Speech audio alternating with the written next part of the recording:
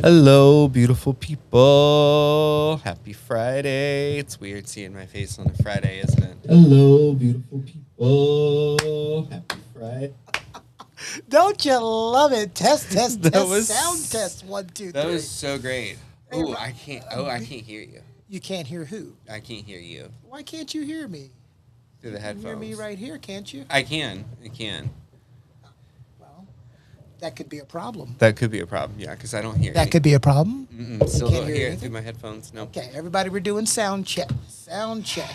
This is why we do Let's this. We're see. early. This is why we're That's doing why this. we're in 18 minutes early. I mean, well, 18, 12 minutes. There's that Florida math coming out The again. child that got left behind.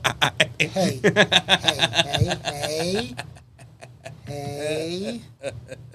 Florida left a Do it. lot of children behind. Okay, they were like arithmetic. Okay, let's make sure that we can hear you. Let's see. Okay, they were like arithmetic. Yeah. Okay, yeah.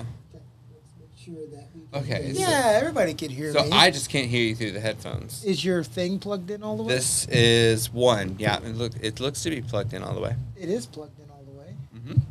What about now? Mm-mm. What about now? Mm-mm. Okay, well, hey, it's all good as long as we can hear.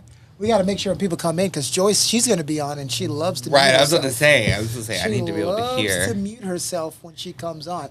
But it's going to be fun today. So we're having social media content creator night. We're going to have some actors, models, producers, directors, all sorts of people coming in here, eating, taking photos, videos, going on live on Instagram. Kind of like a doing block fun stuff. party. It's like a celebration of people who are in the entertainment business. Those of you who are on here on the live are getting in a little early. So Roger, who is host of the Roger and Company show, Roger, it's so good. it also has Jennifer Holder Smith and Daquan on there. They're not here right now though. Daquan. Daquan. So I am trusting Roger to lead this off, which is very scary.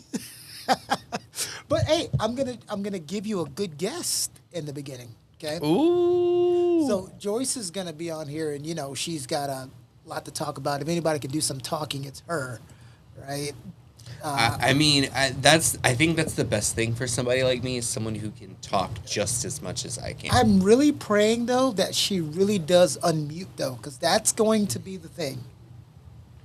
Jennifer needs me because apparently No, she she doesn't need me. She needs me. You're gonna go on with Joyce right now. Joyce. Hi, hold on. Oh no, I can't hear Joyce through Can you here. hold on? Hold on. Heard. Hey Now, Joyce, can you how hear are me? you? Hi. I can And hear you now. don't listen to that. I am not a talker. I'm very shy. So don't listen to A him. lie she tell. Very shy, I'm very modest. shy. I mean, I think it's okay because when you talk, you know what I mean? You voice your opinion a little bit, you do what you gotta do. You don't have to worry about like if people know where you stand or not. You talk, you give That's your opinion. that's true. All right, so Joyce, first question I always love to ask people: what was the highlight of your week? Ooh, baby. No sleep.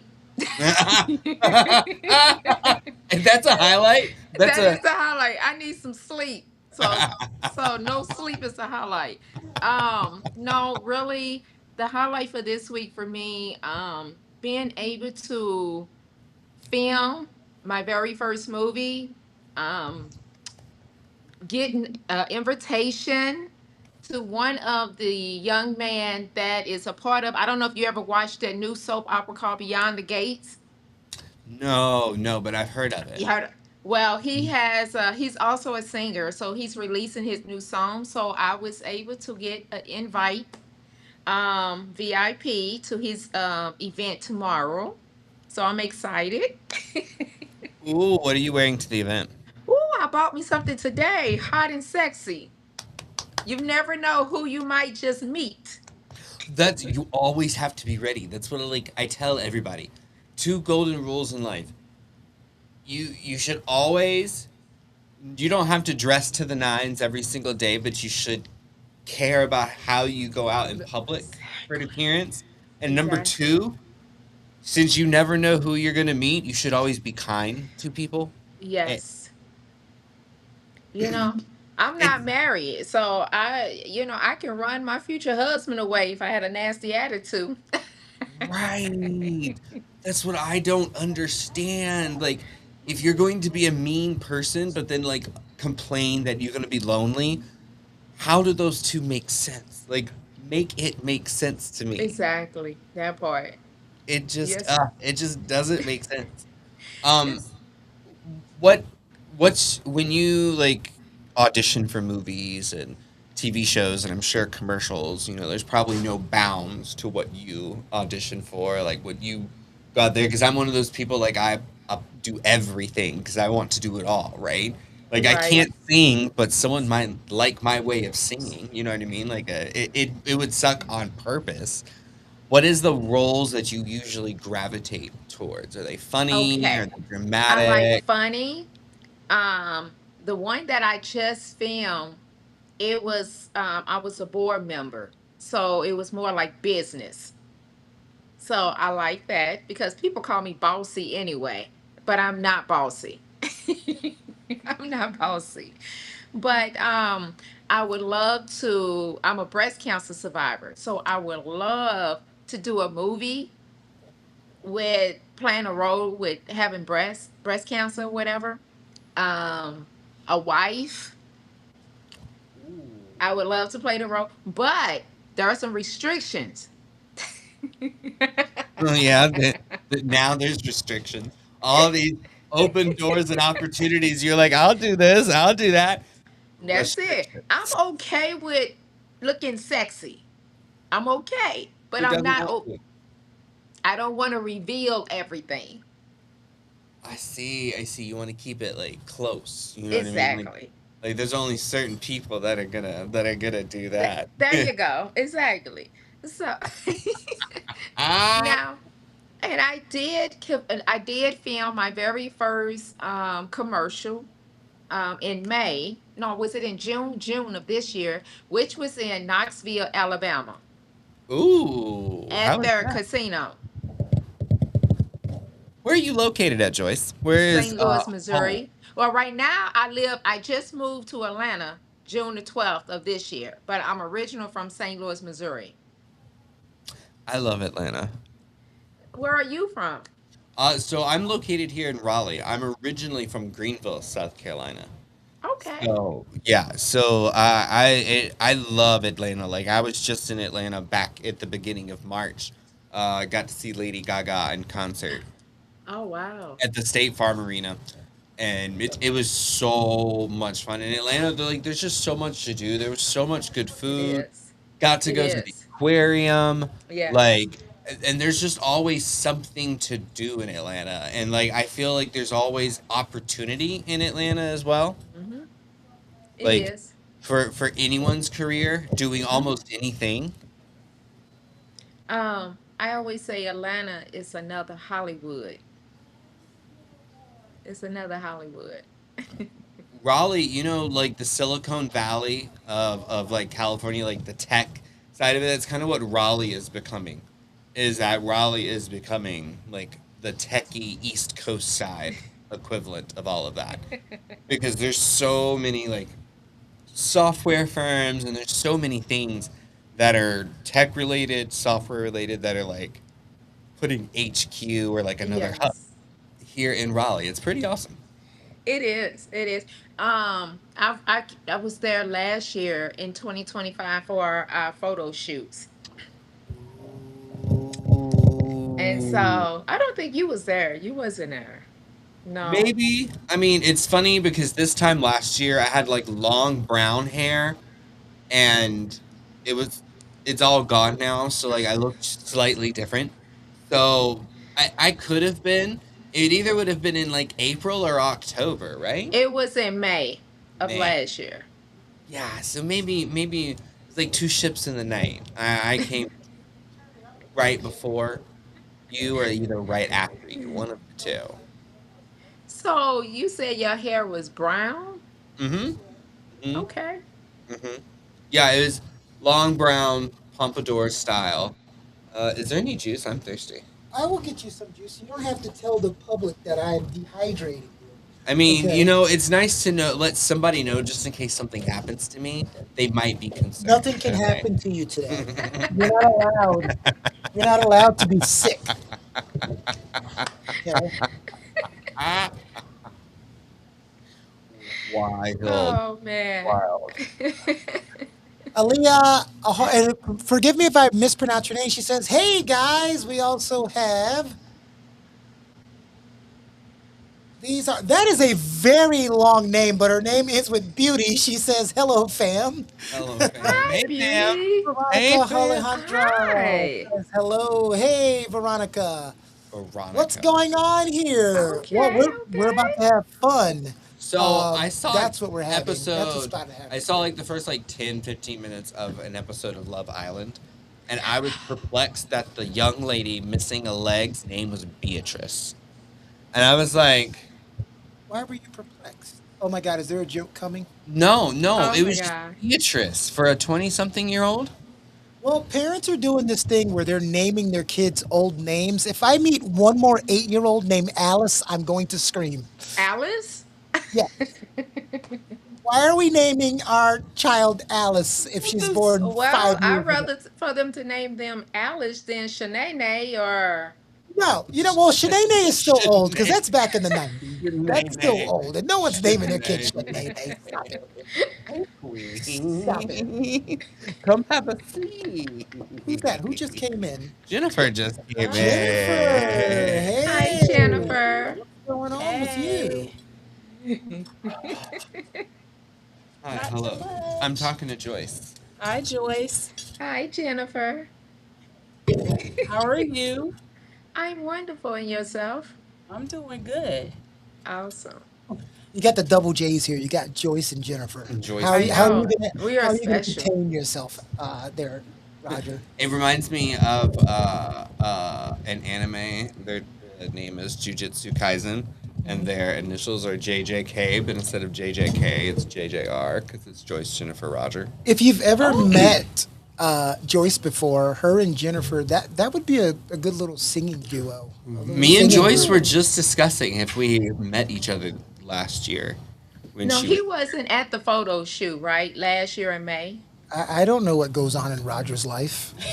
And no, I'm talking about at our photo shoot that I we don't had know. last year. I don't I think he don't was know. there So last year. you know how We you count the do. years as BC and AD? You I don't count keep up. Roger's life as before that crap he had on his head called hair and after. So he had this really terrible toupee looking That's thing so wild. that looked That's like one of those so bad toupees from the wild. 70s.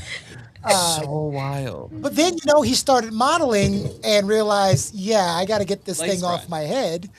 And he switched it up on us, which was great, which was the right thing to do because I was never going to stop I'm making really fun of it. digging this shade of platinum though. Like this shade You, of blonde is like I love it. I think this is the lightest that it's been, and I think it's thank super. you. You zoomed to me in some. I can see it.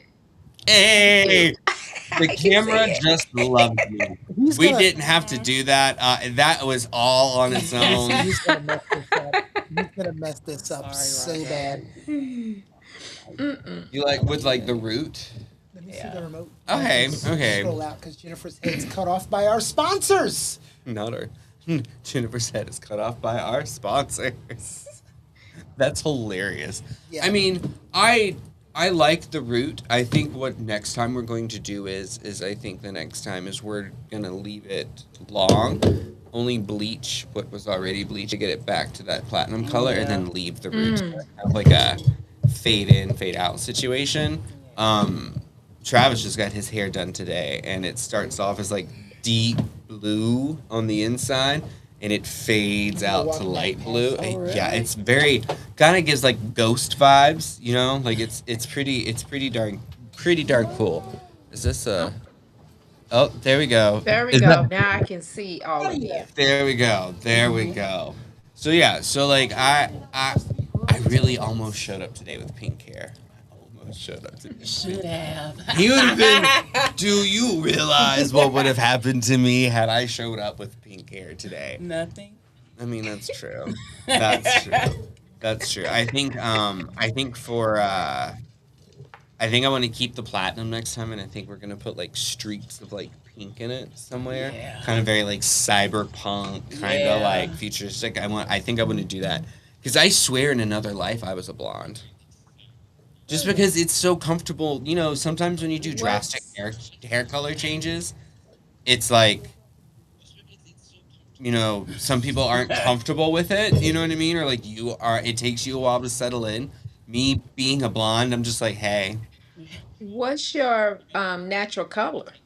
brown, Okay. like a dark Dark brown. brown. Yeah, like a dark brown. It's not black, but it's brown. Oh, okay. And so it's about the color of my mustache. A little bit darker actually, because my Yeah. mustache is getting white every time I trim it and do Yes. it. It gets blonder, and I'm like, someone asked me, It's do you, gray hair. it is gray hair. I had someone ask me, does your husband tone your or bleach your mustache? I was like, No. no, I'm But guess just who did? God did So, Yeah. that. Oh God. Jennifer, He gives his lucky toughest battles you. to the strongest warrior. Yeah. You. So, how is everything going? I hate I'm not there. I wish It's I was there. it's going well. People are here. There's food here. There's music playing. I have a Wow. feeling I'm going to eventually make my way out there because I was like, I asked for some juice a while ago because he was Yeah, and I noticed you haven't gotten it yet. dehydrated. What I should have done is stop and get coffee. Yeah. Like I Why? should. That's what's missing. I know I'm missing the coffee. It wasn't my fault. The rain gave me like an extra 10 minutes because as I was driving here, I caught the monsoon that was Oh here. my God. And so, like, when it rains, people drive worse. Like, they already drive bad. Yeah. And then, like, something falls from the sky and they're like, oh my God, I can't drive anymore. And so, yeah. So I would have been here. I was tracking to be here like it's like 6:25. Oh And I was like, I'm wow. gonna have plenty of time to go get coffee and then I don't pull onto the road until like 6:38. And I'm like, I was like, I don't have time to get coffee, which makes me sad. I think caffeine would benefit me. Hey, wait for Yes. I can take I can do caffeine every day. Every Mm-hmm. Yeah. day. I can only do it once a day. You said once a day? Once a day, just hit that little caffeine and that's it. Because if I drink more than what I need to, And you I will start be. climbing Oh my walls. God. And that's funny. I don't feel that. So many people say that. For me, I can drink it in the morning, I can drink it in the evening, and it does nothing to me. Mm-hmm. No, Same. the Same. tea is for the evening time. Kind of relaxes me and Now that is get me true. Now I like settled. to drink tea before I go to bed. Hmm. I think to me, like that's where like the shift is for me mentally. Because if I drink iced coffee, it's meant to wake me up. If I drink warm coffee, it's like at the end of like dinner. You know what I mean, or something like it signifies winding down the night for Yes. Yeah. me. Is what when I drink hot coffee. I went and bought because Travis is a big tea drinker. I went and bought Travis some tea at the Tin Roof Raleigh Oh, Tea, okay. and it's in the village and they have like over like 400 like different like teas and stuff that they have. Oh, And wow. there's this cinnamon one there. It's black tea is the base, and it's made with 3 different types of cinnamon. Oh, wow. Oh, it's so It good, sounds and I good. get it It iced every sounds time I good. go there because I get iced, a little whole milk, a little honey. Have you tried it one? Oh, I have tried it warm. It's good. I prefer if I'm going to drink tea, and this is the southern in me.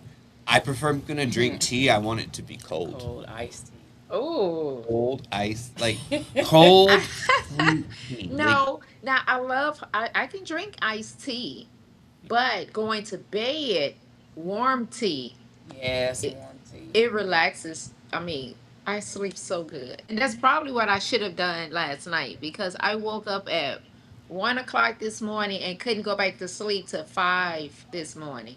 ew. I What'd you know. do in that time? Well, one something I got up, I prayed because I don't know, maybe God trying to reveal something to me. So I started praying. And then after that, I was scrolling.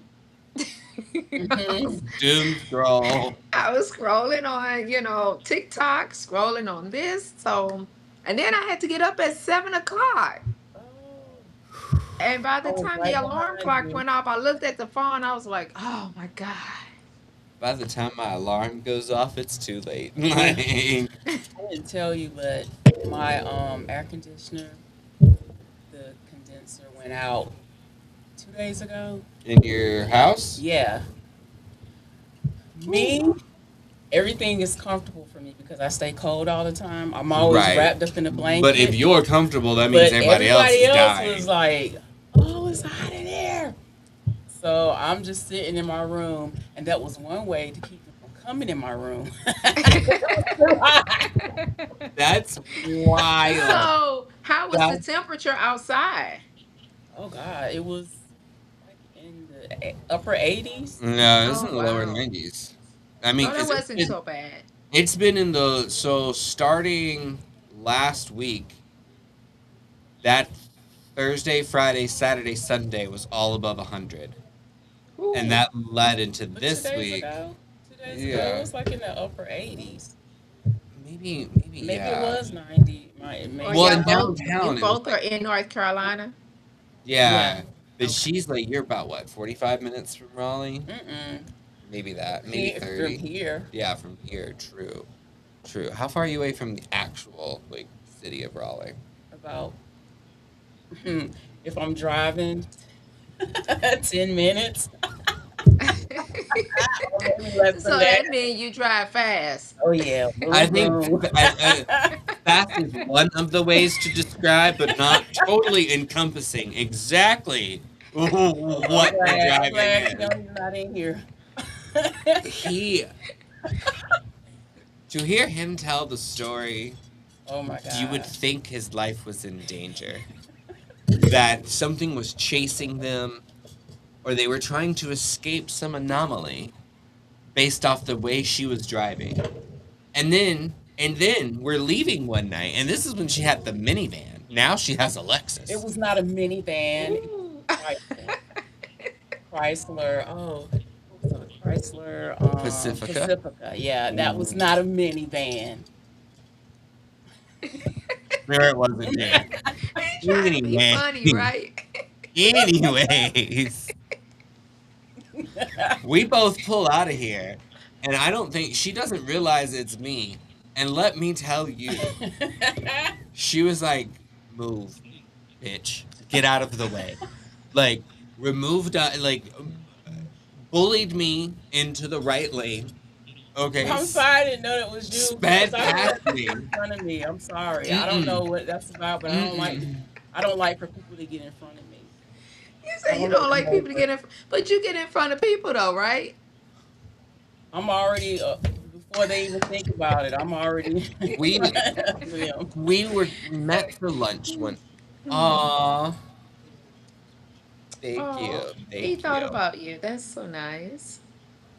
Yeah, so like we were first time meeting for lunch at Cheesecake Factory. We agreed on 12:15, 12:30, Maybe. maybe. It was irrelevant regardless. Because I text her at 11:45 and tell her I'll probably be there a little bit early because I'm about to leave and it takes me about 15, 20 minutes to get there. Right. And she goes, I've been here for 15 minutes. See, you like me, just you like me. I'm Mhm. early. Mhm. I'm early. There's a difference between being early and then, No, I want to no, I get my don't know. parking space, and then I want to be able I to don't do know. other things before it's time to get down to See, business. I was early even when I logged on here. I'm early. When I Yeah, used to yeah, do because I heard you when I the was whole doing time the talking. going to John Casablanca to school, even Steve he could tell you I was always at least 10 minutes early logging see, in. Yes, I did. I did that too. see, 10 minutes is great because that's how I was also taught in the service industry. You show up 15 minutes before your shift actually starts so you can take over if there's a table there. You can see what needs to be done so that way the Yeah. shift is successful. You know what your side work is, what your running side work is, like all that good jazz. Well, for that case, I'm super early than 15 minutes. I have 15 minutes to chill in my car Yes. Yes. because I need to finish my coffee. I need to Mentally prepare myself. Yes. Especially for and work. then the other 15 minutes early is going in and doing whatever needs to be done. Yes, exactly. See, I'm grateful that I work remote. So, like, I wake up 30 minutes before I need to log on, I can believe that. feed Well, I the do both. animals. You do, you do, you So do. I work from home for 3 days and I work in the office 2 days. So I'm up at 5. I get to the office about 6:30. I don't start working till 7, but I just need See, that's that me. Now, time. let me Hmm. ask you this. Even working from home, because I have worked from home, but right now I work in the medical field, so I do a Uh-huh. lot of house visits and hospice cases and etc. But when I used to work from home, I still would get up early. Yes, I still do. See, For me, it's like because the first hour of my day is like I call it my focus time. So Hmm. the first hour of my day is just me chilling, like me like reading my emails, catching up on like whatever missed messages or communication that I need to have or like read. Because I am grateful the company I work for is like half European, so like there's work is constantly happening. Right. So like I have updates as soon as I wake up. But in that times when I take the time to make my coffee, which is some iced coffee with some cream in it. Not a big deal. Shake it up. It's so great. Or I have a frother to make like cold foam. Perfect. Um, I'm gonna get an ice maker to make coffee ice cubes. Hmm. Really. I mean, I have the experience. I work from home. Might as well just enjoy myself, right? Okay. It's the small things. I don't want to be a millionaire. Just give me my iced coffee. so do Good. you still leave your PJs on? No, I do because we're on camera a lot. Yeah. So like Oh, I do, like I wake up, brush my teeth, wash my face, you know what I mean, moisturize, put on a presentable shirt. Usually it is basketball shorts or like sweatpants as the bottom, but like they usually only see from like waist up. right. So Because our my boss, well, management, they expect us to turn on our cameras because a lot of people when they do Zoom, they don't turn their cameras on. But now it's like, no, you have to turn your cameras on. So and me Wow. being the extrovert that I am, I really don't care. Like the worst you're gonna see is like me, like I have it's made by Free the Sheep. It's called like a wizard's hoodie. And what it mhm. is it's like a big old snuggie and it has a wizard's hood to it. So like during the winter they're gonna be seeing a lot of that because it's so comfy and it's weighted. So it's like great for the anxiety. But like I don't mind it. I used to be against the whole like on camera thing, but now I'm like meh, meh, meh. We have someone else new on here. Hi. Hi, Oh how hi, are you? hello. What's your name? I'm Stacy, the Black Feather Intuitive. How you guys Hi, doing? Stacy. Oh hi Hi, Stacy. Stacy. What's going on in here? Oh, shenanigans and whatnot. Hmm. I hear you talking about your morning routine and the extroversion and being on camera and all that fun stuff. I can relate. I'm always on camera because I do all of my stuff remotely. So if I'm not creating content, I'm on camera with clients and it stresses me right the fark out. Thank God for I have to say about that.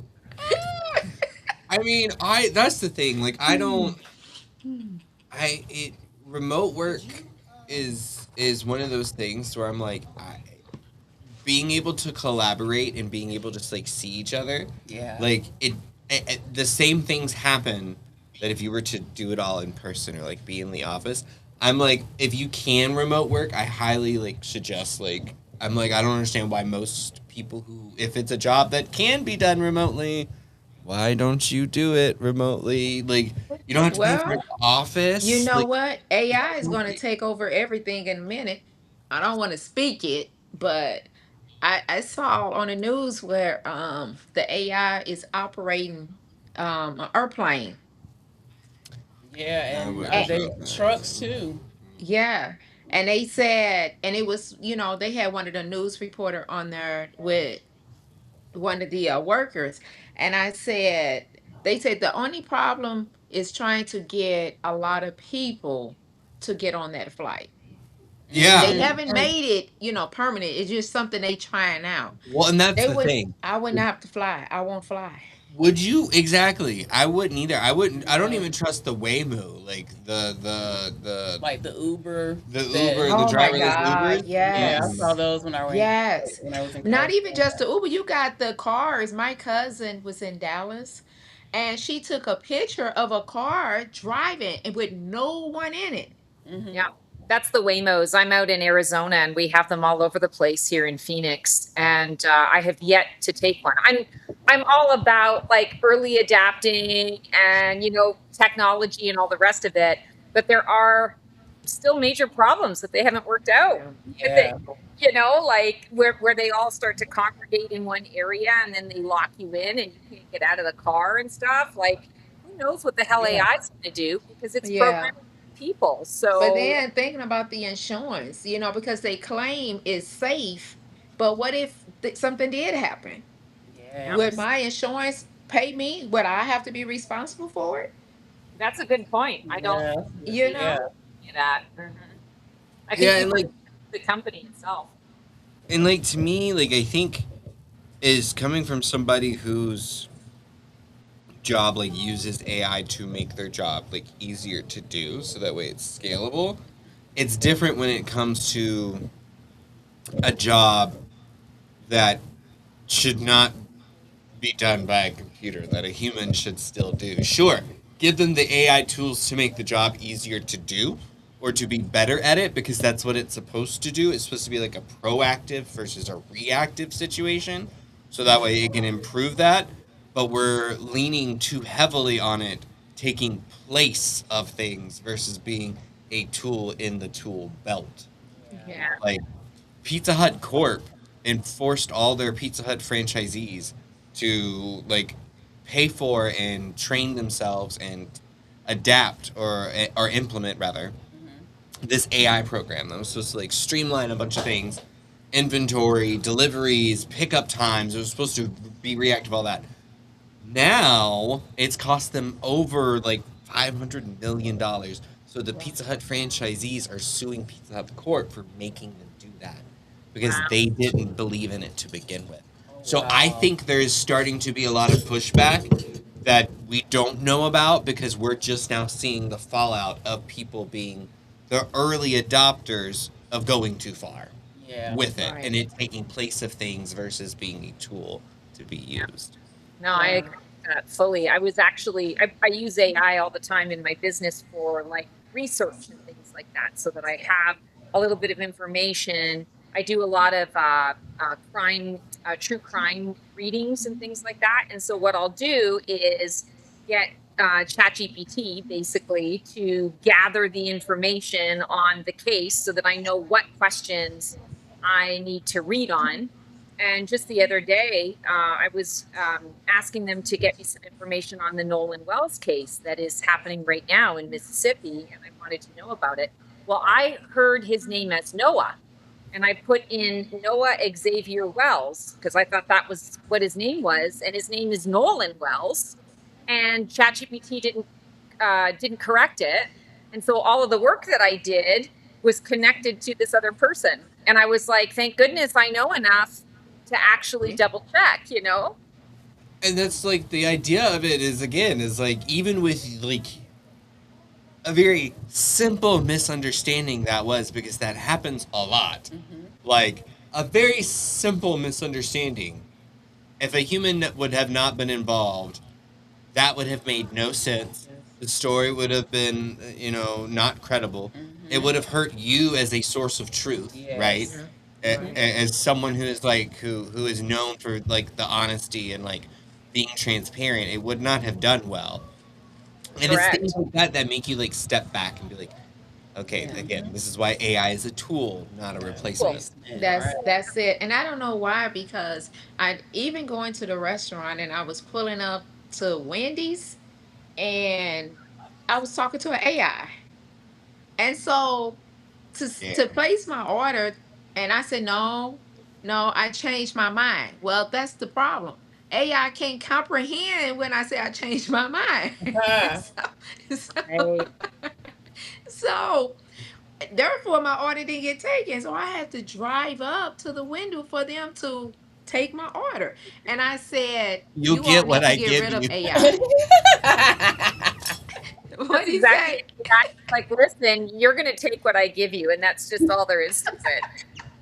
yeah, I was shocked the other day too. I was actually I had called an agency because I work in workers' comp insurance, and I was following up, and when whatever answered the phone, AI, and they were like, yes, thank you for calling, whatever. Um, if you could leave your name, maybe I can contact that person to see if they're available. And I was just Why bother? Why am I doing this? Why am I doing this? If Yeah. why give me a phone number? I might as well just text with somebody like, yeah, at this point, and we set up like a Google Meet. yeah, If you're not if it's that like I'm gonna call and just get it like an automated like messaging system, I might as well yeah. just rather text you. Mhm. Yeah. And I just, but AI is just like GPS. You know, GPS doesn't give you the right direction all the time. So we Right. have to go back the old school because what if the GPS break down? Oh Yeah. What yeah. if the reception is not working? So you're gonna have to put your brains together and say, you Oh, you know have to what? know the back Let road. me take it back to the old school before we had GPS.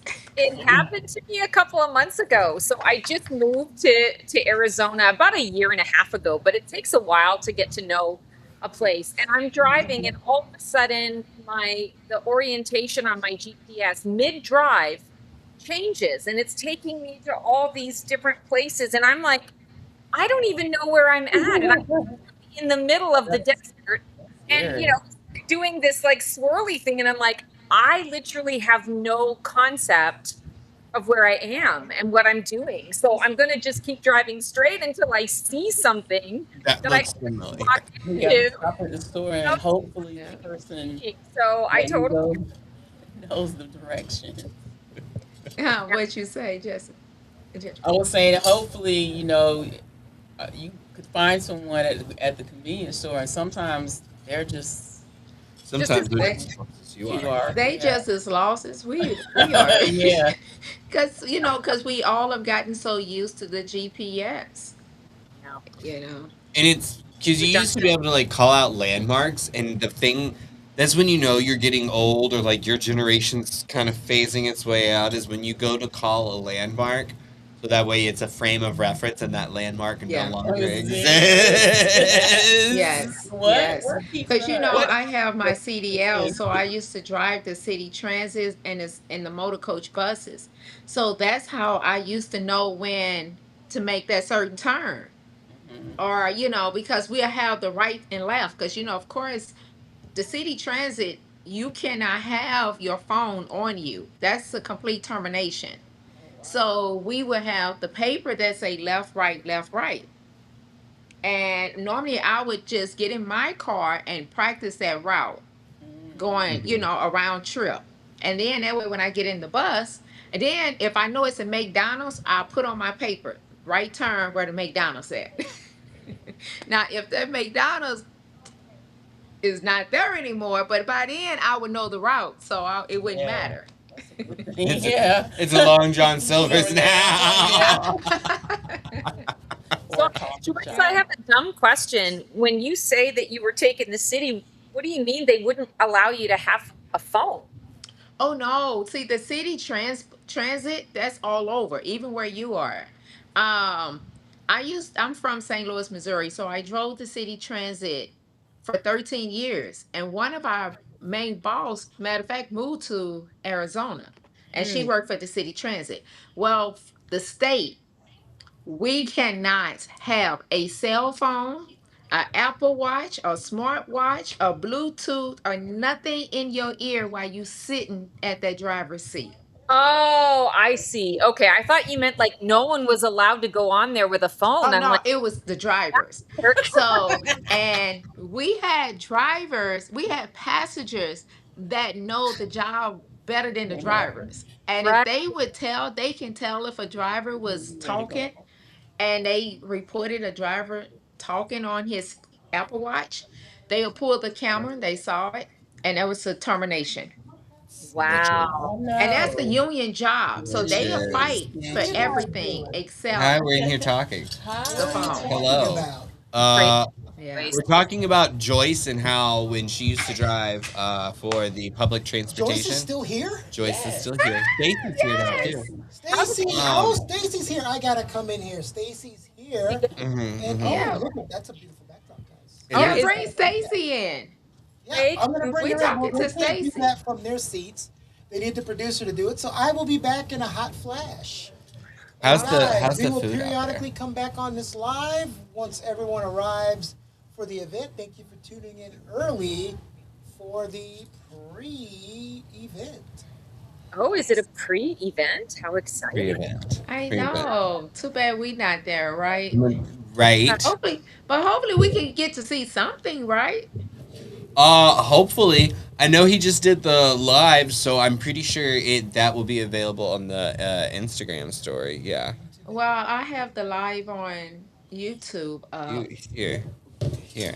You said scoot in. You said scoot in. Scoot in. Don't scoot in too much to where you hurt yourself. Not that old. Not yet. Not yet. Um gosh, I had a question. I had a question and now it's gone. So we were You the one talking that won that $6 million in Orlando. I mean, Fort Lauderdale. Let's catch up on the crazy. comments that we've That would be missed. Aaliyah says, I'm out here. All right. Is she in the parking lot? Because I wonder if she's looking I'm out for. here. She said she's Is out of this Tony Hinchcliffe? Oh, who is that in a reference to? I don't know. I That's hope a it's not. that's a strong name you got there, Tony. A strong name. We've got Ludacris has it. I haven't been in the room, so I don't know what Ludicrous. some of these are for. Jay Williams says, I'll be number one. That was 18 minutes ago, so I don't know what he was referring to. Uh, oh, I get it. You got to pay to be one. You got to pay to be one what? What's he? I missed that part of the comment. What are we paying for? I don't know. I don't know.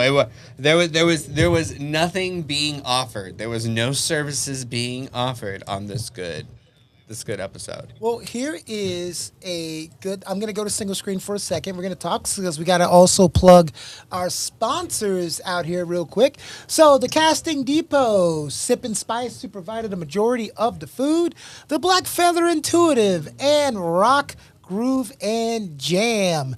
Speaking of the Black Feather Intuitive, she's here, as you guys told me, and I should have known that because I've been picking up a little bit on her psychic vibes. Not her So, psychic I've vibes. I picked love up a that. little bit. And you know what? Since Joyce is in here, do you think we can talk the Black Feather Intuitive into giving her a reading?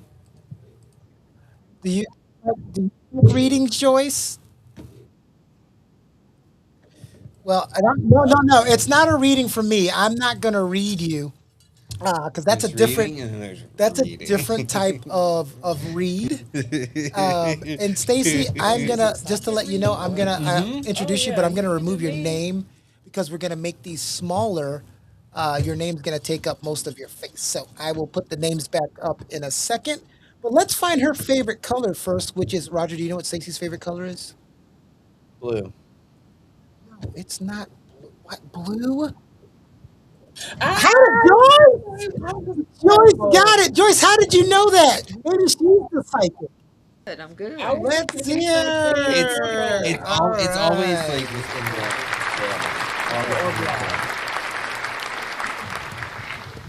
because I don't even have anything in my background that's purple right now. Nice. Stacy the Black. How are you doing, Stacy? I'm doing all right. I'm hanging in the dream. You're living the dream. It's so hot. It's It so really hot where you are, and you are tired of me mentioning it. She's in Arizona. Mm-hmm. She is in Arizona.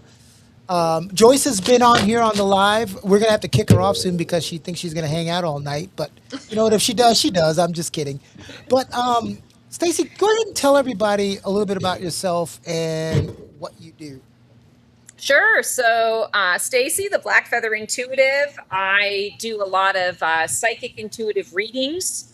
I do a lot of transformative work to help people to live their best lives, to work through, transformational stages and phases in our lives. And it's all about empowerment. There's this sort of misnomer out there about psychics that we're all frauds and also likewise that we are circus monkeys and, oh, I'm going to be able to tell you what your birthday is and I'm going to pull this out of my ass. And it doesn't work that way. The way that I kind of focus on my gift is really about tuning into you. What are the things that you are needing?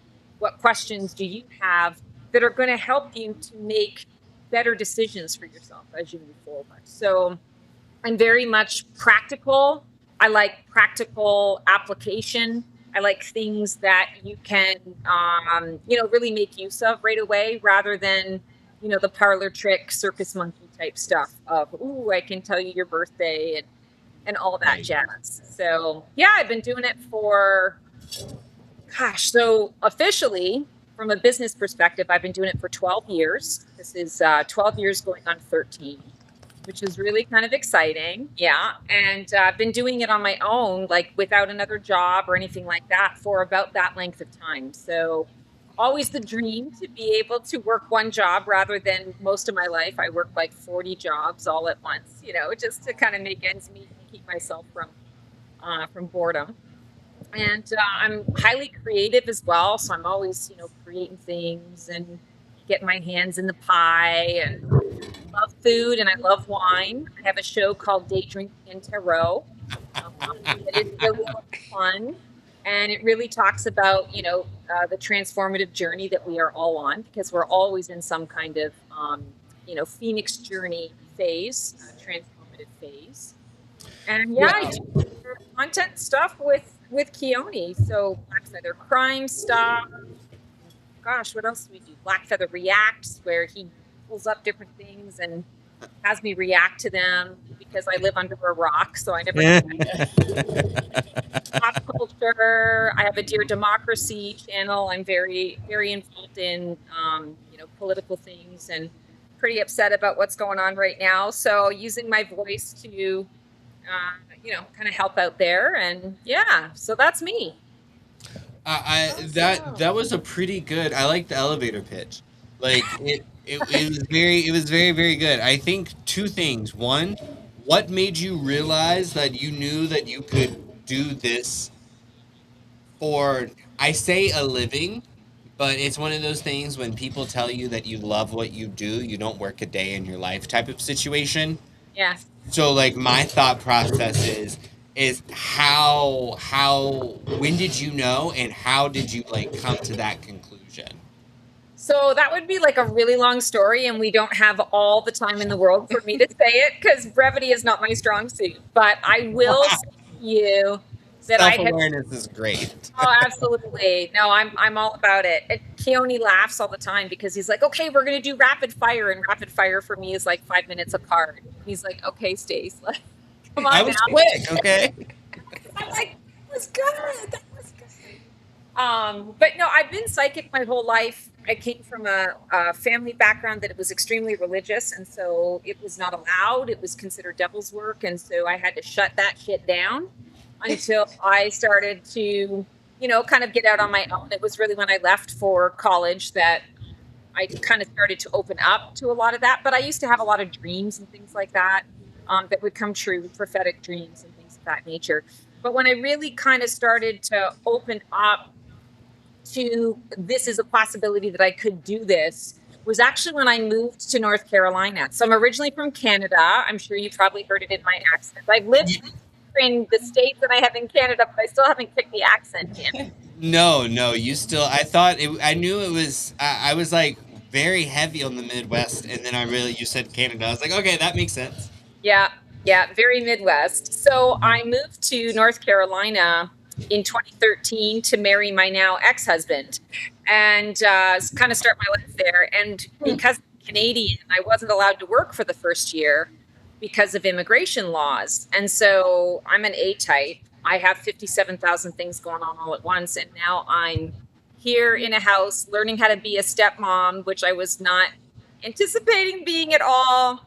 And married for the first time and adjusting to living with someone, and in a state that I wasn't familiar with. I was very familiar with Michigan and Midwest, Chicago, and things. Right, but North Carolina, that's a drastic And it was difference. different, yeah. And being in the South, I never thought in a million years that I'd actually meet people that would be okay with what I do. But that's what happened. Is in that year that after 3 months of redecorating the house, you can only do that so much, and I was going stir crazy. So I kind of just started looking for different groups that I answered an ad. There was still paper, still actual paper. That was one of these things that it was a spiritual frontiers fellowship thing. It was all about angels, and I was like, "Oh, you're doing a free meditation, and there's a person that's going to talk about angels." It sounds a little culty, so I'll go, and I just won't talk to anybody. I can Right.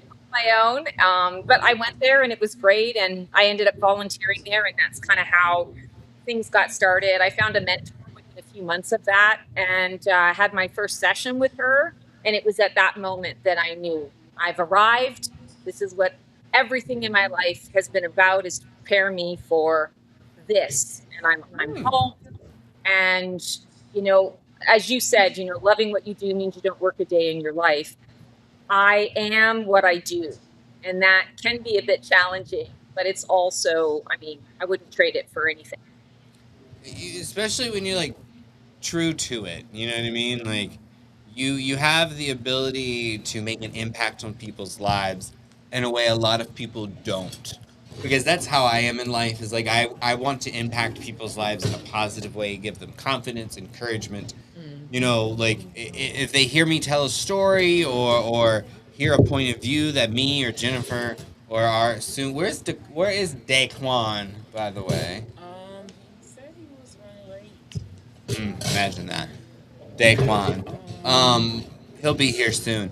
But like just hearing like different points of views and understanding like where like you're coming from can help others like be better or like think about things differently, change their perspective, help them find ways to like express themselves or be better. Like being able to influence that, it's things like that that really matter, especially when you do what you love. yeah, exactly. Yeah, I agree with that.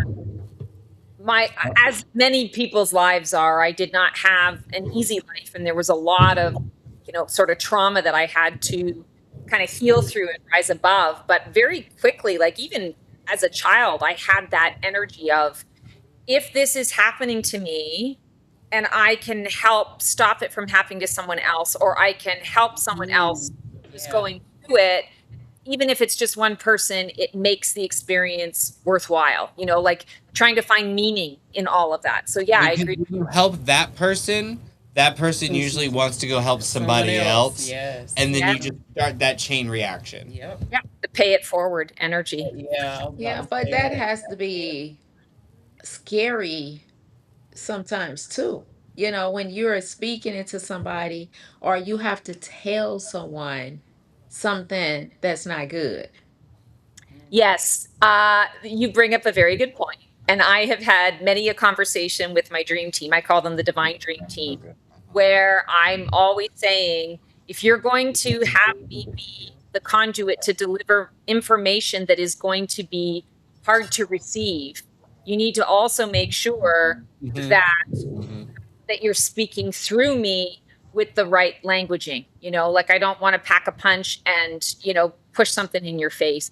I'll be honest with you, there have been times when I've received information. Perfect example, because I get this a lot, is someone calling and they're concerned about their relationship, and I get right away that the partner or the spouse is being unfaithful.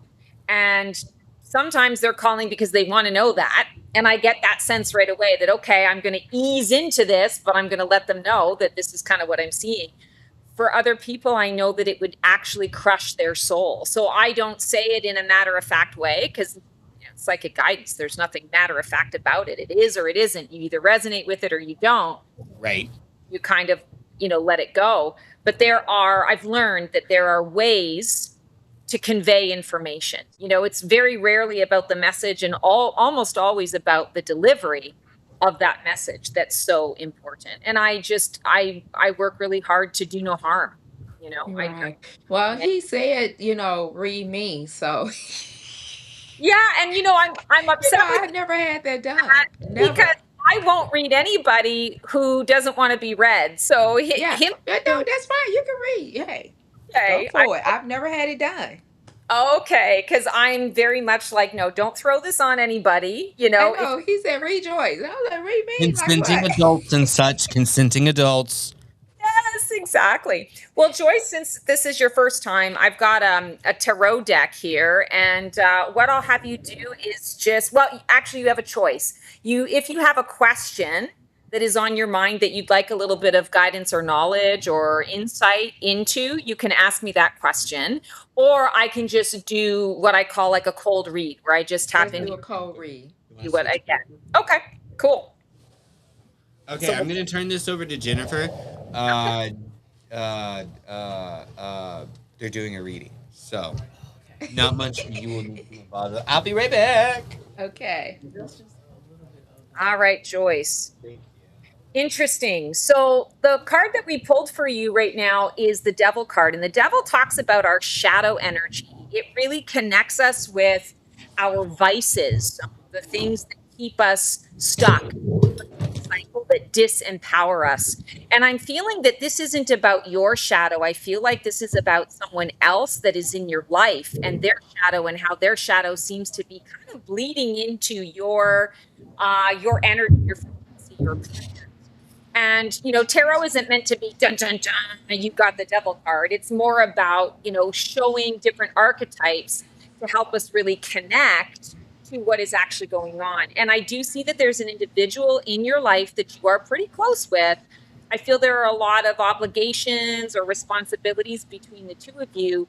And this individual is struggling right now. They're struggling with their own integrity. They're struggling to get beyond their vices. And I feel like this puts a lot of strain and pressure on you to be able to kind of pick up the pieces that fall, or to keep all the balls juggling in the air when this other person is supposed to be taking care of half of those, right? So the guidance that's coming through for you here is to really connect to what is yours, truly yours, that you need to be responsible for, and leave all the rest behind. You're entering into a chapter of your life, the next 6 months, especially, where it's going to be about putting yourself first, and not putting yourself first in like I'm going to go and get my mani-pedi done, and I'm going to, whatever. It's more about boundaries and understanding, if I let this person in this way, I know, because history has told me, that this person is going to take advantage. I give them an inch, they take a mile. You're coming to a point in time in your life, Joyce, where you're starting to recognize that you just don't have any energy left over because you have so much going on with so many other people. And it's not that you don't care about this person. It's more like, I need to stop enabling this person. This person now needs to take responsibility and accountability for their own actions and their own choices. You can still be there to hold their hand as they're going through the process, but it's not something that you're supposed to continue to do for them.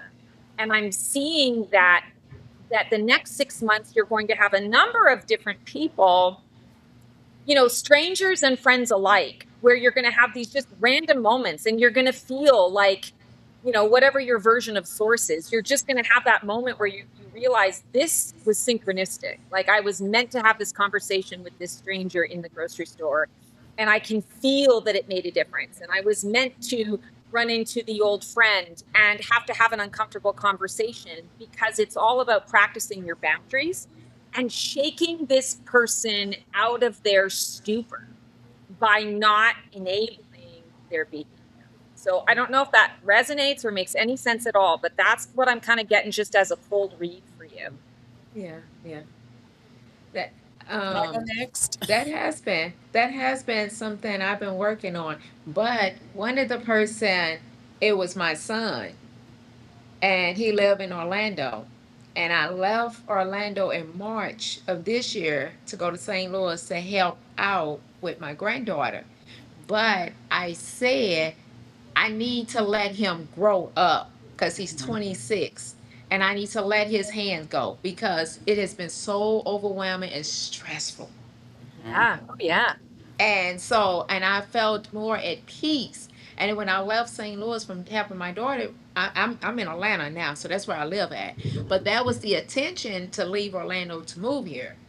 Mhm. And that is exactly what I had. And then it was so funny because I sent him a message like a few months ago saying, "Look, I have to let your hands go. It's Yeah. time for you to get it, to grip it, Yeah. and that is true. And now it's about me because I've been doing acting. I filmed my first commercial. I did my first movie. I've been doing a lot of audition for other movies, so it's about me now. Yeah. Yeah. So you're right. Yeah. No, that's amazing. And this is an important message for you to understand that your son is still going to step into his devil side, his shadow side. When he makes choices that he's having a difficult time owning, he's always going to run back home to mama. And it's going to be for you to say, I can hold your hand and That's comfort you, but I can't do the rest of that's it for it. you. That's Right. it. Thank you. Yeah, absolutely. Well, now you've had your first reading. Yes, I did. Is Look, it she Jennifer? ready. Is She's it ready for Jennifer? hers. Mhm. Is your name Jennifer? It is. Great. So you have two choices, Jennifer. If you have a specific question or something that you'd like some guidance or insight on, you can ask me the question directly, or I can just tune in and just kind of give what I call a cold reading. So I just kind of tap your energy and give you whatever comes through. I'm going to go with option number two. Okay. Sounds good. Okay. So I'll pull a card here and see what's coming through for you. You're struggling to find a semblance of peace and order that feels right and normal for you. You've gone through quite a bit of a shakeup, I feel, in the last 3 to 4 months. Mhm. And I'm feeling like your challenge is that you keep applying old ways of trying to get your peace to this new version of you. It's like you're still kind of clinging to a bit of the past. And I'm feeling, I'll turn the card over in a second, but I'm feeling like this next 2 months for you, 2 month window of time, it's really about getting real and clear with yourself about what really honestly is going to bring you peace. And that is difficult because it might mean you have to cut a few people out. It might mean that you have to make some changes. Doesn't mean that if you stop engaging with something that it has to be permanent. It can be temporary, but it's like you need some time to kind of feel into this new energy that is wanting to kind of come to the surface for you. You've got big things to do. You've got a lot that I want to say is coming up, coming through for you, and you believe in yourself 3 quarters. But the other quarter, it's like you still sometimes have doubts. It's the imposter monster that kind of comes up and comes through. This wants to shift for you in the next couple of months. So let's see what we got. Oh, beautiful. You got the Ace of Light or the Ace of Wands. So aces are yes cards, it's pure potential. And when we're talking about the Ace of Wands, it's connected to your soul purpose. And I feel like in the next couple of months, you are going to be really looking at different potentials, different opportunities that are going to present themselves that allow you to shine your light a little more brightly and in ways that you didn't anticipate you were going to shine. And I keep hearing from your guides, it's important for you to trust in the process and to absolutely 150% believe in yourself. You don't need anyone else to tell you that you're worthy. You need to know that know it like you know it like you know it. And I feel like you'll notice that others will start to change their approach, change their way of communicating with you and your opportunities, where sometimes you feel like you're taking the crumbs. I feel like you're going to get like the whole loaf of bread or the whole cookie. So big changes are coming for you in the next couple of months. You want to be able to step into it and say yes to all of it. And that is going to come by you really saying, not only I'm worthy and deserving, but you saying, no, this is mine. This Mhm. is mine for the taking. I'm ready for it. It is my time. And I don't really give a fig for what anybody else has to say or not say about it. I'm doing it. And that's your signal to the universe, that the universe is like, okay, she really means it this time. Let's make it happen. Wow. That's what's up. Yes. Somebody said congratulations. Oh, Oh, thank Yes, you. well, that's me because I'm in and out with the people in person in live. So sometimes some of these comments from a while ago, like for instance, I don't know when someone asked, "Hello, is this real?" Yes, it's real. We are real people. We are not AI. Who was that reading for that I missed? Me. Jennifer. You? Yes. Yes, me. Did Joyce get one? Yes. I'm hitting the lottery this year. Is that? No, I am now. I'm mad because every time Stacy does a reading for me, it's well, you want the bad news or you want the bad news? And I'm like, Oh my what? God. She's like, here's a card that says no one likes you and no one will. All right, and the next card, I don't believe that. I don't believe it. I don't believe it. she's Always awesome. He's always, and the reality is, I always say to him, "Hey, if you want me to tune in or you want me to give you a reading, let me know." Like that's kind of cool. And No, thank you. that's Oh, come on. I am okay. All right. Well, Joyce, you know what? Joyce, I let you hang out for a long time, and that was Oh, on. Joyce yes. joined the live about 2 hours early and just been hanging out in oh, here what a for a true. good little minute. Yeah, for a Yes, good yes, I little minute. have. I We thought we appreciate was you, going to Joyce. see some of, the activities. Oh, this is the interview portion. But if you can see some of the activities if you're Yes. following Avanti Malin Talent on Instagram, I'm periodically going live there, and you'll Okay, also let see me when pull that people up. I tag have YouTube and go up. live. Like right now, let's look at the where's the second camera? Oh, it looks like it's off. It must have got unplugged. But if we take a look, where's the remote, Jennifer? I think we can look Right back here. out the window. Let's see. Oh, nope, that's towards me. We don't want to look at me, right? Let's see. I'm just gonna let my. Oh, okay. Yeah. You're on the camera. She's like, you caught me eating. What are you doing? Why? Tell everybody, hey, everybody come up here and say hi. Everybody come up here and say hi. Everybody's trying to eat their food over here.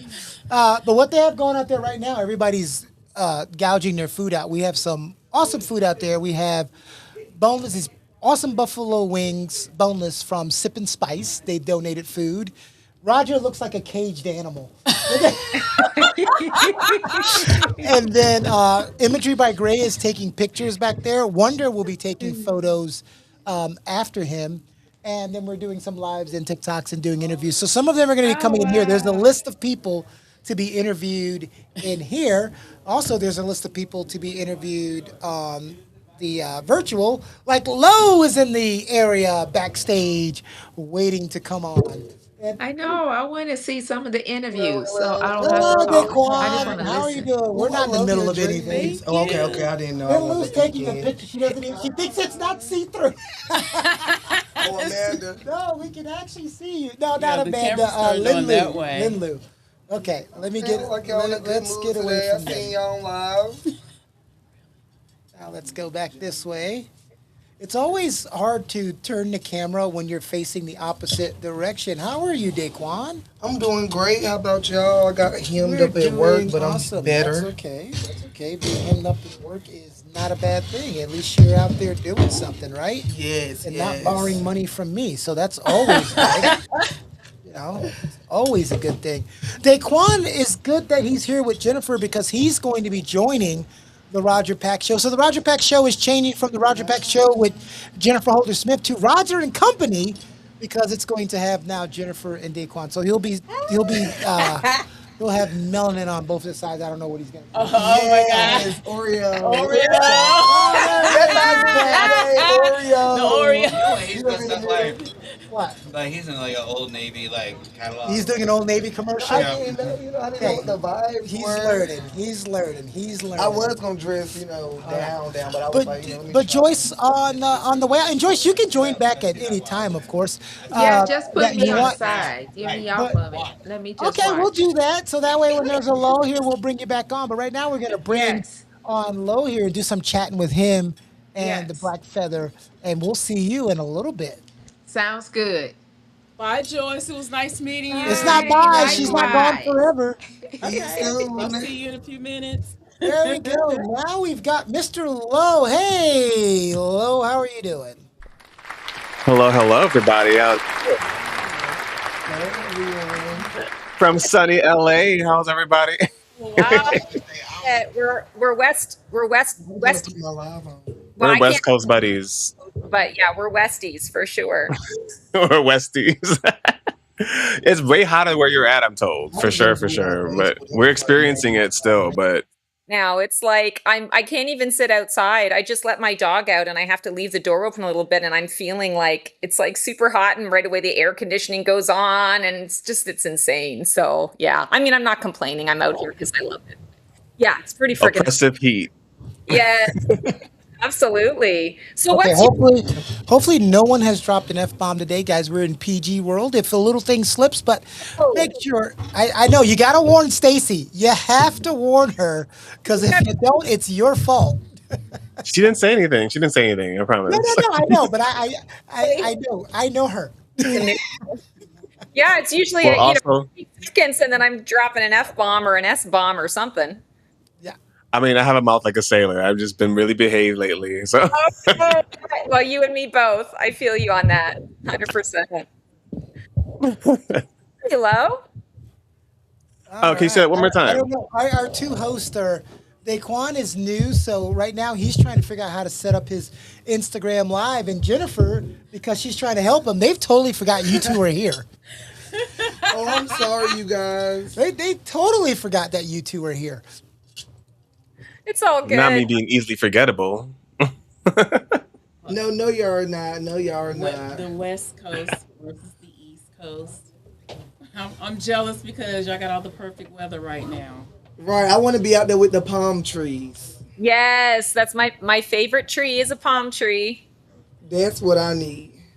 Yeah, absolutely. So, Lo, I was asking, what's your story? Okay, what makes low low, huh? Okay. So, Yeah. I've always wanted to be an entertainer since I can remember. Let's say like 10 years old, 11 years old. Um and I was very conflicted because I felt like the things that I wanted to do during my time of growing up, I didn't want it to be associated with like my sexual orientation. So I was very what's the word I'm looking for? Um conserved. I didn't want to like be too loud. I didn't want to be too, boisterous or dance or sing or anything. But these are things I wanted to do. But I realized in order for you to do these things, people have to know you do these things. You were So, gatekeeping yourself. You was keeping it low key. that's a good way to think about it, right? Yeah. Very good way to think about it. I then I found a way to record my vocals over tracks I may have heard or instrumentals I grabbed from like famous people, and I was able to record like me singing over them and kind of like just keep them in my computer, and just like listening to it and see how my voice sounds and try to learn that way. I couldn't even dance. I've learned how to do certain dances on YouTube, and I was horrible at it.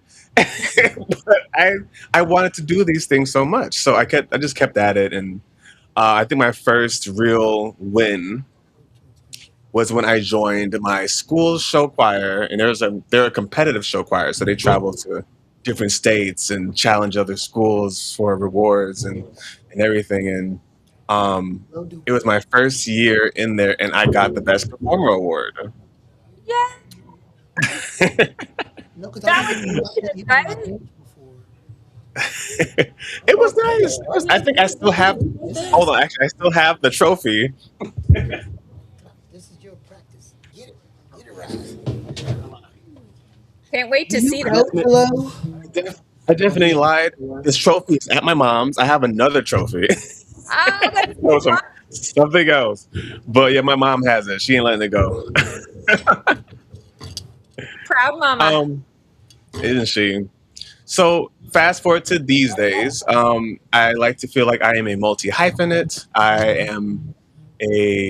I dance, I sing, I have a bunch of music on Apple Music and Spotify. A Okay. couple music videos, even though I don't really care for music videos. I'm the artist who's like, you're just gonna listen to my songs and feel what you gotta feel as opposed to watching me act a fool in front of a camera. Because I don't have a budget. um, Yeah. but and then I also will make video game content. So I enjoy playing video games of different varieties. So I like to see myself as a variety gamer, streamer. So I do a bunch of those. And yeah, What's that's your me. favorite thing you're playing right now?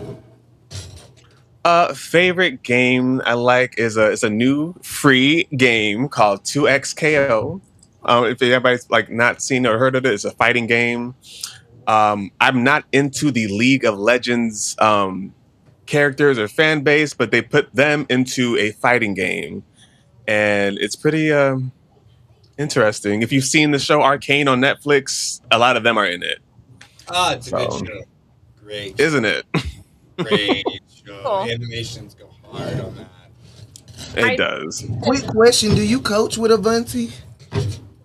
I do, but I'm a missing teacher because I'm always packed and busy. I'm currently No, like you were my choreographing teacher for somebody's before, though. wedding. You was my teacher before. Yes, yes, that's me. I know the glasses make me look different, but that's me. It's That's just me. flowers. I'm like Clark Kent up in here, okay? Okay. I was like, I think that's him.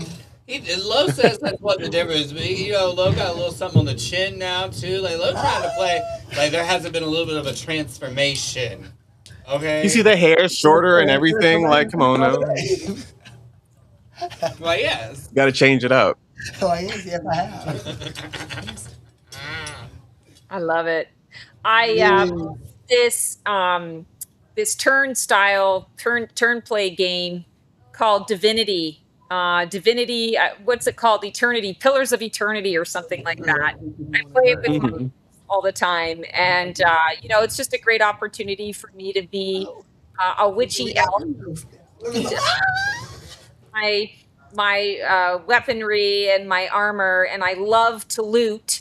So I drive my ex nuts when we're playing because he's like, "Do you really have to like everything?" And You I'm have the to loot. Be a loot king. I am such a loot king. Like I love it. It's I mean because that's why it's what there. in real life, but in the game, I get so excited to like pick up all the gold coins. I'm like the freaking Don't get me started on the game Diablo 4 because that's all I do in that game is loot. And Diablo. Love Diablo. I once played it for 16 hours straight. Like I didn't even don't blame you. It is addicting. I streamed it live the other day, just like me. Just yes. And they're doing a really good job of making Diablo 4 more like Diablo 3, and I'm like, good, because Diablo 3 was great. Like, Yeah. they're slowly incorporating things, but they should have done season 1. But I guess it's better late than never. Yes. you know, Exactly. we can only get what we ask for, and we should only take what we need. And Blizzard was like, "You'll wait, Blizzard, you'll wait." I can't be un-PG, so I'm gonna keep my mouth closed on Blizzard because they pissing me off currently. But we're fine. My very first turn-based game was Divinity, and then I played Divinity Divinity 2 Original Sin. That's the one I'm playing. Original Sin. Yes. Yeah, it's Nice. pretty good. And then I got into Baldur's Gate 3. Ooh. Oh, nice. Really Yeah, good one. lots of hours lost to that. Like I have about like I'm about 700, 800 hours into Divinity. I mean, into Baldur's Gate 3. Because there's just so many storylines and there's so much to do. It is my favorite thing. I think the longest I've ever played a video game was probably either Elden Ring or Baldur's Gate 3. And I Wow. just played it for like a solid like 12 hours straight, which that may change soon. Because I've been playing an MMO, which, as we all know, MMOs Which kind of take one? over. Final Fantasy 14. I knew you were gonna say that. You had a feeling. What gave it away? I just kind of know. I'm a Final Fantasy head myself, so I kind of know when somebody's talking about a particular MMO. Love. I main a black mage and a sage, so I'm a DPS and a healer. Mm. And for all for everyone out there that doesn't know what that means, because they're gonna know what DPS means. But yeah, I have. It's been taking over my life a lot because I tried it, didn't like it, but it was like back in like 2021. Yeah. Let's go down. Yeah, because we want you in the middle. Yeah, Oreo. Hey, I know what I was walking in on Not an earlier. Oreo. I was aware. I know my place.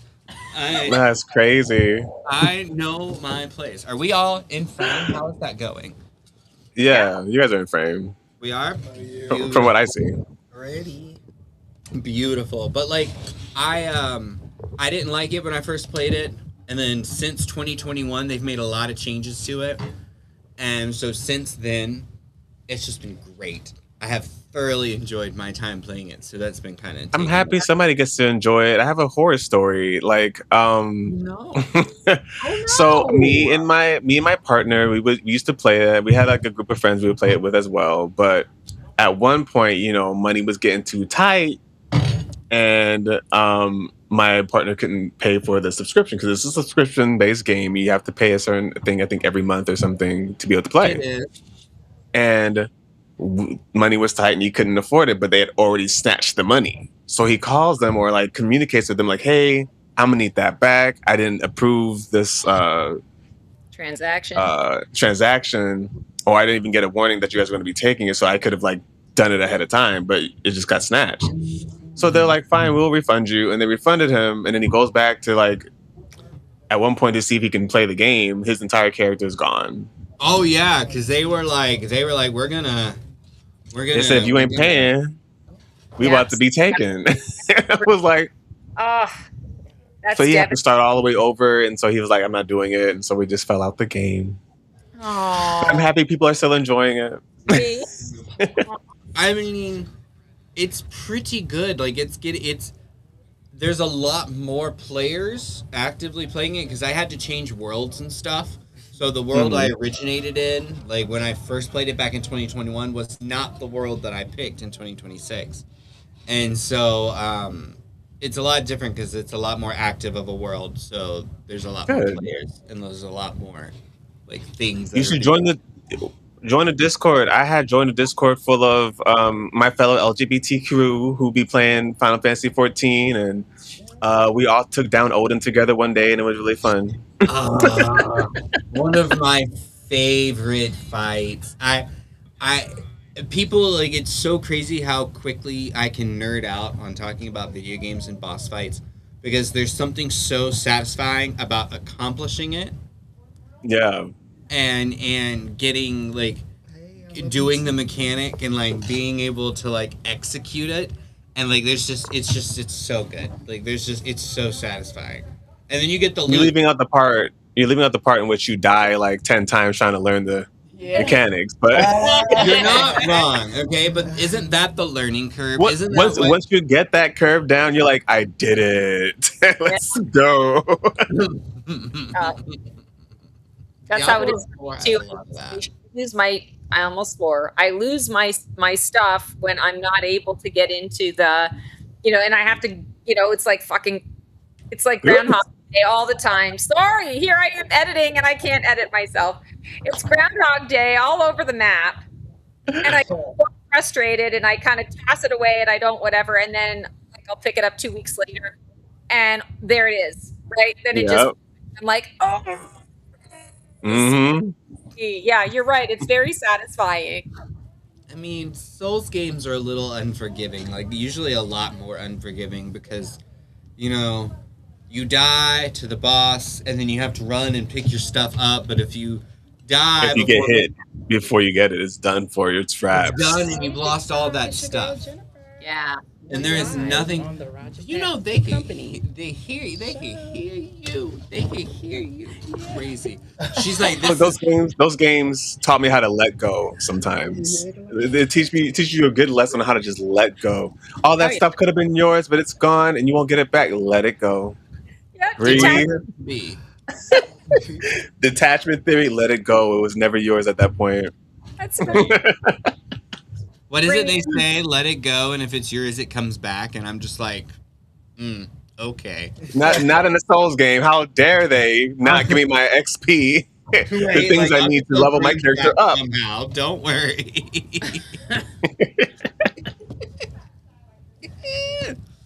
Yeah, all Mm. things equal, the let it go philosophy is really great until you're the one who's like, I worked so hard for all of that. I can't believe I have to go back to the beginning. Yeah, that's not Exactly that. fun, not pleasant.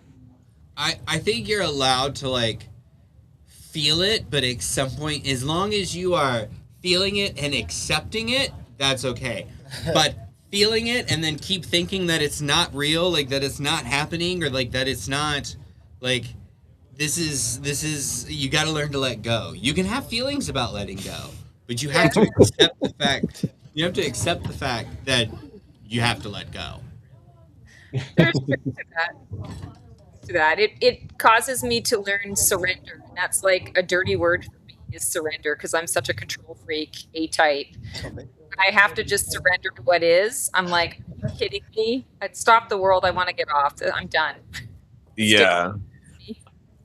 I'm learning that about myself. I'm learning I always I don't want to say I always feel. I think it's a very quiet feeling, but my body knows that like I always try to maintain control as much as I can, especially over the things that I know I can. Right. And the things I know I can't, I do very well at letting go. I forgot to mention because actually is a segue into that nicely. I joined a musical improv comedy group, and we're Oh, doing a lot of learning on how to surrender to the scene, or surrender to your co-actors or co-improvisationers Commit. suggestions, and like lead into that as opposed to like denying them or rejecting what they're trying to get into the scene. And so I'm like, oh, I'm gonna do my best. yeah. It helps you really be present and in the moment. So, like, it causes you, especially with improv, like, I'm an overthinker. So, I'm always like listening to what you're saying and then I'm thinking about the next thing I'm going to say. Improv Right. perfect for helping you is surrender because it doesn't matter what you're thinking about because the next person's, the line out of the Throw next you person off. could throw you completely off. So it forces you to just really be, I call it intuitive, where you're just Yeah. receiving that intuitive, you just let it flow. Whatever the fark is coming out of your mouth, that's what you're going to go with. And it keeps the flow of everything going, which I think is great. Oh, they're Oh offline. no, they went offline. There They'll we get go. back. You know? We're seeing the food camera now in the background.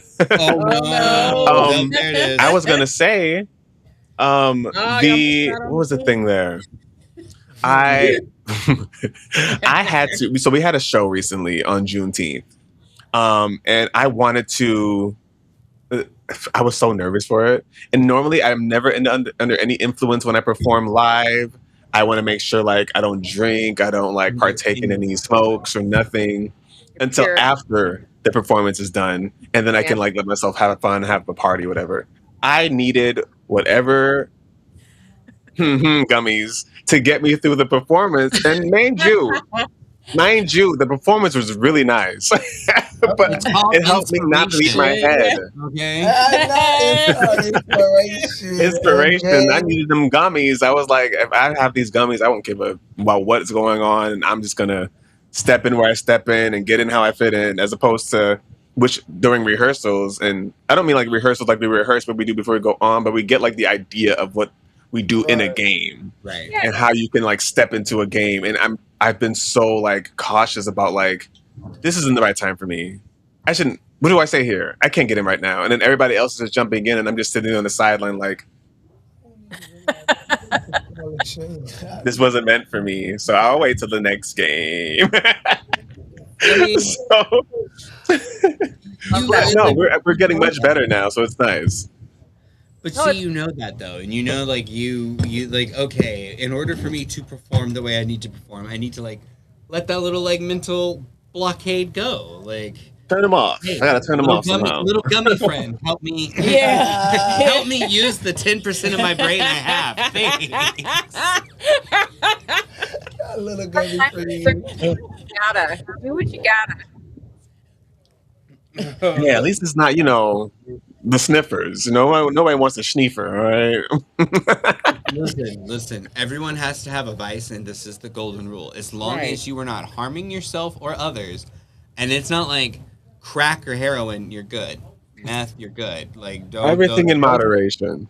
Yes. As long as it's none of those hardcore things, crazy. But everyone has to have a vice. Everyone has to have something that they do, like exercise, like anything, ingest, Sure. whatever, to relax, to let go. They just have to. That's Oh just yeah. how Yeah. Yeah. Keeps us like all. it really is. Like it keeps us some. If you're raw dogging life out here, like not doing anything to like take the edge off, or like working out, or like play video games, or Right. drink, or smoke, or take edibles, it's like, so you're a serial killer. Is what you're telling me. Oh my God. I was like, let's not push biases on people, but also, boy, There's no lie. I'm not lying. Like it is. Like think about. Just think about it.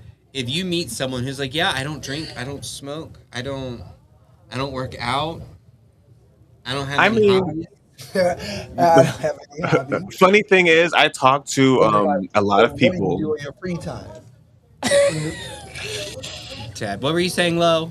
I was gonna say I talk to a lot of people for my day job, and one of the questions I have to ask them is, within the last year, how many times have you used tobacco, or how many times have you used or drink products containing alcohol?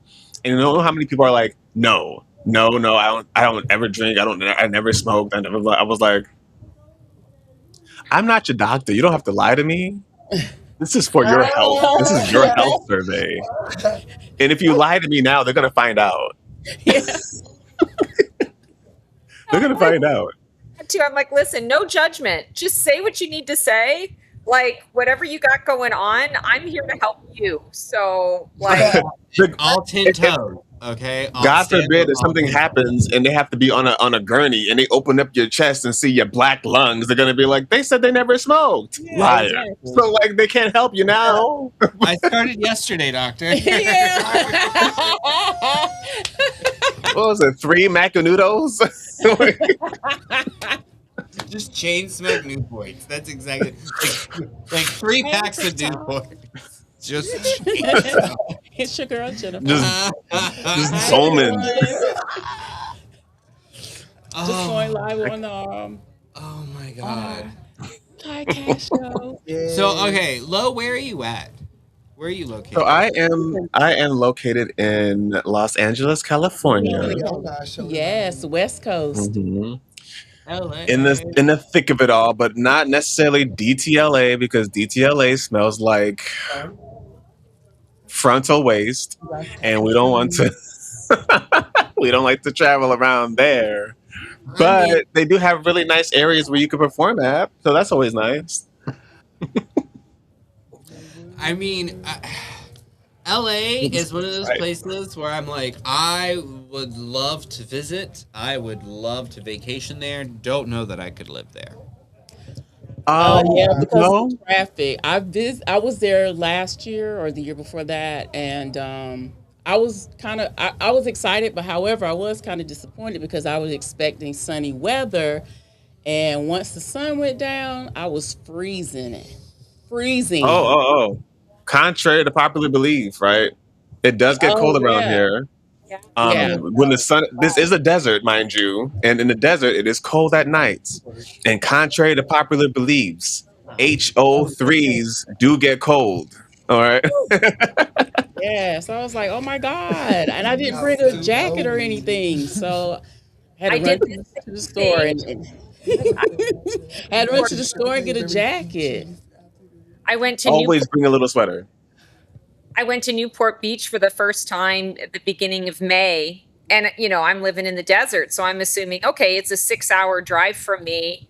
It's California. Yeah, we're going to the ocean, but okay, fine. Like it's going to be fine. Thank God someone said to me, hey, it's going to be like between 55 and 65 degrees. Otherwise, I would have gone with all of my, usual fare. And like you, I had to bring a jacket. I had to bring Right. pants. Like, I was like, what the hell? That didn't have to happen to me but once before. Every time I go somewhere, I have a sweater in the car.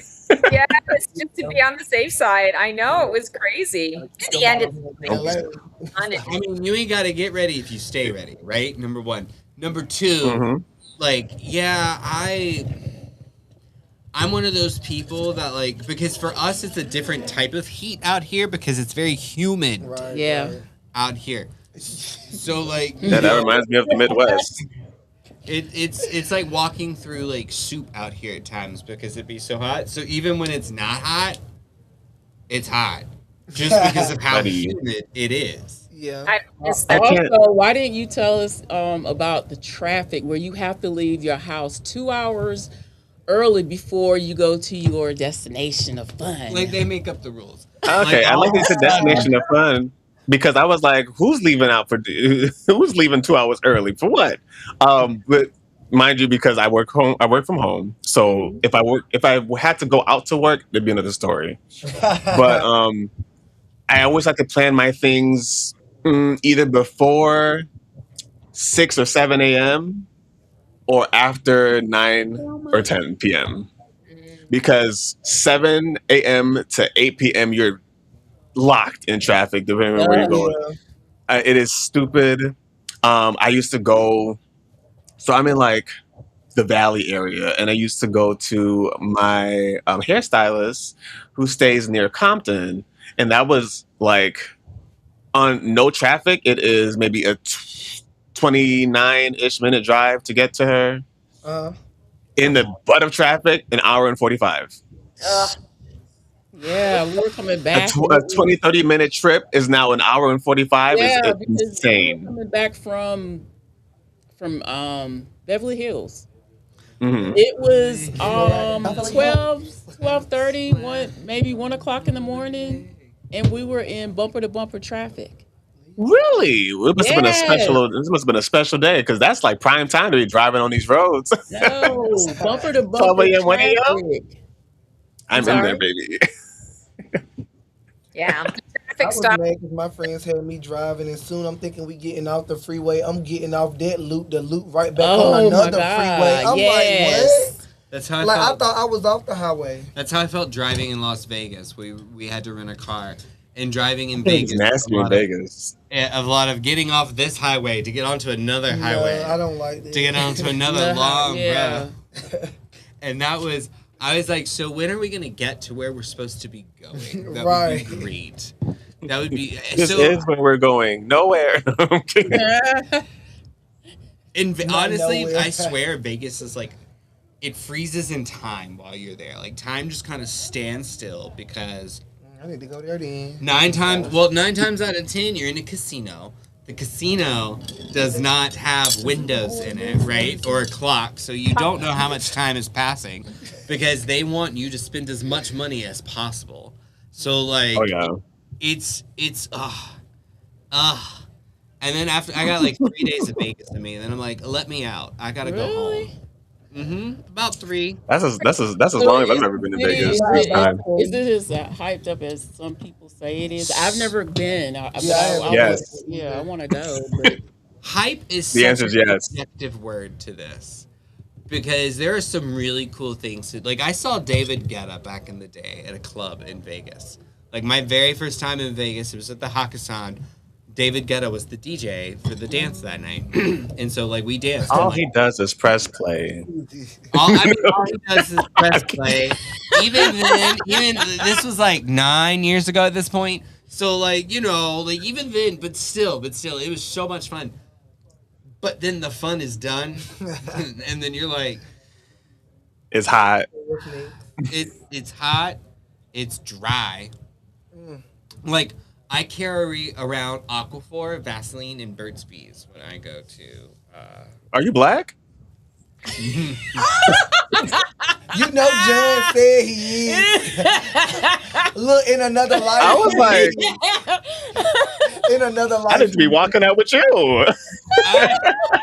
The thought, I literally almost got us in so much trouble with what I was about to respond. I'm glad you did. Shut my mouth. I stopped. Look, our air gonna be off. Yeah. Oh God. But I know better because I know how dry it's gonna be, and I'm a very moisturized person. Like We like that. BRB. tell me I'm wrong. Look at my face and tell me I'm not moisturized. Okay? Like the devil would be a lie if you be lying. Okay? Like, but first time in Vegas ever, I was not this prepared. So I walk off of the plane and I just like lips went chapped, my nose started bleeding. What? Oh, because it was so dry. It was miserable. Effing miserable. But again, there was like a lot of fun to be had. We did like virtual. We did indoor like go-karting. A lot of fun. Oh, nice. I like that. We did like virtual like indoor virtual like golf, like Top Golf but indoors. It was a lot of fun. And it was like all like make believe. It was like there's a lot of cool things to do. Been on Fremont. Did the skyline thing to make it from one end to the other. That's a lot. Oh of my. fun. I saw the. I'm scared that would snap on me, even though I don't weigh nothing. It's like I said, it's a lot of fun. Oh, So look at the hype cute is kitty. subjective, right? Hype is subjective to like what to describe Vegas is, but I love how she's living in her own world in this live over here. Like she has just been literally like, hi. And meanwhile, me, Stacy, Lo, and the cat had just been over here chilling. Okay. Hey, Let me see if my little boy will come over here. Hold on. How you doing, baby? How's it going? Oh, Oh, so you just put on your Roger. I had you in my life. This is the iPhone. You guys have like extra. That's good enough. I think that's good. That's good. That suffices. What are we talking about? So we were actually just talking about how being in Vegas is fun and like it's dry. It's very dry. So dry. I went. He's trying to escape. I went. Look at him. I went. His name is Apollo. Oh, look at the baby. So, I went parachuting for the first time in Vegas. Really? That was really fun. I bet that was fun. It's not as it's not as dramatic as it looks, to be honest with you. It's so quick. The scariest part, Yeah. He escaped.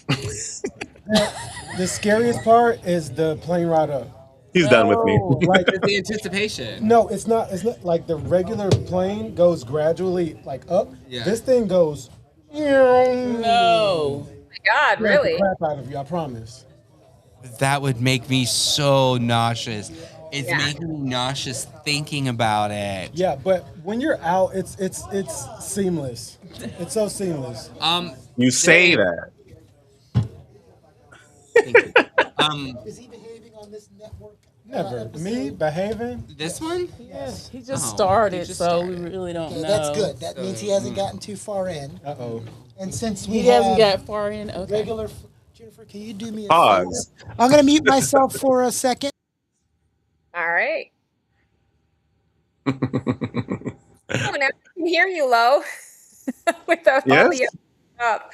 So I love Apollo. I'm such an animal lover, and I have Merlin is my dog, and Neo and Morpheus are my cats. So That I'm is cute names. a sci-fi girl. So they all have sci-fi names. I had a beautiful black lab named Vader, Darth Vader, for a Mhm. while too. Bless his heart and rest Sweet. his soul. He's gone for a No. while. Yeah, so I always go for I guess the dark names. I still think it would be kind of ironic to get a yellow lab and name it Spock because yellow labs are so freaking goofy. You know what I mean? Like it would just be such a, whatever. It would just be irony or oxymoronic or whatever the hell the term is. If he But yeah, sat down and just looked at you and went like, what would you do? God. Oh my God. Yeah, that would freak me right the fark out. But I also would be like, okay, you do belong to me. But we're meant to be together. Oh man. It's That'd too be fun. fun. That'd be fun. I love that. I love that you guys were all talking about Vegas. I've had such great times in Vegas, and everybody is always so surprised when they hear that I actually really enjoy going to Vegas because I'm such a, psychic and authentic and whatever. And I mean, Vegas is the least authentic place that you can go to on the planet. I mean, there's I was nothing, like full of weird energies there, I'm sure. And and you'd you think that it would know. be good for me, but like I can't do New York. The weird energies in Ah. New York stress me out. I can't get grounded there. I'm just uncomfortable the whole time. Like if you could drop me off in Broadway and I could just go see all the Broadway shows and eat all the really delicious food and then you could just take me out of that and I could skip the rest of New York, I'd be all set. But it doesn't work that way. But Vegas, shit, I love it. I think it's great. And I think maybe because it is so fake, there's nothing really for me to like absorb. Attached to. Yes. Mm. Speaking of attachments, look at you bringing it full circle.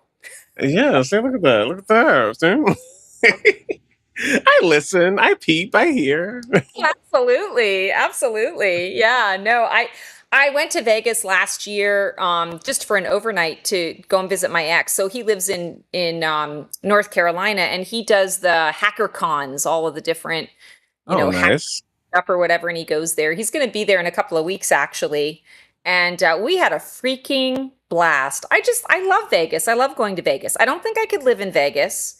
I don't think I could Same. stay longer than 4 days in Vegas, but I do enjoy Vegas. And I'm not a gambler, so I don't spend a lot of time in the casinos, but I do love to go and shake my moneymaker. I do love I to. love we got it. Oh, I Mhm. see you. I see you. I'm a big money maker shaker myself.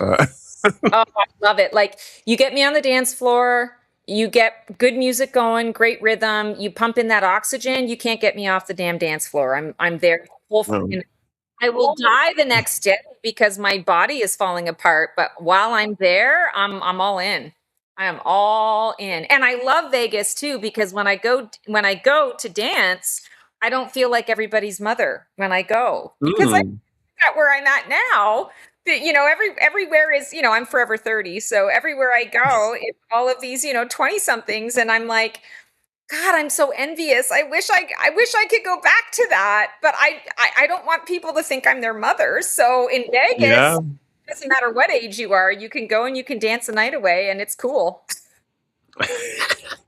I love that. That's right. That's It right. depends, unless you got a CIA case on you. No, I'm kidding. Yeah, good point.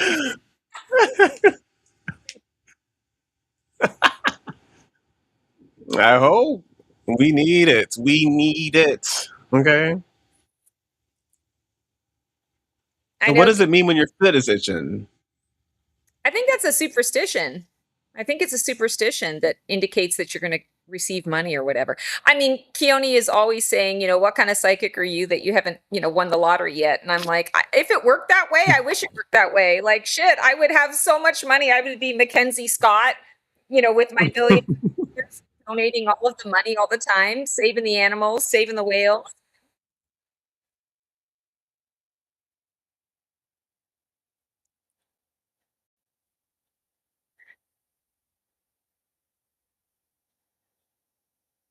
That's It's It's more so I feel like you read energies, you don't read a Yep. future. And if we could read the future, I'd have been like, girl, you know what you need to do. You need to Oh, Vassal Raven us into some money. you cheat. You cheating the system, left, right, and center. Oh my God. Oh, Not using your powers for evil. No, you know, at this point, with all the evil going on in the world, I think maybe I would be okay to not shift over to the dark side, but use a little right. evil back at the mofos that are, doing their thing. I Level the wish playing field. wish I could level the playing field. That's how I You would use know, powers for sure. definitely. Love- Yeah. I love you too. Thank you guys for filling in while me and Roger were getting the next guest on. Stacy, it has been amazing as always. And you sound like you've had a good time. Yeah, it was a lot of fun. Well, it's always fun to shoot the shit with people. I mean, this is I great. told you, I knew it. I knew she'd get one out. I knew it. I was Now like, she cussed before you came back. You didn't hear it though. I didn't make a big deal out of it. Stacy, I can't take her anywhere. But I literally Real was dog. getting ready to bring the next person in, Stacy, and I was like, Stacy's not still there, right? They're like, yeah, she is. I said, she must be having fun. I expected Joyce to still be here. That's what I expected to be here. Joyce is still here. She just said what? Oh, there she is. Oh my God! Look at Roger already. Joyce has been here for 4 hours. Joyce, what Love are you. you still doing here? Because I love you. I She love was you like Black guys. Friday shopping. You know, back in the day, you used to show up like 3 or 4 Okay, hours. hold on. I don't know now. when the Hold, next time hold I'm on gonna get now. invited Hold to on now. something else. You need to make sure you get that sentence out a lot faster. You can't just say because sometimes the audio cuts out. And what if people only heard you said she sounds like black and then it cuts out? Then no one knows what you said after that. So you got to get that sentence out fast, Roger. Yeah. God, the new canceled. New media. You know how Okay. people. Hey, Stacey will tell you. You know how people do shorts? They will clip you and use just that part of the clip and put it out there. You will become a meme and live on Yes. forever in infamy. Yeah, then you're in trouble. Well, it was great to connect with you guys today. Thank you so much for shooting the. I can't even swear that Uh-huh. for shooting the breeze. God. There we go. Breeze with you, shooting the breeze. I With feel like you. we should be sitting in like a golf course. I feel watching. like Joyce should be an honorary co-host for the rest of the night. No. She said, no, I actually have some stuff that I do want to do a little later. All right, Stacey, tell everybody how to connect with you, and then we'll see you on out. All right. So, Stacy the Black Feather Intuitive, you can connect with me on basically all the social medias, The Black Feather Intuitive. You'll find me there. I do a lot of my stuff, my content on YouTube. So, check out the Black Feather Intuitive channel. There's stuff being released just about every day these days. And I'm also on Blue Sky. And I do a political show with Keone called Dear Democracy that we're trying to kind of get up and running. And I think we're starting to find our flow now. So if you ever want to check out Keone and I together and watch how he tortures me live, it would be entertaining for you. So yeah, and my website, theblackfeatherintuitive.com. Would love to connect with you guys. And I'm open to collabs as well. I'm always looking for interesting unique people to collab with. So if you're ever interested in doing some kind of collaboration, look me up. I would love that. Oh, it was a pleasure speaking with you, Stacey. Thank you. It was great to meet you too. And I loved meeting Apollo. That was awesome. Wait, who was Apollo? Lowe's dog, keep up. Bye, Stacy. Which is funny because he's met him in person. He doesn't know who that is. I am so glad I'm not paying you for this event, Roger. All right, Stacy, we'll see you. Oh, God, Joyce is still here. Why I'm on this screen? I'm I trying to don't- meet somebody else. Take He me put off. you there. She said, I want to meet someone else. Take me off. Well, you know who we have in here, along with Lo. Who do we won't have? kick him out too fast. Too We bad. have Claudia. How are you doing, Claudia? Good. How about you? Claudia and Marco. there we go. There we go. Imagine. Nice. Hold on, I can't resist it. It's so corny, but I have to. What's your name? Marco. Polo. We gotta do it. That's crazy. Wait, here we go. Here we go. Hold on. This deserves a.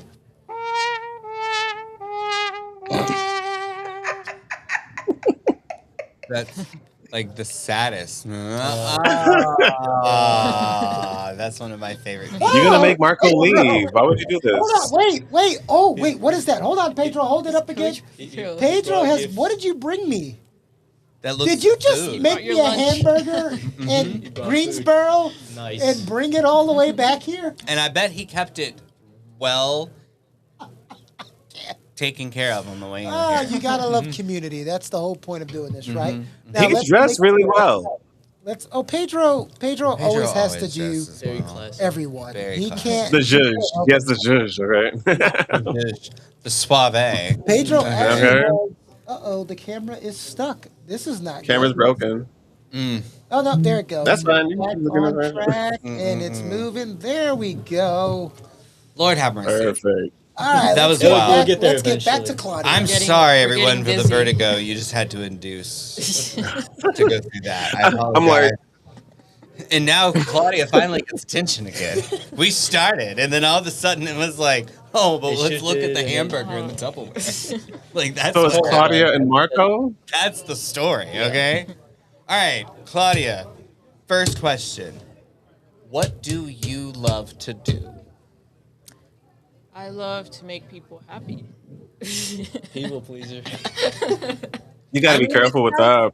It sounds so basic, but like it's happiness is again when you're talking about like height. It's earlier, loaded. being like subjective, like bringing people happiness is like subjective. How do you achieve that? So I work in the food industry, so it's always about, the customer knows what's right. So, and I do cake decorating. For them. So it's very, you have to be a perfectionist for it. So I can attest. She did make me a cake. It was awesome. Nice. What made you get into like? Is it baking that you do too, or are you specifically more on like the cake decorating side of things? I do about everything, but I think my specialty is cake decorating. I think just in general art, because I used to paint before that, but when we got into COVID, I decided let me try something new. So that's when I started watching YouTube videos and then doing the cake decorating. See, you mimic. Like life imitates art, you know what I mean? And you doing that, like that's pretty awesome. I'm a cook. I'm not a baker, so like I'm a more like, measure with your There's some heart. science behind it. It's particular. Yeah, it's very science, very like, if you're this much off with like baking soda or like too much flour or not enough eggs, something It's gonna bake over and you've done effed it. Right. And so like the idea of like baking and then like decorating on top of it, because I'm like, ooh, I can bake, but it's not gonna be like I can make biscuits. It has to bake, it counts. Yeah. Yeah, but like ask me to make a cake and I'm like, Dolly Parton has a great cake mix. Okay. A 4-layer cake. I demand it. It comes in this box and it's so great. What's your favorite thing to like? I say favorite thing to bake, but it like pie, cake, and also like correlate that with like what you like to decorate the most. Like when you are decorating cakes, like what is something that really like speaks to you? I think to me is making like cartoon characters, because the cake I made him was a penguin. So it was a 3D penguin and I had to do every single little feather. It was pretty cute. It was pretty awesome. How long did it take you? An hour actually. That's actually a lot less time than I thought it would take you. What's been the longest thing that it's taken you to do? Like the biggest cake project? I don't know about cakes. It just varies on how much detail they have, but I know bread takes a long time. Like all the proving time, like it's probably like 3 hours just to make bread, and then you just eat it in 5 minutes. Right, but It's crazy. isn't that the best 5 minutes though to have like Oh, it freshly is. baked bread? It is. Well But earned. I guess my mother would complain about that. You know how like they take 2 hours to cook everything, and then it's all gone. And it's like it went to a good cause. That means it was. They were either hungry or it was good. And little column A, little column B, in my mind, never really hurt nobody. You know, Yeah. Anything like to you're feed the putting soul, even if it is for a second. I mean, it's what food is. It's for the I soul. mean, Like, it's meant to be eaten, so you gotta Let me like. tell you, I went to a ramen spot out here in Beverly Hills, and they're like a 3-time Michelin winning restaurant. And they have these things called Wagyu sandos, which is just Wagyu meat on a sandwich with like nice sauces, and it's very tiny. And I can imagine some time went into making sure that it was tender as f. And mhm. just for you to have 2 bites and it's gone, but you're like, this was the best 2 bites of my entire life right now. Like I need to order some more. But that's what it should be. Like when you that's why like cooking is like one of my love languages. Like Mm. because when I cook for people, that means A, I love you, but also B, like I want you to like feel I want to like you feel like you're taken care of. I want you to Yeah, enjoy it.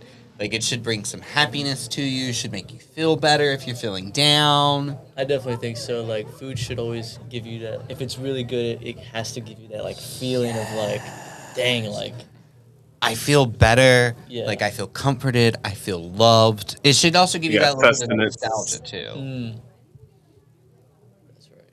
Because like that's like food for me. Like when you eat something that you ate growing up, or like for instance, my grandmother loved making banana pudding, and I can make banana pudding because it's not baking. I'm making custard in a Yeah. double boiler. That's Yeah. completely different. Okay, I can take a little on the eggs and the milk if I need to. It'll Like still be all right. right, and still be all right. They make cornstarch slurries for a reason. Like if Yeah. it's a little too thin, you just da da da. But like when you like eat that thing that you watched your family make all the time, or you got to help make all the time, or like you go to that restaurant that you've always went to like once a week and you have that thing, it should make you feel some type of way. Definitely. Yeah. Takes you back in time, right? Yeah. Takes you back in time. Would you ever do a baking show, like a competition? I would. I actually did compete in one, but it wasn't like, recorded or anything. But Yeah. it was for Skills USA while I was in high school. So I did the state competition, and I got first place in commercial baking. And then I went to Oh, nice. Atlanta. I didn't win that Congratulations. one, but But you went to Atlanta. What you went Yeah. there? That's what Yeah. matters. Yeah. Is you got there. yeah. Like Look, that's they bake down in Atlanta. You gotta be ready. It's like those things you see. It's like, is it cake or is it Is it steak? right? Is it Yeah. cake or is it steak? And like at the Atlanta food scene, Mm, so much good food. So many like I cannot. I want to say it was the Atlanta Breakfast Club. I want to say that was the name of it. Oh, It's near their the- breakfast is crazy. It is. It's near the aquarium in that part of downtown. Like, because we were staying near the State Farm Arena, and we went there. And the cinnamon roll alone, like I always start with the center of a cinnamon roll because that's the best part of Really? the cinnamon roll. definitely. Like this is the best part. It's got the most like glaze and everything. But when I tell you, I started with the outside because it was that good and worked my way Really? in. Like it just got better, like as it went. So I was like. And then I had like eggs Benedict chicken and waffles situation, which was just this crazy combination of flavors in my mouth. And Atlanta, so the fact that you made it to Atlanta to like compete against things like that I just listed out is an incredible feat. Would you ever own a bakery? I've thought about it. A lot of my friends and family have told me I should. I think it would be something to do, just to have it, Yeah. along with acting and things like that. I mean, what would be really good is like you gotta like the idea of like you having like a baking show because you get to like do a little improv with it Yeah. while also being like yourself and like Right. actually doing something you know how to do. You know what I mean? Instead of Yeah. like having to learn how to like wield a sword or horseback riding. Right. You know, like things that Completely new. some learn to ride a bicycle. Like that can be a little difficult for some people. But like having that would be awesome to see you. I to think do. it would, because I used to watch a lot of shows like that, like Cake Boss and I don't know how many others they Oh, I have, love me but some I cake love boss. watching this. Yeah. The fondant. I always loved the holiday baking shows Oh with yes. Duff and Valerie. I loved it when it was with the adults and with the kids because even though they're adults, they're not mean like some people are.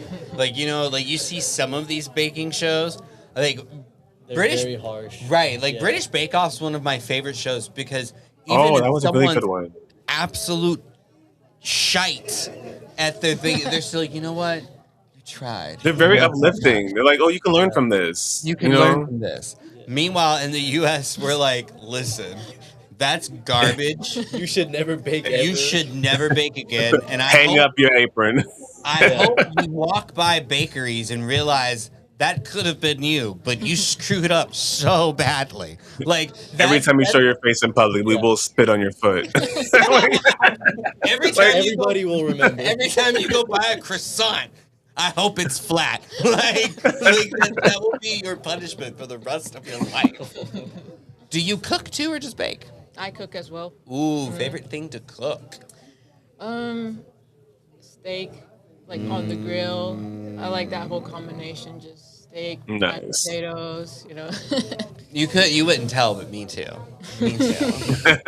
I love it's what I grew up eating. Are you a grill master? Are you? No, that's for you. Yeah. Wind up on like some Guy Fieri like barbecue pit grill off or something like that. I know I stay full. Okay, like that's the best part of being with someone who loves like to make food and try new things is what you get out of the receiving end of that. You're like, yes, I will taste whatever. Oh, you want me to do dishes? Right on it. I'm well fed. I understand how this relationship works. You make all the food, Look. I wash all the dishes. Give or That's take. exactly how I contribute. I'm like, hey, I will wash the dishes.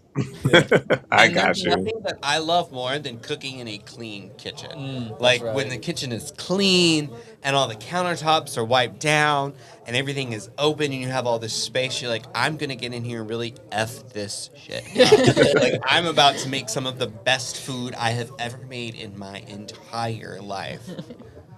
If you had to choose one of the two, Duff, or what's the cake boss guy's name? What's his name? Mr. Fondant, that's what I'm going to call him because I don't know his name. We'll call him that. Well, no, We it all was know who we're like talking about. it wasn't Johnny. It was I almost said Emerald Lagasse. I'm like, that's wrong.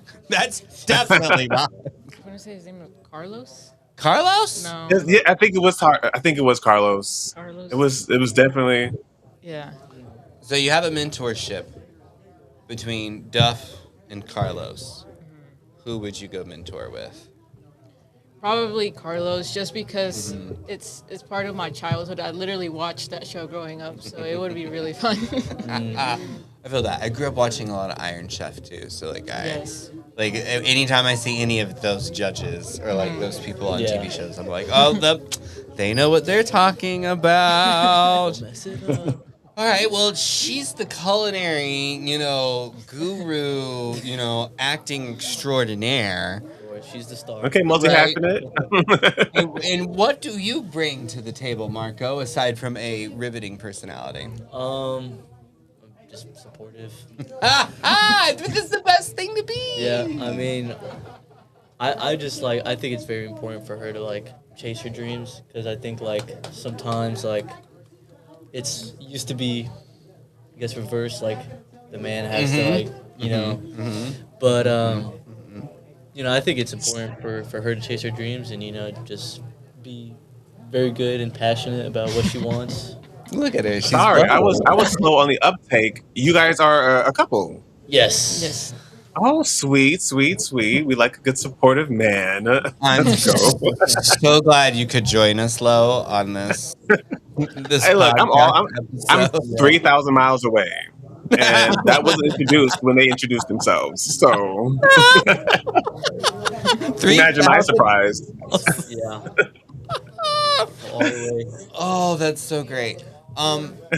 Supportive is always good. I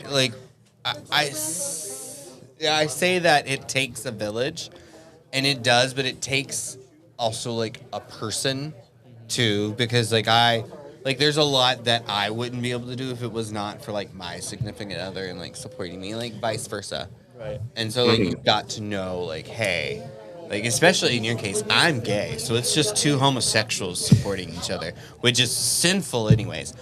But you're busting down a lot of Oh. stereotypes because you are being like, well, yeah, I'm the dude, but I'm going to support Yeah. her because this is like her dream and her ambition, Right. and she needs my support to be successful at Yeah. it.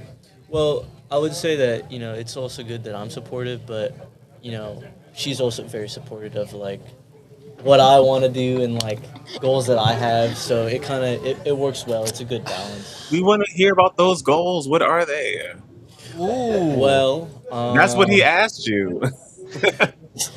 well, I actually have been working on video editing. I'm probably gonna start getting into making. Okay. I know. Lo, what is my biggest need? Oh, Video editor. A video editor. I stream video games too, and I Really? use Opus clips to like edit a lot of the things. But yeah. I So would, I've been working on just making like short-term videos, like clips and stuff.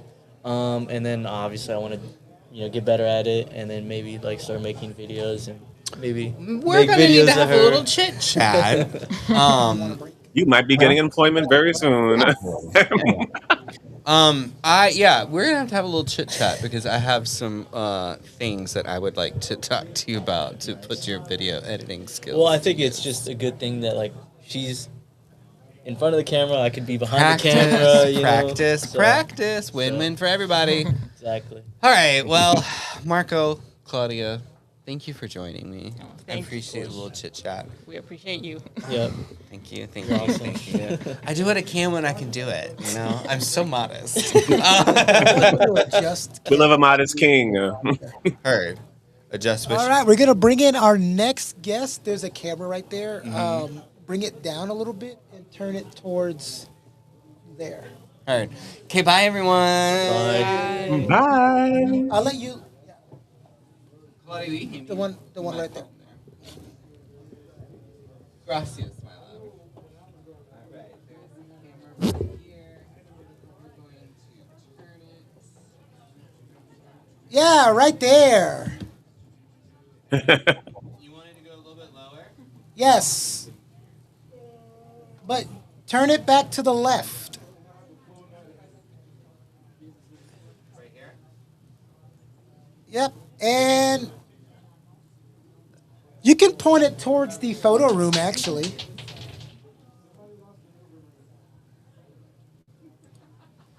Let me better help direct him. Roger, turn it towards the photo room. Turn it to where? Just turn the whole thing towards the photo room. There you go. Bring it down a little bit.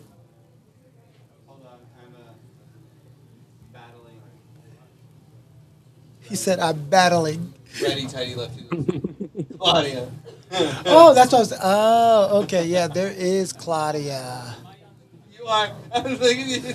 Hey, there's Kyle K. Tell Kyle to wave. Kyle. Wave at the camera. Look, Kyle's. Hello, All right, people. we're gonna bring in our next guest. I'm on the All right, wrong. there you go. I'm on Who's the next? wrong room. Cakes by Tara is next. So let's go ahead and get Cakes We'll have by to drop Tara out here. in here. No, All right, Lo, it was Good. great talking to you. Yes, per the usual, always, and I hope everything is going well over there on that side of the states. Everything is going fine. Good. Thanks for saying it. Thanks for asking. Thanks for always being a part and being supportive of whatever we're doing when we are you. doing it. All right. See you later. I'm here Lo. for y'all. Bye. Okay, Jennifer's turn. No, my turn. Oh, you're doing interview? Yeah. Hell yeah. I'll give you both a break. Just make sure people are doing things. How are we, ladies? Doing well. How are you? I am doing pretty awesome. This camera. It was funny when you told him, but it does add, but that's fine. So I've got Cakes by Tara here, and she's gonna kill me because I'm so enamored with a cookie that we're going to talk about that I always keep forgetting. Now, I know she's a radio host. I know she's on 3 different stations, and I'm sure she's going to tell me about it in her perfect radio voice. But Tara, go ahead and tell us a little bit about yourself. Thank you for being one of our sponsors, by the way. Tell us a little about yourself and why you decided to come. Oh, well, thank you for having me. I decided to get out of my comfort zone. I spend a lot of time in the kitchen with flour and sugar and not a whole lot of time with actual people sometimes. So I wanted to try something new. Okay, and how have you liked it so far? Because I met you at an event. So this is Yes. the second place I've met you. So how many events did you go to before that one that I met you at? I met you at the Rock Groove and Jam after party for April Miles' party for Torn Apart that she was after the premiere. We had an after party. That's where I met you. Right, that's where we officially met. Yeah. I'd seen you, and I think maybe we said hello or something at the actual movie premiere the day before. But then we officially met the second day. Are you asking how many events I've been with April or just in general? No, just how many in because you said you're getting out there. And by the way, the after party was during the daytime the next day, so we didn't meet at the 2 a.m. after party. So everybody know that's not what happened. No, not at all. Even though it's a better story though, but that's just It not is. what It is a happened. better That's story. not It is a how better it story went. for a different podcast, though. True. How many events? I don't know. It has been a while since I had. Here's the thing. I retired from doing cakes a few years ago, and so I'm just getting back into it this year. Back into it full swing. So I think that might have been the first event that I attended regarding cakes. Okay. And what type of cakes? Because that bourbon peach cookie, woo, that's my favorite. That's my favorite. She had a couple of other cookies there. They were good, but that was the one that got me.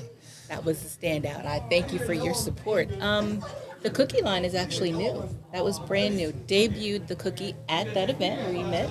So I'm glad to hear that it went well. That's right, because it's Cakes by Tara, not Cookies by Tara. Exactly. Started Okay. to branch out and do something new.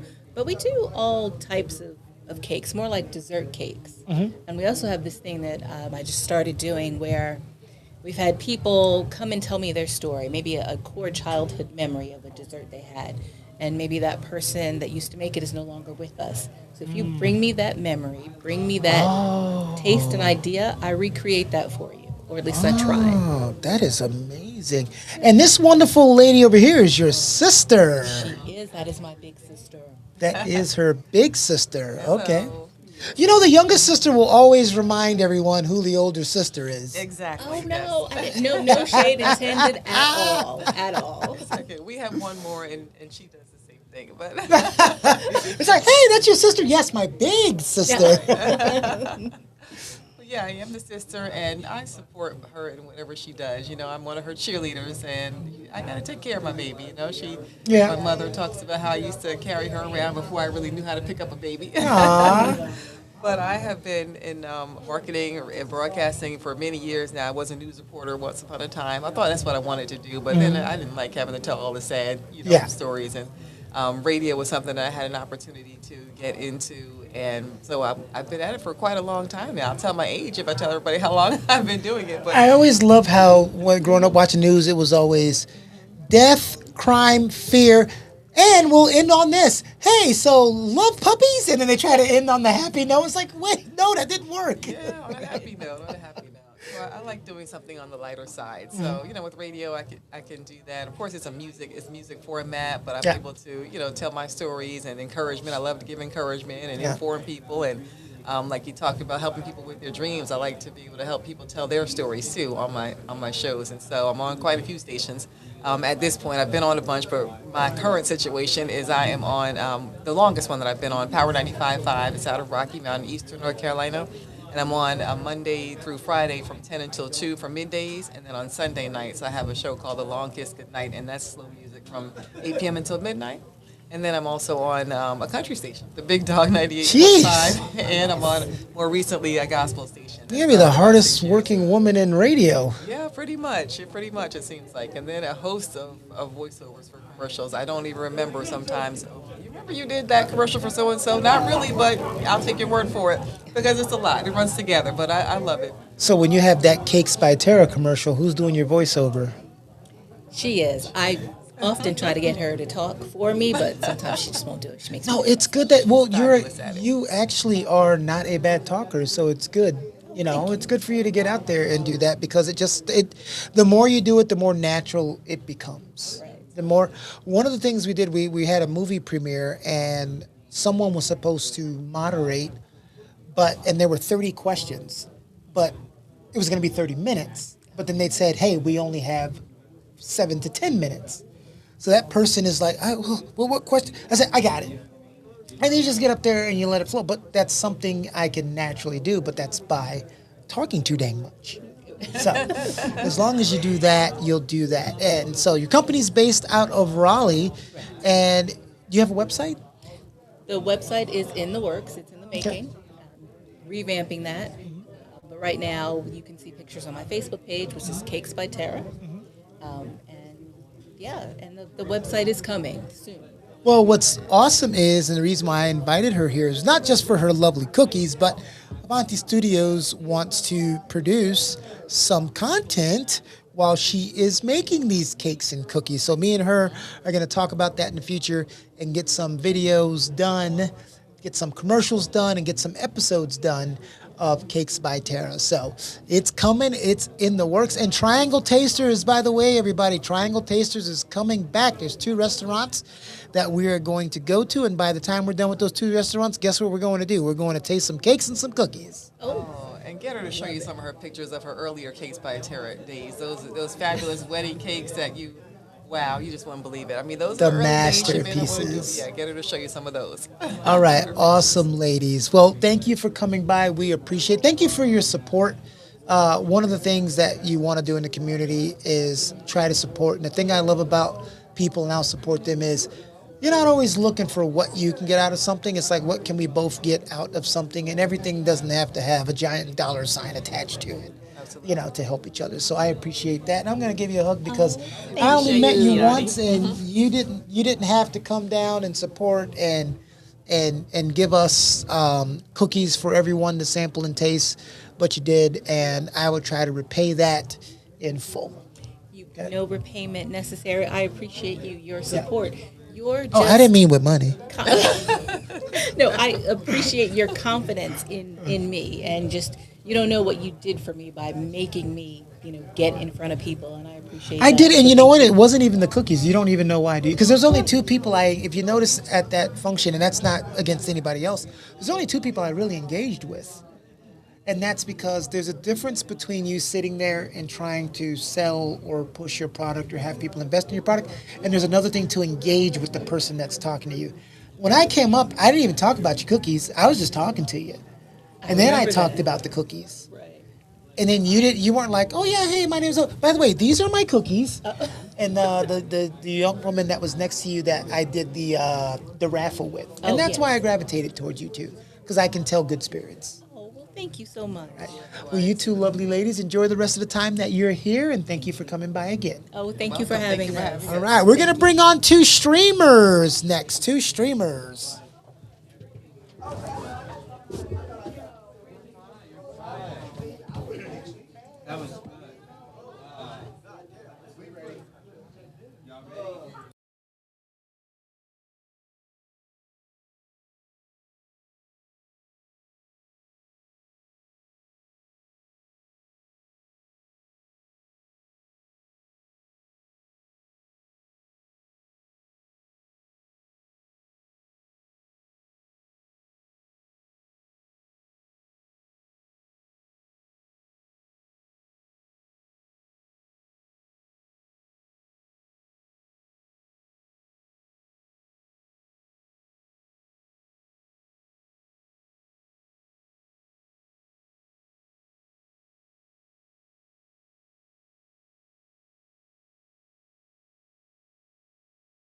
Joyce said, I am still here watching. All right, let's get her on screen. She is there. How do I see people that are watching? Well, you see Oh, here. the reflection. You see here. That's how Roger catches himself. Hey, Hold on. He'll catch himself in the Especially in the when I need to reflection. tell Jennifer to be like, "Hey, look at the camera." Yeah. I'll be like, "You need to do it." Roger has a co-host who loves to stare at him. Roger, hand me the phone, please. Yes. Thank With the you. charger, off the charger. With the charger is fine. Heard. Thank you. Let me pull up the live first, and then we'll get ready with one of my. I've met a couple of people in the last 2 months, and they have slowly become some of my favorite people. I just interviewed one, Cakes by Tara, and now we're gonna introduce one of the most amazing people in North Carolina. Oh, Oh, he's so sweet. He's so sweet. Like this. Okay. Aw, thank you. Yes. Ah. Super. Let's see. Is that gonna stand up there? Let's see. This lovely lady right here. Hey, y'all. See, this is going to be one of the best interviews today, guys. I promise you. And that's not even giving her a challenge by saying that. No, not even one piece of sweat's going to come off of She her. has an aura about her that just kind of like I'm so confident in myself and like what I do and what I bring to the table. So I guess without further ado, tell these fabulous freaking people who you are. Hello, lovely people, mi gente, ¿qué pasa? I am Yessie Rodriguez. Yo soy Yessie Rodriguez. In case anybody is like out there in TV land and podcast land that speak español, yo hablo español también. You know what I'm saying? It's all good, right? But I am creative executive. I am a professional actress, model, podcaster. I'm repping my logo here, Hoy en Día TV. It comes on Thursdays, 7:30 p.m. I started Slay the Scene Academy last March, to help aspiring actors and model build that confidence that you were just talking about. Because a lot of people want to get into the industry, but you have to be confident first, right? I've noticed a lot of people I've come across, they're timid. And that's okay. You can start timid. I'm going to be the one to help you bust out that shell and make you be your best self. Because all of us are authentically made. We're all unique. We have something to bring to the table, and you have to be that confident to slay that scene. So, hey, that's me. So a lot of people, one of the first things you just said right there was that a lot of people want to get into this industry, and a lot of people are timid. A lot of people that also want to get into this industry and are timid do not realize that being confident in yourself does not just serve you in getting on the big screen or in a TV or in a commercial. It serves you in your day-to-day life to be more authentic to yourself and to the others around you. Absolutely. Like it's to me, that's always been like if I'm confident in one thing, I'm confident in everything that I do. Fake it till you make it. Even if you don't know what the you're doing, you fake it till you make it. Yeah, I love that you said that. But also, I agree with what you're saying, but I also believe in leveraging your resources, right? You have something that I may not have. I may have something that you don't have. Let's work together, right? Let's come together as a community. And I feel like that's the issue that we're dealing with nowadays. When we look at social media, when we look at TV, even the recent example of what we just experienced with, the Nola Wells situation. Division. We see division. Let's come together, regardless if you're black, you're white, you're pink, you're purple, you're yellow, you're blue, whatever color it is that you are. Let's come together, because at the end of the day, when you use the bathroom, I'm pretty sure it's going to be the same as mine, yours, and Keone's, right? Right. When we cut, Eat your vegetables, people. we're still going to bleed red. We're still human. We still have emotions, and we still want to have that connectivity with people. Let's connect and be positive together. Let's grow together. Let's blossom together. The human empathy is lost. Yes. Like Yes. the idea of that, because as I've grown up, it was always that anytime I went to someone's house, I left it in a better state than what it was in when I got there, right? And to see that as I've grown up and become an adult, and how people don't have that mentality anymore, or they're so down in life because life has been hard on them that they forget that it's like, you know what, it may be hard, but that doesn't mean that like you need to like spread that on to others. You know, speaking of spread, take a look at the TV right now. Look, I changed the background. Look at that background. Oh, I love that. Oh, yes. Because she's an MC, actress, model, and everything else. Okay. Yes, I do a little bit of everything. And what is on that shirt right there? Oh, this is my podcast, Hoy en Día TV. Oya India TV. Oi. Oi. Like Chips Ahoy. Yeah, Oi.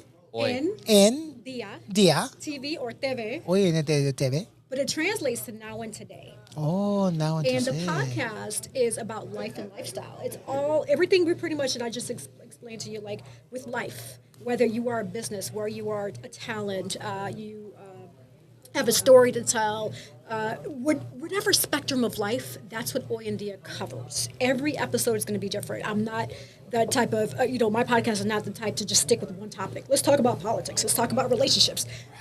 Vice is lifestyle. So if today we're talking about the color pink, then that's today.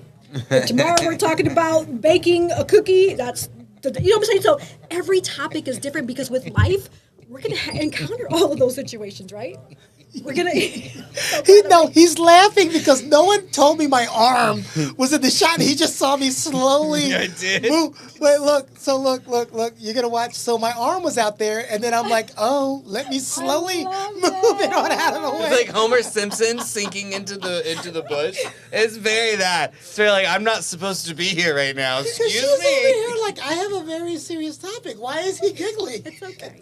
But hey, it's all good because that's the joy we're bringing together. Yes. 3 of us are bringing that joy together. Yes. I'm not the type. I'm not going to take personal because we are together in this atmosphere and we're spreading positivity. That is my goal, my mission, my purpose. Right, this is one thing I love about her. There are many people that will say, and I didn't want to say spew because you're not spewing. And the reason why I say spew is because they say everything she's saying, but it's disingenuous. They don't really mean it. They're just doing I'm going to say this so everybody likes me and likes my profile and do all this. But outside of the video, they're a totally different person. This is her. Mm-hmm. And this is why the event got moved to the day that she was available. Yeah, I'll put that out there. It makes sense. It makes sense because when you lead with wanting to make things genuinely better for the people around you. Because that's why I do what I do, make people laugh, tell stories, find something to relate to. Because there's a lot more that brings us together than that just divides us. The problem is what divides us is sometimes the loudest, right? And that's where I think a lot of people this is where I'm not. But people stay silent a lot. People stay silent a lot. Yeah. This is why I have a problem with organized religion. It's I know I know these things, but it's you practice what you preach, right? When you do that, you practice what you preach. But it's a lot of the times where it's a do as I say, not as I do. Right. And instead of seeing something wrong and saying something for the right price or the right thing, you turn a blind eye or a cheek to it. And I'm that's not how. That's not doing that right thing, though. That's not exactly. That's not doing the right thing. And we as humans need to remember that there's a lot more that brings us together than divides us. There's a lot more joy in the world than we think. It's just being overshadowed at the moment because there's a lot of loud hate going on. But that's okay. We're going to ignore that stuff. Well, we're not going to ignore it, but, I want to show you one more funny one. Because my arms are too big, right? So, wait, hold on. Wait, no, that's not the good one. That's not the good one. Watch this one. Watch this one. Watch this one. Here it comes. This one. Hold on. It's coming. There it is. Oh. Yes, get the card out of there. And it's so going slow is gonna hide it. It's somehow camouflage. Okay, right? It's somehow don't be suspicious. We have people that would don't be suspicious. We have people that will get mad and be like, "Oh my God, it has to be." I'm like, it's YouTube, guys, calm down. Right. I like the chaos sometimes. Sometimes I like the chaos. I'm so glad you mentioned that, Keely, and because that's how we. Okay, this is a fun fact, people. For those who want to be serious about getting into the industry, just like Keone said, chaos. You have to like chaos because nothing is ever going to be perfect. What makes you a professional is how you pivot, right? let's say, for example, my hair is like this, right? And all of a sudden, a gust of wind comes and my hair is like this. I'm going to pivot and I'm just going to rock the hair like that. And guess what? It might be the next trend. You know, things happen for a reason. It's about shaping your mentality, getting adjusted to chaos, because nothing is ever going to be perfect. Let's say, for example, if you're on set and you miss a line, don't say, "Oops, I'm sorry." Nope. You keep going. Thank you. You keep going. Because you know you messed up, but nobody else does. Or even if the script supervisor says, "Oh, Yessie, it's okay, you could do it over," right? Let them call you out because that's their job. Don't bring attention to the mistake because they know you've made a mistake. Just keep going. Thank you. That's what makes you a professional. That's what separates a professional from an amateur. Right. Another example, you're on the runway. The shoe comes off. Keep going. Even if you have to walk on your calf muscle, your little heel, keep going, rock it. Pretend like it's part of the show. And guess what? People are going to be like, "Wow, you rocked that." You did because you kept going. People... And this falls in hand with another thing, is that people start things and don't finish them because they hit that a roadblock, a bump. Something doesn't go their way, and those two things happen. One, you stop and you're like, oh, I didn't, I'm sorry, blah, blah, blah, blah. Right. And then you develop you let that inner saboteur kind of take over. And then it's like, oh, now you're just going to stop entirely. Like, you're not going to finish this thing that you start. And I think, like, talking about community, it takes a village. It takes a village in a lot of different ways. You can use that talking about raising kids. You can use that about talking about starting a business. You can use that about talking about getting through college or you know, completing your residency as, like, a doctor. Like, there's a lot of things that take place when it comes to, like, needing a community and what that village does for you. And to me, it's like, why not bring more joy? Why not want to give people the confidence to be, like, successful at what they do? Because when the tide rises, all the ships go up. Yep, that's true. That's true. That's food for thought right there, y'all. We're dropping a bunch of nuggets. It is up to you to take them tokens. Hey. It really is. It is up to you. Like, you can. There's that saying. You know, you lead the horse to the water, but you can't make him drink it. My grandfather used to say, "You can lead a horse to water, but then I'm going to give you a spanking for stealing a horse." That's wild. That's wild. Dun, dun, dun. Dun, dun, dun. I don't know what's crazier, the fact that you thought Keone was going to steal a horse. Like, that's crazy. But that's pretty neat, though. Like a horse. I mean, but wait, hold up. What if the horse was, like, rented? Maybe it's like a rent-a-horse type of situation. A rent-a-horse. Rent-a-horse. Okay, like Rent-A-Center, you don't make the payment, but instead of coming to look for the appliance, they just, like, chase your horse down. Hey, I may have given somebody a business idea. Whoever has a repo for horses. And there you go. It's called Rent-A-Horse. I'm giving you a business idea right there. And now you've created a demand for repo for horses for people who don't return the rented horses. Oh, gosh, good point. But, I mean, they're going to stick out like a sore thumb, though. Because they're going to be like, down the block and be like, well, hold up. We only buy a farm. Why is that horse in Tommy's backyard? Like, that's just... I mean, I guess it depends on what part of the country you're doing that in. Because, you know, sometimes some people take lawnmowers to get to where they're going, you know, four-wheelers. If you go onto the Facebook market in, like, West Virginia or the Appalachia, they have some very, very interesting things for sale in there. And one of the things I saw was a jacked up lawnmower that obviously doesn't cut anymore because it sits like 5 feet off the ground. But all that's of the lawnmower is the body of the lawnmower and then these big ass tires. And it goes to like over 80 miles an hour. And I'm like, wow. That's the kind of stuff you see in the Appalachia, folks. Interesting. Well, I know we're getting the flag that we have to start wrapping up the conversation. But I would say thank you for having me. This was amazing. I really enjoyed our conversation. The pleasure was all mine. This is the first time I've met you and the first time we've had conversation the entire evening. So, like, the fact that it went this well is absolutely amazing. And tell the people again where they can find you. I know 7:30 on Thursdays. Tell the folks where. And as soon you're going to have to come. We're going to have like a collab episode of me and my other two co-hosts because that would be amazing. Absolutely. And I would love to have you all on Oyandia as well. Say less. There's so much we could talk about because like we're we're like-minded in the sense that we are very community-oriented. We know that like we want people around us to succeed, and we know like hatred has no place in where we're like that's not. No, not at all. We have to love people, regardless of who they are. But I know we're getting the signal, so let me say this. Again, thank you all for tuning in to listen to me. For those who want to find me and follow me, it's very simple. Just go on Google, Internet Explorer, Edge, type in Yessie Rodriguez, Yesse Rodriguez. I'm Googleable. People can find me on my website, yessierodriguez.com. For those who are serious about acting and modeling, I do Slay the Scene Academy, which are cohort-style courses. So come sign up, work with me. I'm going to help you out. Work with these amazing people too. Like there's just a community of connection. You just have to find the right people to help you out, and you have to be serious about what you're doing. Stay focused, stay serious, and just remember nothing's going to happen overnight.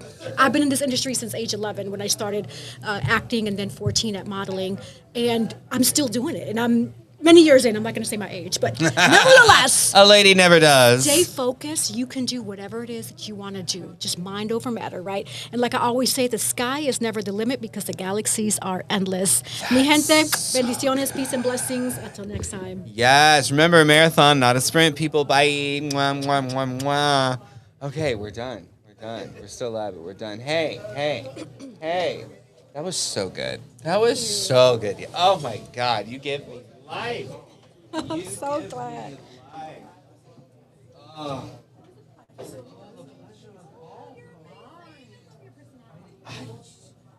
Like it's just like we're like people are doing here. We're gonna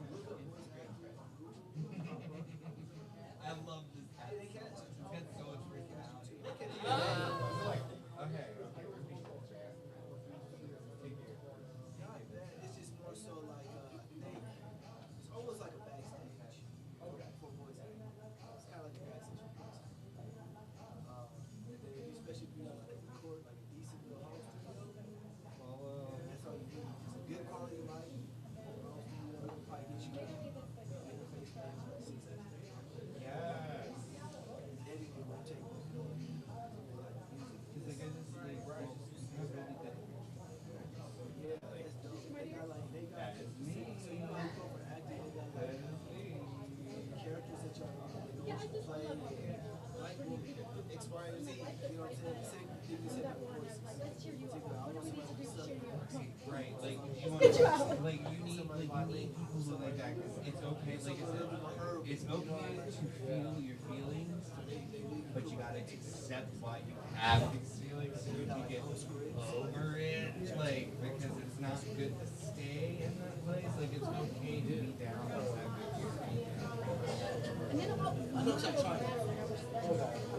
I just took some basic reading.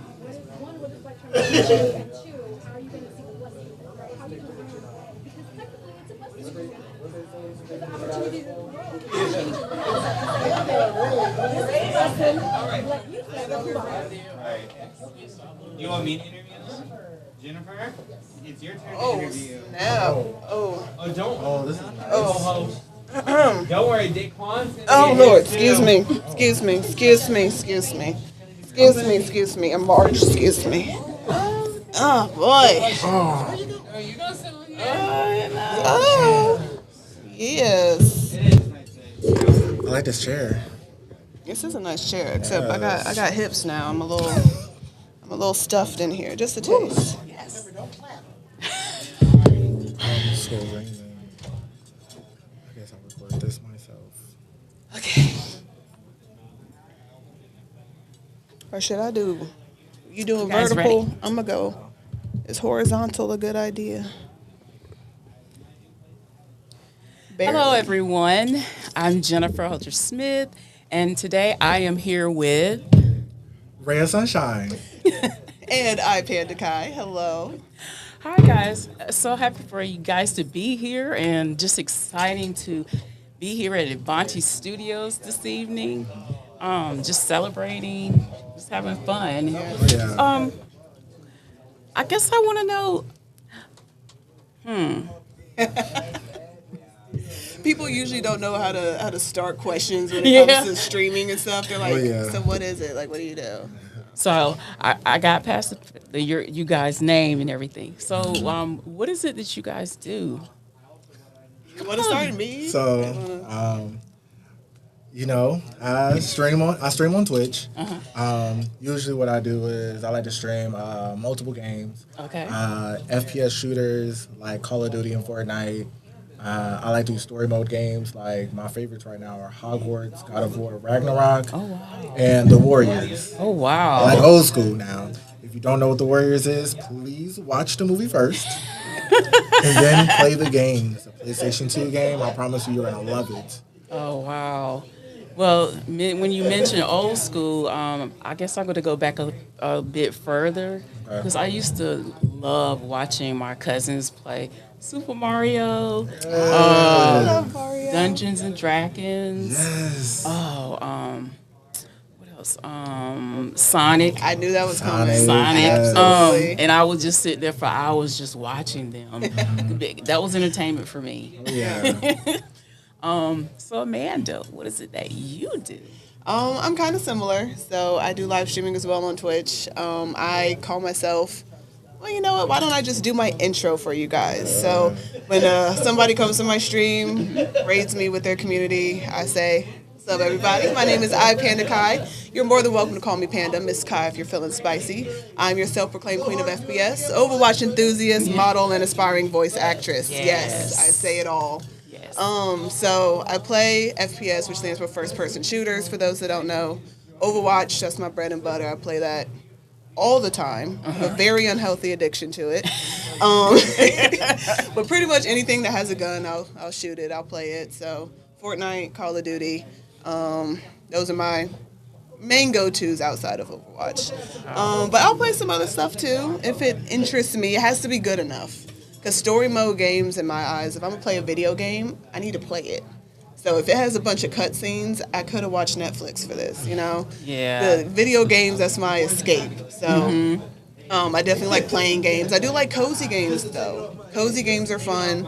I'm playing one right now. Forgot the full name of it. But I'm organizing books in a library. Oh, wow. It doesn't seem like it would fit me at all, but when I've just had a long day and I don't want to do anything else, I'll just organize some books in a library. It's very entertaining. So. Oh, you say that's on the game? Yeah, it's a PC game.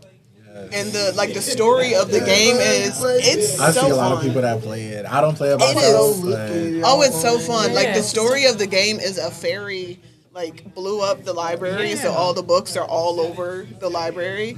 And so you are not allowed to leave the library until all the books are in order and in the correct shelf. And you just organize the books. That's it. There's a key on the wall and you just organize the books. And see, that's literally it. It seems like now the video games not to, I don't want y'all to know how old I am, but thank you. Here we go. But I've seen my daughters, they play these games, and I'm just looking at them like, what is that? Like, no, come in here, you gotta, no, you can't get, and it's like they're on with other players, like they're friends, and they invite each other, and I'm just sitting there like, we didn't have that. Right. It was just like you invited your buddy over, and he had a console, and they had a console, and but now it's like you have to it's like you're in the game, and you just become that person, and it's just like wow, it just amazes me that it's just amazing that the evolution of gaming. Yes, and it's also so cool because now with that technology, that's how me and Ray met each other through streaming. So we've known each other for how many years now? Three, maybe 4 years. 3, maybe 4. And it was through gaming and streaming on Twitch, we've been friends ever since. Oh wow! Yeah, it's crazy. Like all of my good friends now, even my boyfriend, we met through Twitch and streaming, and honestly, I wouldn't change it. It's crazy. We always get taught, don't talk to strangers online. Don't talk to strangers online. Now look. Going to conventions. Oh, yeah. Meeting other people that we've seen, that we played a game with. It's been such a very eye-opening adventure, to be honest, because you would think your real friends are the people that you've known for the longest. But it's really the people that you either A, have the most common with, Yes. or B, the ones that show up the most. Yes, exactly. Yep. Mm-hmm. Clock Exactly. it. Yeah. Okay. Exactly. It's kind of crazy to think about, honestly. Like, Mm-hmm. I don't really talk to anybody that I went to school with Yeah. or anything. I Yeah. literally have created my own family Nope. and friends through being online and meeting awesome people. And I guess I got lucky because some people aren't as lucky, but I got lucky with some of the best people in my life. Wow, Yeah. that's amazing. Yeah. Oh, he's feeling all touched. Oh, shucks. Yes. So, what other things that you guys do?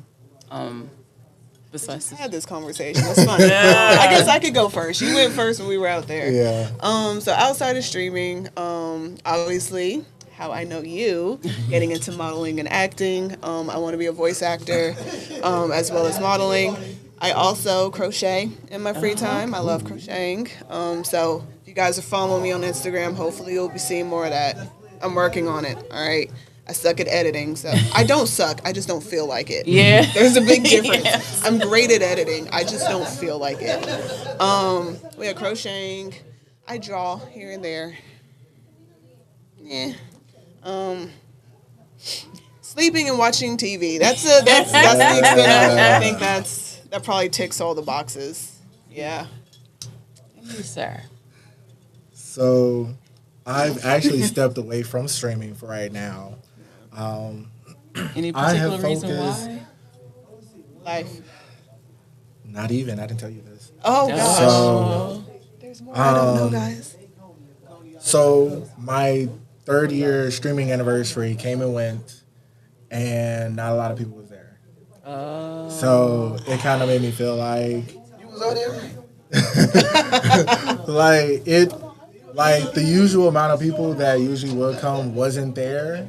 So I was just like, it didn't break my heart, but it was just like, dang, like I really be there for a lot of people, and nobody can really say I don't be there because everybody know, one, I love to work. I love my job specifically. I actually just made a year. I work at Spectrum. Congratulations. So, and I just got promoted. So congratulations. I love my job. I'm a work hard. Everybody who knows me know I'm gonna be at work for sure. Yes. Where Ray at? Probably at work. Probably at work. But it discouraged me a lot, and I took a step back because I wanted to reevaluate why I stream. I have to realize, I'm not streaming for the popularity. I'm not streaming for the money or anything like that. Right. I'm streaming because my main goal is to let kids, young adults, teens know that even if you get in trouble, even if, the world may have turned their back on you, you still have a community that you can come to. Right, exactly. If you put your heart and soul into like video games and streaming as you do out there in the streets, might make something of yourself. Oh, yeah, most definitely. Might make something of yourself. So I took my step back.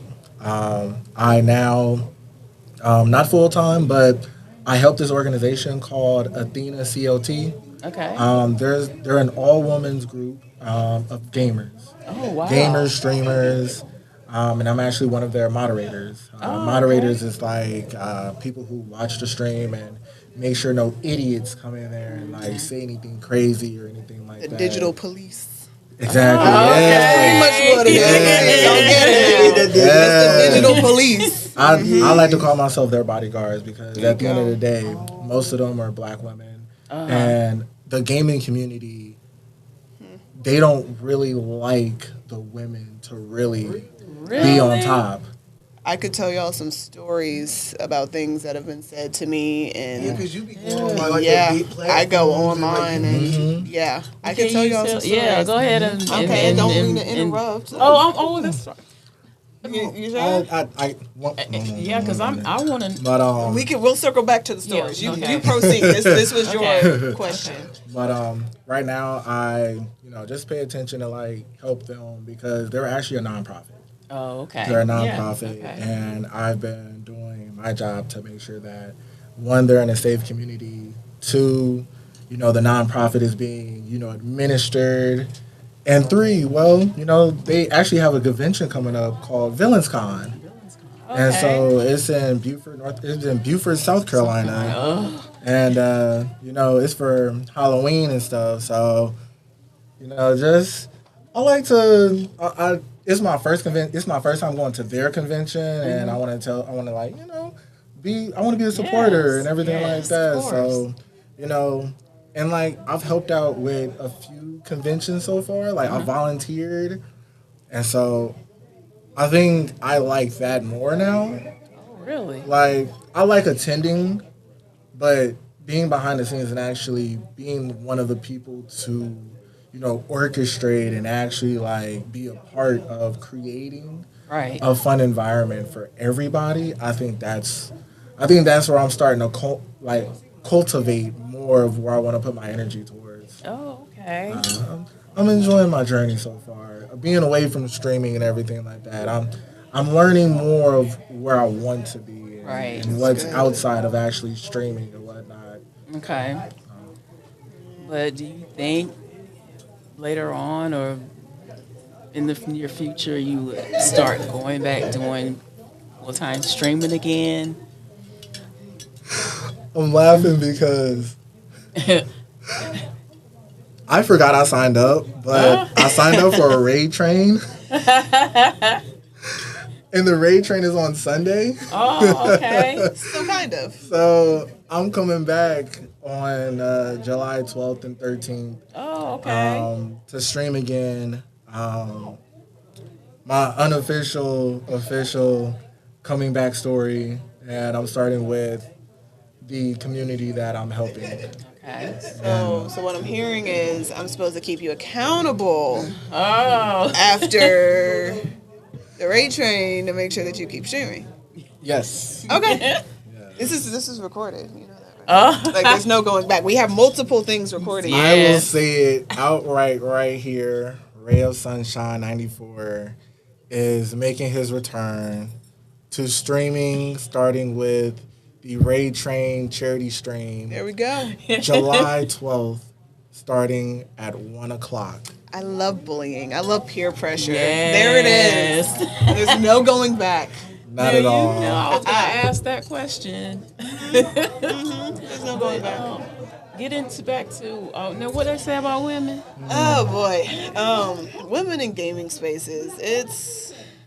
It's crazy. You get the typical. There's been a number of times. I actually do not go into like the general voice chat. So that's where you can talk to whoever is playing the game with you at the time. Right.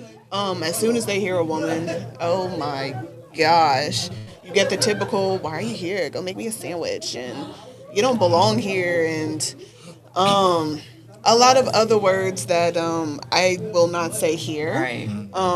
But especially whether they know it or not, they make an assumption that you're black. So you can use your imagination with what words they use after that. Mm-hmm. It's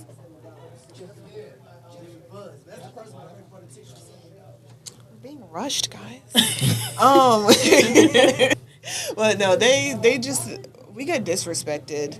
And then when they realize that some of us are actually better than them at the game, oh my God, don't get me started. Do not get me started. We never get our props. We'll never get a thumbs up. Like it's rare when you meet the few guys who are like, yeah, she's good at the game, or even if she's not, yeah, I want to play the game with a girl. Like, shocker, everybody can play video games. It seems like we don't get a break. No, in with anything. Well, it was very nice speaking with you guys. Glad that we were able to do this interview, even though we're in rush. I know. It was getting interesting. Oh, yeah, for sure. But I guess we can return back to the Avanti studio. Yes, the festivities. Before we do that, yes, do your socials, please. Oh, okay. Yes. If you guys want to follow me, I'm on Instagram, TikTok, Twitter, Facebook for my friends who don't have Instagram as well. I am iPandaKai everywhere. That is a little I, Panda Kai, Kai. And then I am Ray of Sunshine. It is REY for the people that spells Ray with the A. But Ray of Sunshine 94 on just about every platform you can find me on. It's been fun. Thank you guys. They Thanks for took some having us.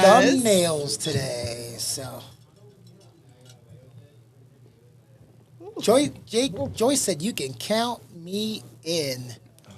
Yeah. Joyce has been on this live since 3 p.m. today. I love No, her. that's That's right. right. All right, guys. And then we're going to have model Kyle come up. Master Coach Pedro is coming here again with Roger. And then Jennifer, let Yessie just went. Sky is next, and then Clarissa. That's exciting. Bye, guys. Goodbye. Thank you for having us. Yes. All right, let me squeeze my body.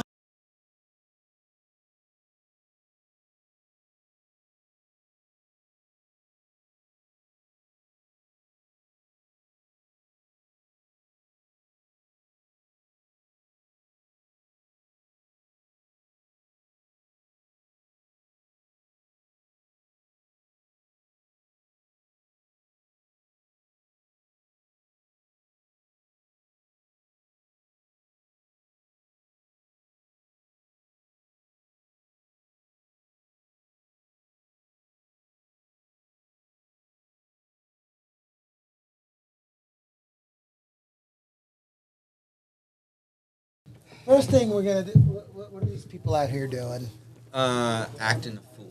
Let's see. Oh, I'm going the wrong way. I'm looking at me again. Shenanigans is what they're up to. Okay. Look, we have someone taking pictures because Kyle's here. And I love that. anytime Kyle's here. You're just too cool with the glasses. I feel like if it's the vibe, you know what I'm saying?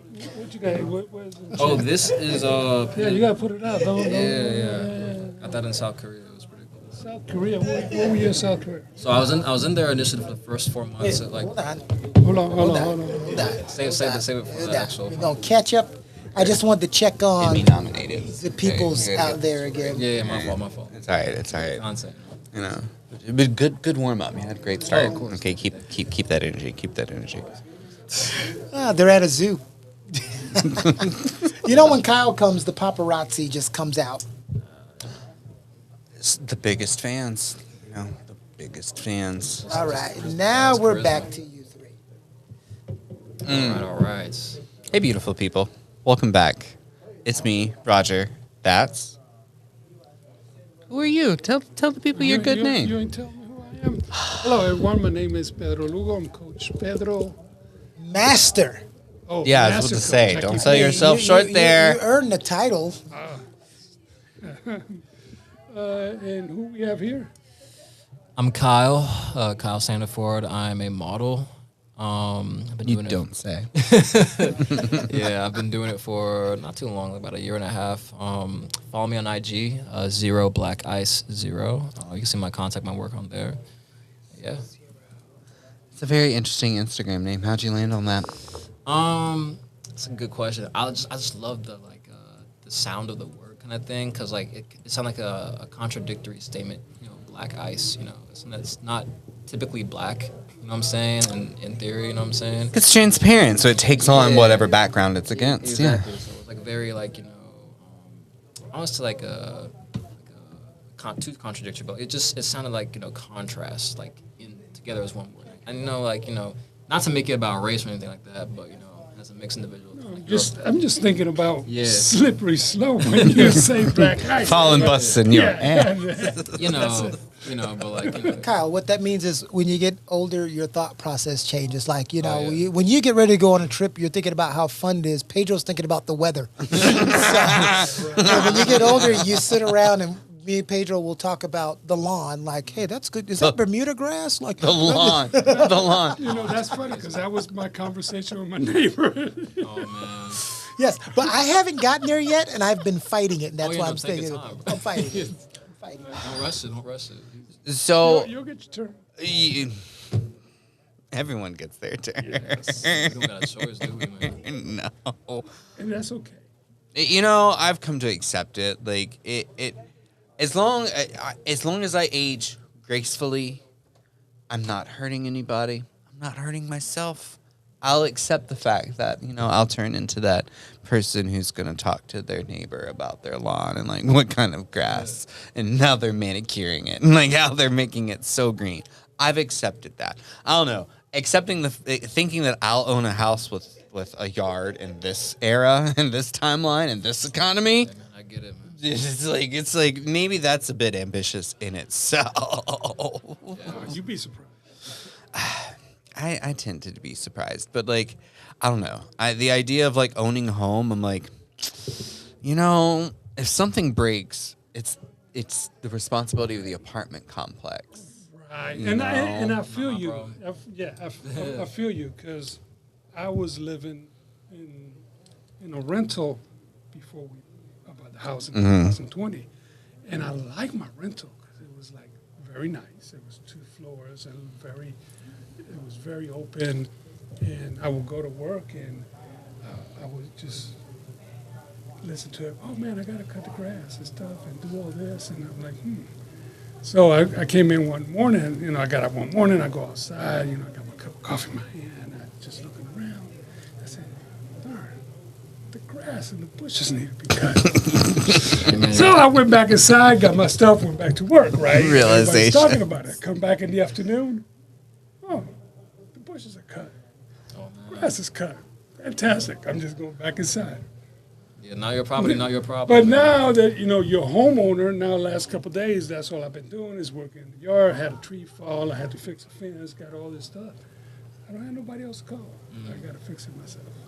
So it's a good thing and it's a bad thing because it's your property. You do certain things there. It's your property because you're still paying on it. But, it's you have you feel some kind of ownership when you have a rental. It's just a rental. It's just a rental. What would you say your guys' concept of home is? Like, what would you categorize that? Ooh, a concept of a home for me is what.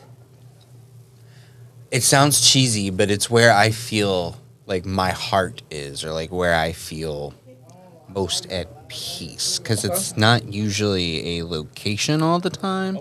It's a person as well, because like it's kind of that thing of like nomads, right? Like constantly moving, but it's with their people, so they're never alone. So like it always feels like home wherever they stop, set up, take their time getting there.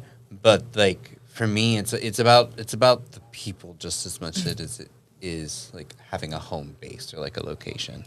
I agree with that. What about you? People. People, family, just having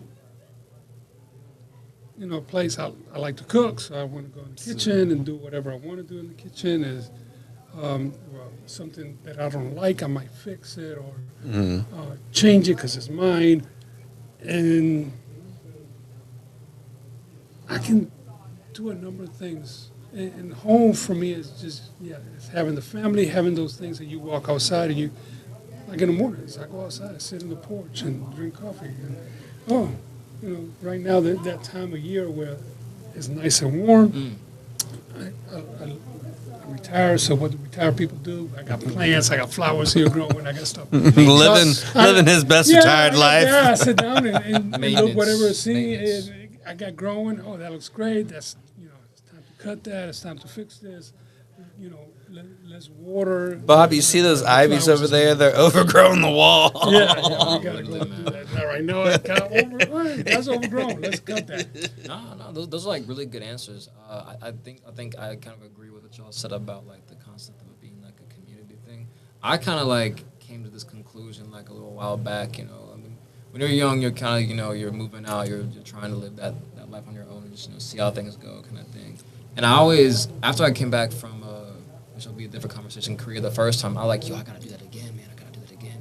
And so I'm like, I was determined to leave home and discover this journey of me just setting up a base and then hunkering down and creating my community there. And then as I started to try to do that, because I was renting out of a house at the time, I was like, yeah, this isn't possible because of all those financial obligations you have, trying to find a job, trying to pay rent, all that stuff, and just those responsibilities kind of take priority and control of your initial dream, to do stuff. And so after that time I was living by myself, and, watching my friends, kind of struggle with the same thing. And looking at the time I had abroad, I'm like, honestly, I don't think I want to be financially obligated to a location like that. You know what I'm saying? That takes a lot of, commitment and maintenance on your part to keep that environment. And there's a lot you're sacrificing in the meantime while trying to keep that. And I didn't like that, you know what I'm saying? So home for me is not going to be limited to a location, but I want home to be wherever I go. Mm-hmm. I want to be just something where I go, I know I can create an environment of safety just by being there. You know what I'm saying? So that's just my answer. And that's fine because that's what you're looking at right now. Yeah. Especially at your age. I think I don't know how old you are. Oh, I was gonna guess. I'm old enough. Old enough. I was gonna be like 23. Okay. And yeah, how close? Up or down? You're close. Up. Up. 26. Down. 25. Yeah, right. So 25. By the time I was 25, I already had, been in the military for 7 years, traveled the world twice, was boxing. Okay. I'm telling you, you would curb stomp somebody, Pedro, and I would pay money to see it. So it depends, what you've done by the time, in your life, because you always have to, everybody doesn't walk on the same path or really don't have the same shoes. Right. I was like that as well, I wanted to leave home as soon as I could, so by the time I turned 17, I was graduating high school, so I left home. I joined the military. Because I was ready to go. And I always I told my mom when I was like a kid, as soon as I graduate from high school, I'm old enough, I'm leaving. Right. She didn't believe it, but yeah, when that happened, it was like, oh, you're leaving? Yes. Yeah, I told you I was. Gone. Oh man, that's crazy. So you've been to South Korea? Yeah, I've been to South Korea. I was twice from the sound. Twice. Yeah. Where in South Korea? All over. I initially was stationed in Seoul for a abroad program I was doing a couple of years ago. That was probably the best experience of my entire life. I'm not gonna lie. I lived a year of my life in like 4 months of it. Essentially, is how it felt. That's where I got this. This was I got it from a market while I was out there. I saw it. I'm like, yeah, I need something to like keep on me at all times, so remind me of where I was. Remembrance. Yeah. Yeah, and so it just kind of became a statement piece for me. I kind of wear it all the time. But yeah, it was great. It was a great time. I also went to Japan while I was over there. I did both twice. Which the most recent one was this past April, which I wasn't there for school that time. I was actually there for fun, but also for business. I'd been offered a modeling contract in South Korea, and so I was gonna go get that. It was really cool. I have not signed it yet, but I do have it. And I can sign it whenever I want. So. Oh, okay. So it was pretty cool. What's holding you back? So I am full-time working. I am also full-time in school. So what are you going to school for? I'm going to school to be a BCBA, behavior analyst. So it's a master's program. So observation. Yeah. So watching patterns. Yes, patterns. a lot of people observation, pattern skills. I really enjoy it. I find it fun. I do it in and outside the workplace. I do it with my friends. My friends all the time. I'm like, yeah, I know I did that. You know what I'm saying? But you've done this like 5 times. I know why you are the way you are. Yeah, so I was like, I can fix you. No, you can't. I know what makes you tick. I know what makes you tick, but I know I can fix you. Yeah, no, like I can fix you. But no, yeah. So that unfortunately is what's keeping me from signing my life away. But additionally, if I were to sign it, I would be required to live there full time, which would be really cool. I was gonna say that would be a win for you, but like you've already put this effort into schooling, like you have a full-time job.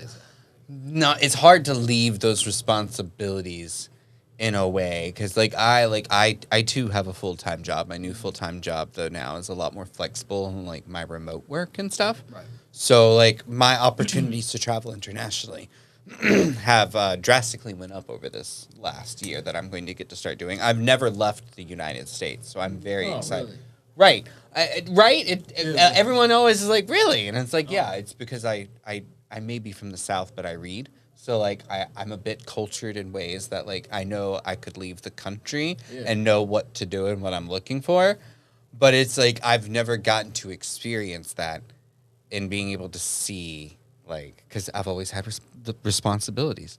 Like, and I can imagine you're 25, I'm 38. We've established Pedro's retired. Okay. So there is a way to, but it all comes down to, like, especially just in our, like, gaps in that, how responsibilities can hold you back from your dreams. Oh yeah, exactly. That's why, like, when I, a couple years ago when I finally, like, moved out and was living on my own for a while, I was like, yeah, no. I was like, no, this can't be life. It's like, I don't want if I'm going to be financially, using my stuff to do something, I don't want it to be to maintain a location. You know what I'm saying? Community for me was a lot more valuable, and I had made a lot of it when I was outside the U.S. and South Korea. Like, I have lots of connections abroad now because of that experience. So, and I keep up with them. We stay in contact, and for me, the knowledge that I can just pick up a plane ticket and fly to, like, I don't know, Spain and crash with my friends is a lot more valuable than rent. I don't know. Because it's true. It's changed. Yeah. Time changes. Okay, so you're 25. You have the opportunity right now to do all that. So live your life now. Make your goals. What is it you want to do? Yeah. Between now and, I don't know, next 10 years, or how long it takes you to do whatever it is you want to do. Don't put a time limit on it. But today, we grew up in a different society. When I was, by the time I was 21, I already was married. Oh, I can imagine that, honestly. Right, that's what I say too. I was like married at 21.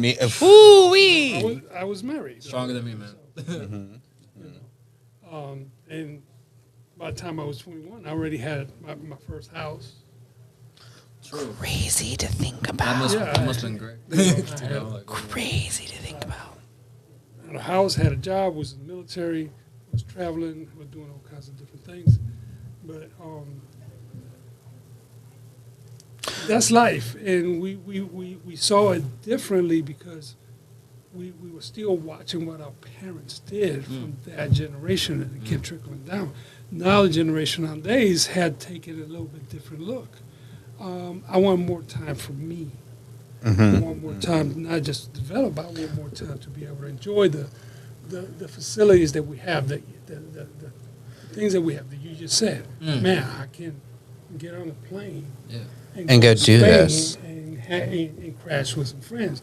That has more value to you right now than just say, well, I want to have a house, a family, and kids, and have a car. I want, having the backyard. And I would even argue, like, having, like, the family aspect. That friend is your family, the one you could fly across the water to be able to go stay on the couch. Family is not the family. We have family. We always going to have family. What about the traditional sense? But the traditional sense of having a family, you have your wife, you got your kids, you got a backyard. So that is traditional. And that's what has tried to be pushed.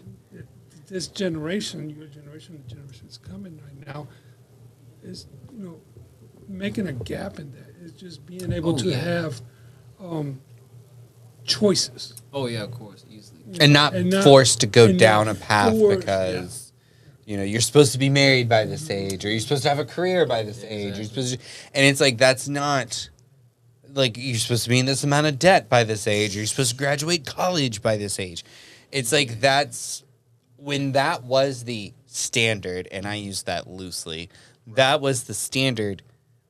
We didn't see the side effects of it then. We see it now because people who were immediately forced to go into college before they could figure out what they want.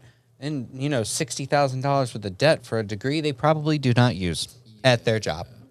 I'm good off inheriting my parents' decisions. You know what I'm saying? Like, it's like, as you said, like, the choices are one thing. And it's like, I think it's cool. Like, the idea of getting married and having a house at 21 is not, like, horrible. It's more so, like, now it's like there's a lot of, like, stress responsibility that comes on top of that. And now it's like I think of it as I have my entire life to do that exact thing that you did at 21. Why would I do it now when I have a whole planet community to explore by myself? Exactly. Like it to me like goes to say like a couple of things. Like one, the idea of what is traditional is not what is it's not just not reality. So it's not absolute. It's not absolute because what is traditional for one may be a different or not traditional to another. Number two, the ability that it is to be able to travel the world as a model and be like, hey, I'm here, woo. Not just as a model, just as. Yeah, person. Just as Kyle. Yeah, just Kyle. What was your Instagram handle again? Zero Black Ice Zero. You can find me on IG. Most of my work, my connections, my followers. Follow my journey. Honestly, it's fun. I'm trying to have fun. You know. That was a good plug, Kyle. That was a good plug. Pedro, any last comments, words? You know,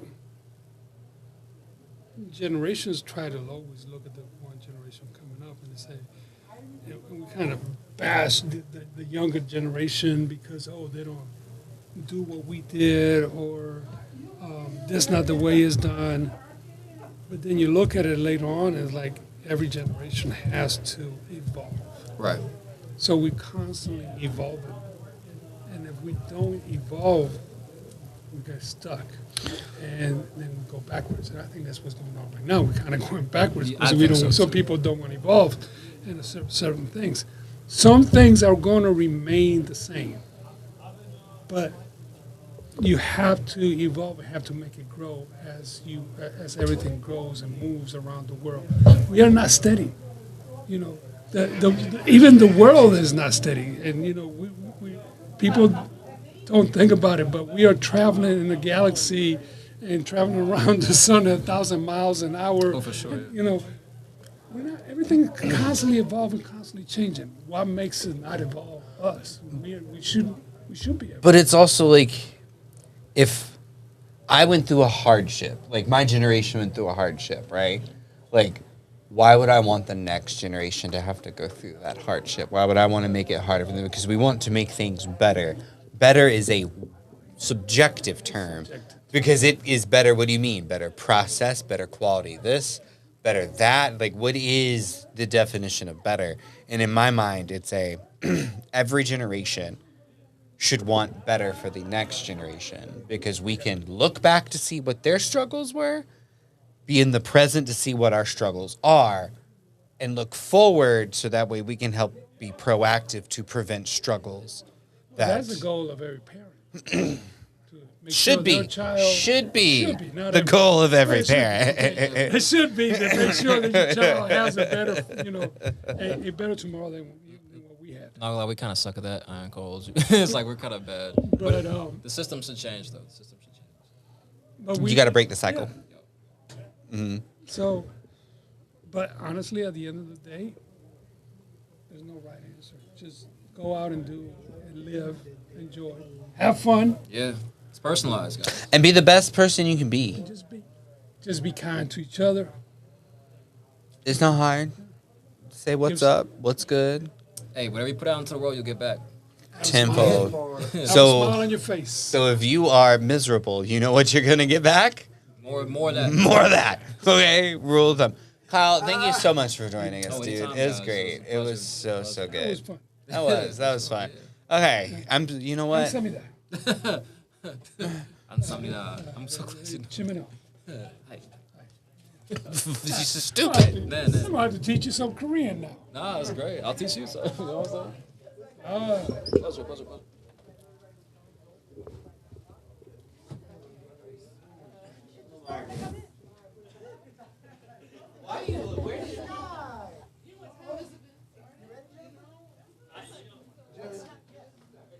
Nobody's in there. You gonna turn it off or you gonna keep it running?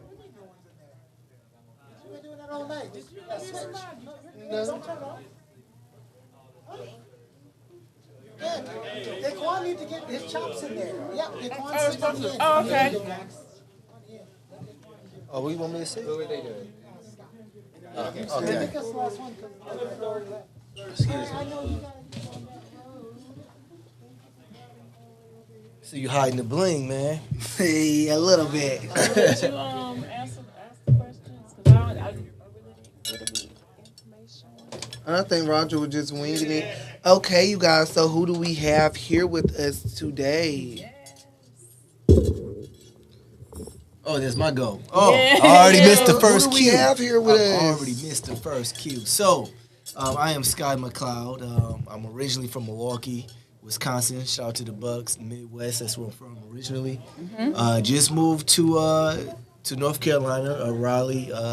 Just made 3 years. Oh, Okay. Congrats to that. Yeah. Thank you. Yes, I know I was speaking with you briefly. I know you're into like the production scene, just creating in general, and you just trying to come out tonight to network and build a community. Yeah, absolutely. Of course, I mean, I've done everything from music, fashion, and to acting, but I never really had the opportunity to be part of the production, like he mentioned. Okay. So I do want to express myself in that way, just because I have a lot of different ideas. Okay. I feel like right now, since I moved here, the iron is hot, if that makes sense. Right. So I've been networking a lot, meeting a lot of different individuals. I came here really to networking, because this is a production studio. Right. So you got different people, actors, models. You got people who do direct and will have some of that experience. Just all around. So like just this, the industry in general. Yeah, the industry in general. So it's just a melting pot, and I just want to figure out, okay, how can I include people in my vision? How can I become more of a service to them? Yes. And we can keep this ball momentum moving. Yes, that's right. And what's your Instagram? Let them know your Instagram. Where can we find you? Definitely. So my Instagram is _Sky McLeod. So that's everywhere that you can find me, even on Facebook. Okay. That's good. I'm trying to get my LinkedIn back, but they locked me up. They One had stop the real shop, ghetto. but you good though with with that one name. That's good though, because you will be easy to find across all platforms. Yeah, and then I'm gonna put up my website pretty soon. Okay. And my services. Okay, what type of other services like do you want to provide to people? Definitely. So when they reach out, they can know what to inquire to you about. Absolutely. So outside of creating and from the entertainment, I also public speak too. Oh, okay. So a lot of my topics are about building identity, building confidence, and how that influences your sense of style. So I go under the image architect. After you click Instagram, you see me pop up. You gonna see image architect. And that's just everything I do as far as image, because perception is so big in our industry. Right. So why not have somebody in our industry actually talk about perception to the average everyday person? That's good, because some people need to hear that. And y'all might can't see my boy tonight, like the full fit, but he dripped out tonight. I tried. Yeah, you did that. I like the fit. Yeah. Is there anything else you want to let us know while you're here? Man, outside of networking, and because I'm new to the triangle in the sense of being as far as entertainment. I come from the Midwest. That's kind of like my base. It's like the camera. Here it is. I'm going to motion it back to us. Okay. Come back this way. Hi, guys. Yeah, so, okay, there we go. So the Midwest is like my base. So I'm sorry. I feel like I should wave to the fan. Hey. Yeah, wave to your fans. Hey, Yes. The fans out there waiting. They love us. Oh! So he said he sat on the remote, so that's why I kept moving. Look at it. Like he thought he fell out with it. Let me stop with him. That's how you know it's a production studio, because anything happens. Yes. Yeah. Nothing's perfect. We're live right now. It's just flowing. We flowing. Yeah. That's the beautiful part about it, especially just being on set a few times myself. Yes. Seeing everything go. I was like you said, I remember you was like trying to figure out everything. Right, because you just see the finished product, but it's like you don't see the late night script study, the late night getting into character, the late nights like it's always the calm before the storm. Like I think everybody just feel like it's just like glitz and glam every day. Yeah, but it's like they see the finished product, right? Because they see the finished product, but it's like when we go home, we're regular people that live a regular life and with family and friends as well. Exactly.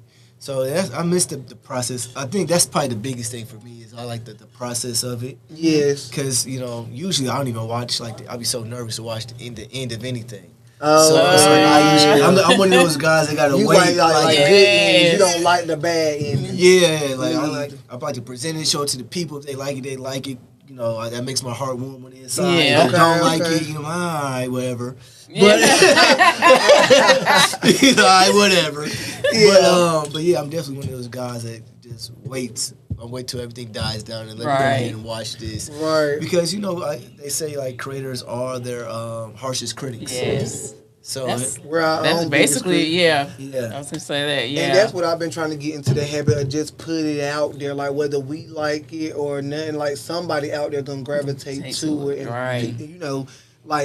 like it. So that's what Yeah. I've been working on. Yeah. Yep, exactly. Putting it out there. Yeah, but definitely. My biggest project right now, like I was telling you in the lobby, is I want to do a reality TV series. Oh, really? Yes, he Yeah. said he want to do a Yeah. TV series.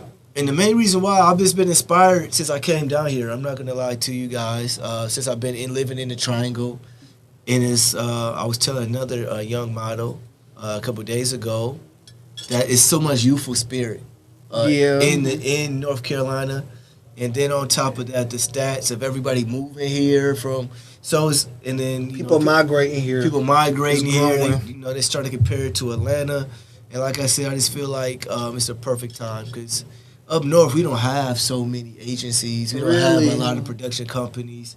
It's like sprinkled here and now. Do you have a lot of support, like from friends and family and stuff, or you kind of just like doing your journey by yourself? Well, my journey. It's funny. I'm glad you asked that because because I want to know because mine crazy. So mine, they supported me once they seen it. Right. I was gonna right. say it, but I wanted to hear you say Yeah. it before Once they seen catching it, on late. they be like, "Oh, he has potential," even though I was still kind of garbage. In my opinion, I was still kind of garbage. No, don't call yourself dead. Don't call yourself Well, dead. know You where were I still came perfecting- from now. You were still perfecting your craft. True. I like that. I like That's that. the terminology. I like that. Because you no know, one's trash. Like you got to keep working. yeah, at it. you working towards Yes, perfection. But even with all that, it's editing, the bloopers, they still happen. So like when you filming and stuff, you can't really like cut a corner. If you miss a word, you miss it. You reshoot it again. So you like Right. So in this business, ain't no perfect, but it's perfect editing. I like that.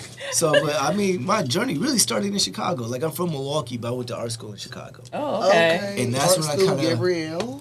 Yeah. We have a friend that went to that's in She's art in school New York. currently. She's in New York What? with it. Okay, dope. I might have to dope. give you her connection. Yes. Heck yeah.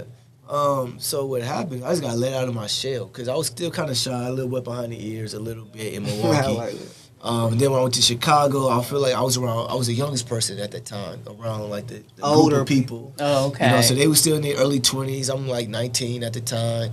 And that's when I got experience to really what it's like to be a musician and really grinding and hitting the pavement. Yeah. Right. So, and then seeing what star power kind of looked like, Right. So I kind of just, I feel like I adopted like all the mesh of all of their like swagger, personality. And then mash it in and one mash of it your in- own. And then eventually I became my own, and then that's when I went back home to Milwaukee and then did the best I could. Oh, so basically when you went back home, that's when they seen like the progress and like you kind of Yeah. went back. Yeah, you like had I'm a different. caliber. Like, I mean, yeah. Like you were different than what you was last Yeah, like, I time. kinda- Like, basically people kind of start respecting you more and like your dreams and goals when you talked about it, they took it more serious than basically just brushing you off. Yeah. Like got to a fact where they more so wanted to get intrigued and know what you had. Yeah, because going they didn't on. see it coming. Because I never really talked about it. Like I was a shy kid. I wrote rhymes in my journal, and I always wanted to be good at music and things of that nature. Right. But I never really took the initiative to really put myself out there. Oh, I got So you. it's like I feel like I was good, but at the end of the day, I didn't have the confidence. So Right. so they allowed me to have the confidence to do it. And like you said, you just need to get it out there to that audience to get that feedback to know that people is actually enjoying what you producing. Right. Yeah. Or My what question, you have to offer. I have a question. Why reality TV? Why? Because, man, that's a good question. 'Cause I didn't think about the why. It was more so. Okay, I'm glad you asked. Now I can kind of just dial it back to really think the thought process of right. why I wanted to do it. So what happened is I used to be in sales. I used to do sales and marketing, developing sales tips, things of that nature. But I was around a lot of younger dudes. So if you don't know, I'm in my 30s. So I went through a lot of trial and tribulation that they didn't go through. So me, I wore suits before and dressed up and things of that nature, and I was in fashion stuff beforehand. But they wasn't. These are like dudes that's coming straight out of college. A lot of times they trying to find themselves. Right. And like I said, they never wore suits, never wore ties. They don't know the difference between formal and casual, business attire. They don't know none of that. So you was like a role model, like someone for them to look up to. Yeah, and then what I did was I was like, you know what, I'm going to style you guys for free. So I took them to K&G. They bought the suits though. I didn't buy the suits. Yeah, but you was more so pick the style. Pick the style. And I watched the whole process, and then I seen their confidence go from 0 to 10. Wow. Extremely fast. And then I seen people recognize them. Right. They never been recognized like that. As far as like, the girls hollering at them, oh my God, I see you in this suit. I see you. But they never been treated like never got been their treated. attention. So now, and I was talking to my guy. He works in a media company in VA. Glad she asked you that. I'm like that. Yeah. Taking a deeper dive. And then I'm seeing all these interactions, and then I was telling my guy, like, look, I want to be able to, next person I style, I want to be able to capture that moment. Because everybody on their website says, hey, write a referral, good job. But nobody, that could be hearsay. So in my mind, it's always could be hearsay. So I was like, man, maybe I should go rent me out one of them little glasses with the camera on it. Yeah, you wanted to like film your own stuff. Like, I wanted to film it. Word of mouth. I wanted to film that excitement because that excitement is so real, it's so organic. That's true. And then that's when it dawned on me. So I make a long story long, I guess. That's when I make a long story long. I like that. That's when it dawned on me. That like I need to do something to where people can really see the impact in real life. Because you found like the excitement, and like you warming their heart actually warmed yours. Yeah, and then that's how I've been too. Yeah, and then working with a guy that I'd say he has some mental issues in a sense, low self-esteem, always a lot of self-doubt. Right. He was staying in a homeless shelter at the time, and I was training him to get gas sales at the time. Okay. And then, but of course, he can't go to K&G or Men's Warehouse. So Right. I took him to the Goodwill. Yeah. And I found this suit, and boom, boom, boom. I found 2 suits, mixed and matched it for him. Boom. And the crazy part is it took me like 20 minutes because it was about to close down. And, he real antsy. He like, man, I need it. I want to dress up. I want to look good for work. Oh, like you got him excited. Got him excited. And then, and again, I seen the excitement, right? So picture you being the cashier. It was a woman cashier. So picture you being the cashier. And I was like, oh, watch this. And I told him to go do a walk for me. You know how y'all do model walks. Yeah. So I was like, go ahead, do a walk for me. Yeah. He turn it up. Oh, I love it. Yes. So you out there and you hear this, So that's why. So it's like now I just want to find people with captivating storylines. Yeah. And then the resources that I have around the community, I want to be able to big up the small businesses, owners and designers, and really just put that together. Right. And then, like I said, it's a perfect market for it. Like I got the Triangle, then I got Charlotte. Yeah. People moving here. It's up and growing. Everybody's starting to start their own businesses, figuring out what's going on. A lot of young professionals, and so it's a bigger vision that I have. Yeah. You see the big picture. Yeah. A lot of people don't see the end goal. Like they be focused on what's now, but the whole time it's about 5 years and 10 years from now. So I'm glad you said that. Yeah, so that's the main reason why. Because before I was like, man, reality TV kind of corny. I don't really. It's funny because I don't even own a TV personally, but it's like, on some real shit. Yeah. Like, can I cuss? I'm sorry. You fine though. Okay. They probably didn't catch you. Yeah, we might want to not. I'm over messing up already. We live. Yeah. First, I missed the cue to introduce myself. Hey, this my. I came up here with this with them before, but like today's been my first time. So today been my trial and every day. I've been in everybody way. I've been popping in and out. So you my first real interview of the night. Cool. That's what's up. So far since you've been in North Carolina, how do you like it? It was a culture shock at first. I Why What do you so mean much by of that? a culture shock? Yeah. Safer. Okay. Coming from Chirac, okay. Well, I mean, I went to school. I just only lived there for about a year and a half, 2 years. But even just the Midwest in general, being from Milwaukee, like it's just different culture. It's a little slower out here, but it's like too slow. Right, but more welcoming though when More you do welcome. meet people. Yeah. I say my people like up north in the Midwest, we're like Sour Patch Kids. You know, It's one day you and one day you sweet, one day you sour. Sour, like we start off sour and I'm sweet. Once you get to know us, we gotta warm up. So that's what I mean, culture shock. It took me a while to warm up to people because I'm used to stale face. I gotta look stoic. You know what I'm saying? Because I don't really know. Like somebody could be on whatever. So that's just that Southern hospitality. Yeah. And then I realized you guys leave your car running a lot. That was crazy to me. Oh, with the keys. With the keys in it, I'm like, oh my God. So you checking to see if your car running? I was like, sir, you left your car running. I don't think this is safe for you. I don't think this is safe. I wouldn't do that in certain areas. Okay. But it probably was where you at. Right, you might was in the bougie side of town. Yeah. I was on Pool Road. I was right there on Pool Road. Oh. Well, they shut down the Dollar Tree over there, but I was right over there. No, it was. I think this is your 5-minute warning. Oh, my fault. I'm on real. No, 5-minute warning. You got 5 more minutes. Oh, okay. I think so. I don't know. I was told to keep time, and then I don't know when he told me to keep time. Oh my God. So, I got one with my next guest, but I mean, we vibing right now, so I guess my boy got your 5 next more minutes. guest. You're next. Y'all been doing everything. I ain't had nobody tonight. He ain't been on a week. It's day 1, and he's like, my next guest. No, but when you watch that this in you, back, though. you ain't gonna see me in here until now. I've been everywhere but on air.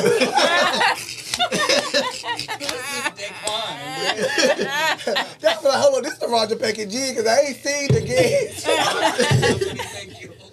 He said the store has arrived. Yes. Fashionably late. Let me Now bring put my a little guest. ice. Let me That's what's up. But yeah, it's okay. So it was cool meeting you. But we like definitely can stay in contact and stuff. Like you round the area in Raleigh. Yeah, I stay in Raleigh. For What sure. side of Raleigh? Are you in Bougie Town, Raleigh? Meaning, if you pass Capitol He Boulevard, might not know. Like, I don't know. You gonna have to let him know where he live at. Give me a land. A landmark? What's a landmark? I stay right off Rogers Lane. Oh, I used to live there. That was.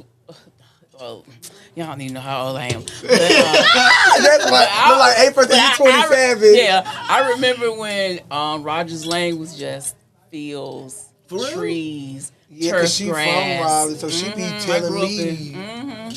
So yeah, you're not too far from the bridge, which is once you cross over Neuse River, you're in Nightdale. Yeah, I know I'm close to Nightdale. Yeah. I know I'm close So to where Nightdale. he at though? Like it's bougie. So he's still in bougie town. Yeah. Okay. I done came on up here.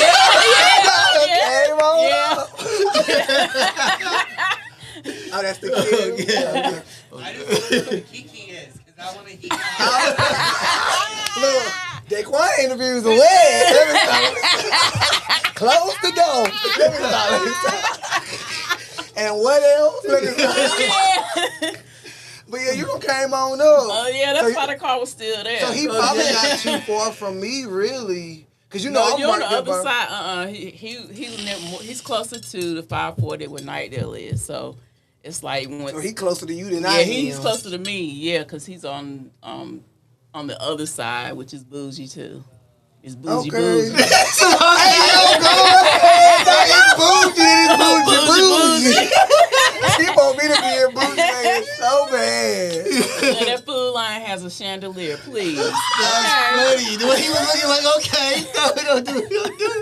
When I first told her about address, she said, "Oh, you bougie." I'm like, "What do you mean? I don't know." No, but I'm still new here, so I didn't really know what side of town I was moving in. Like Tarboro, Rocky Mount. Like y'all may have heard of Rocky Mount. Yeah. Yeah, I'm round that way. Okay. Don't leave your car around there.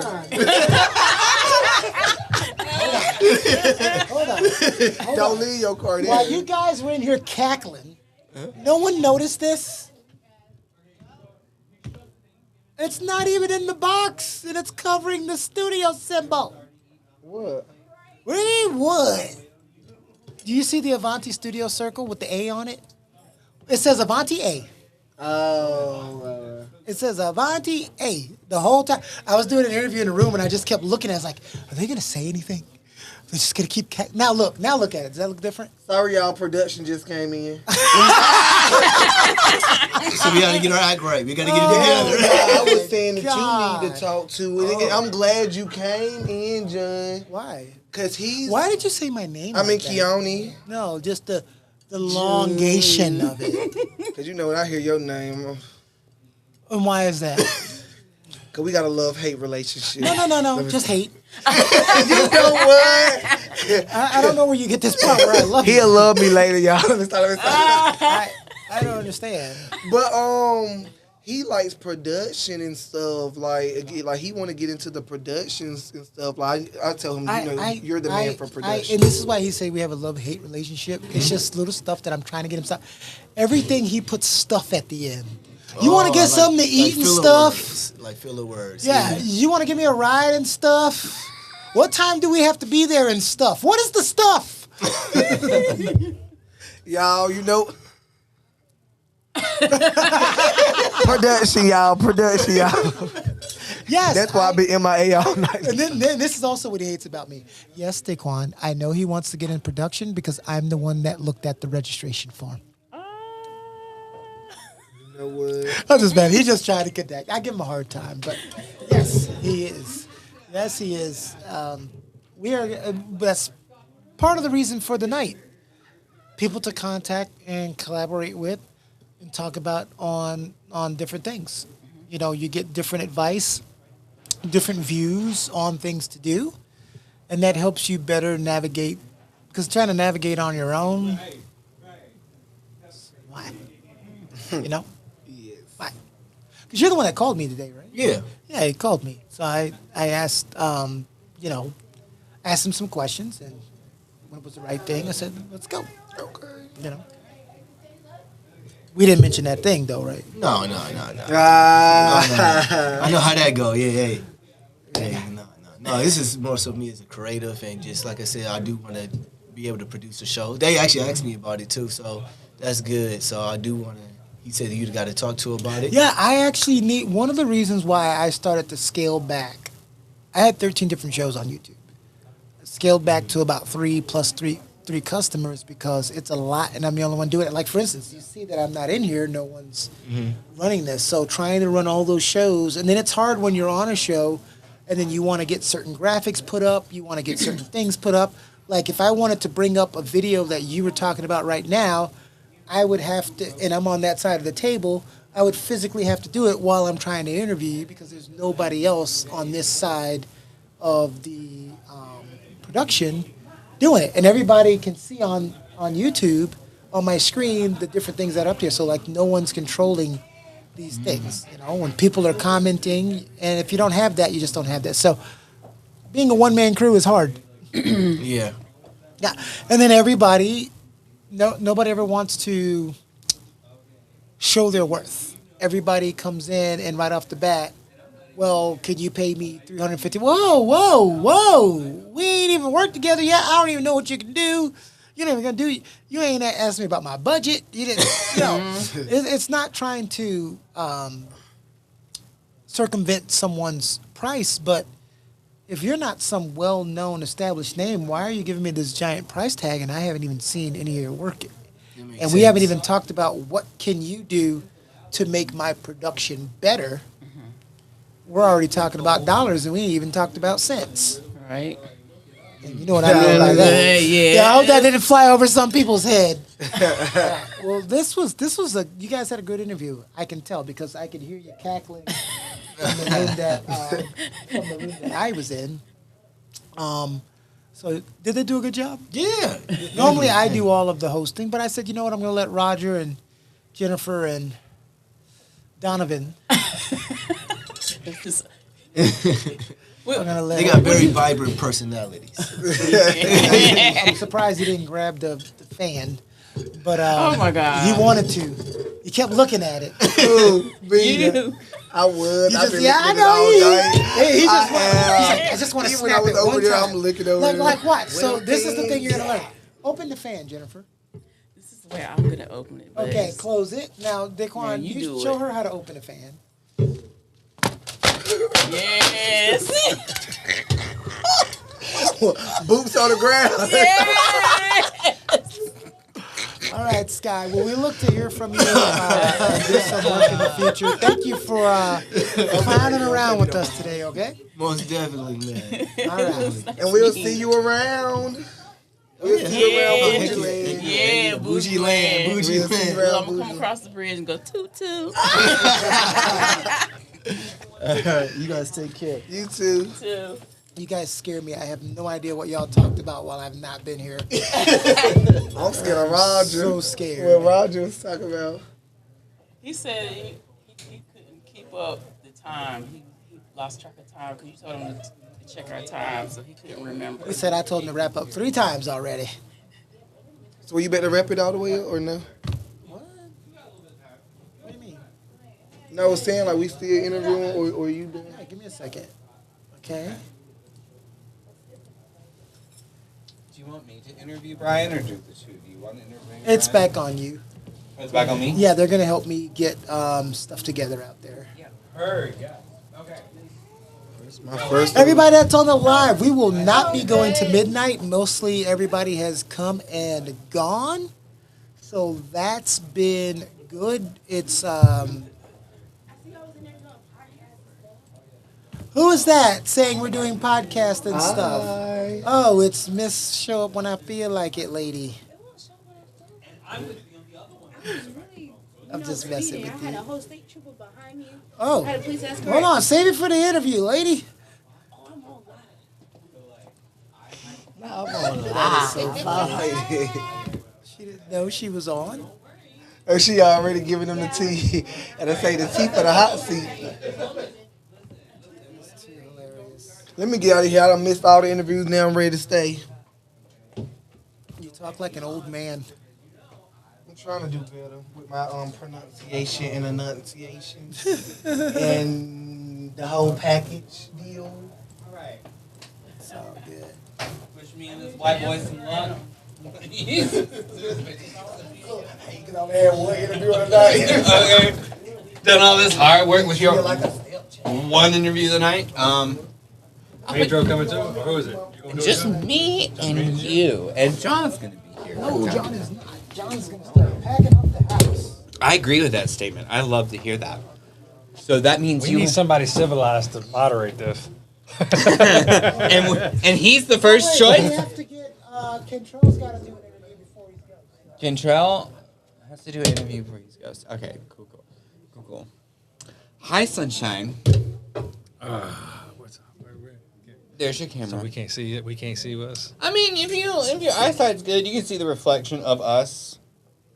We're on the TV behind us. You want to take Oh, a there's gander? a delay. Your All right. face is so tan. It's crazy. I mean, the rest of me is too. I mean, I would hope so. Not you running around the farmer's tan with this shade be one color. No, man. I've been at the t-shirt. beach. I've been surfing. You already know. How has traveling been? You've been doing a Are we lot of live? traveling. Are we going? Yeah, we're going. We've been going since we sat down. Oh, God. Yeah, we've been in this bitch. Hello, everyone. This is Roger, and I have the amazingly talented, sometimes funny. Watch out. Setting the bar a little high now already. Hold on now. Let's Under promise, over deliver. go. Okay, Salesman, let's go. One of I would consider a good friend, Mr. Brian Akins. Applause. Ta-da. Applause. So you've been traveling a lot. Mm-hmm. How is life? You know, life is amazing. I don't know any other way to say that.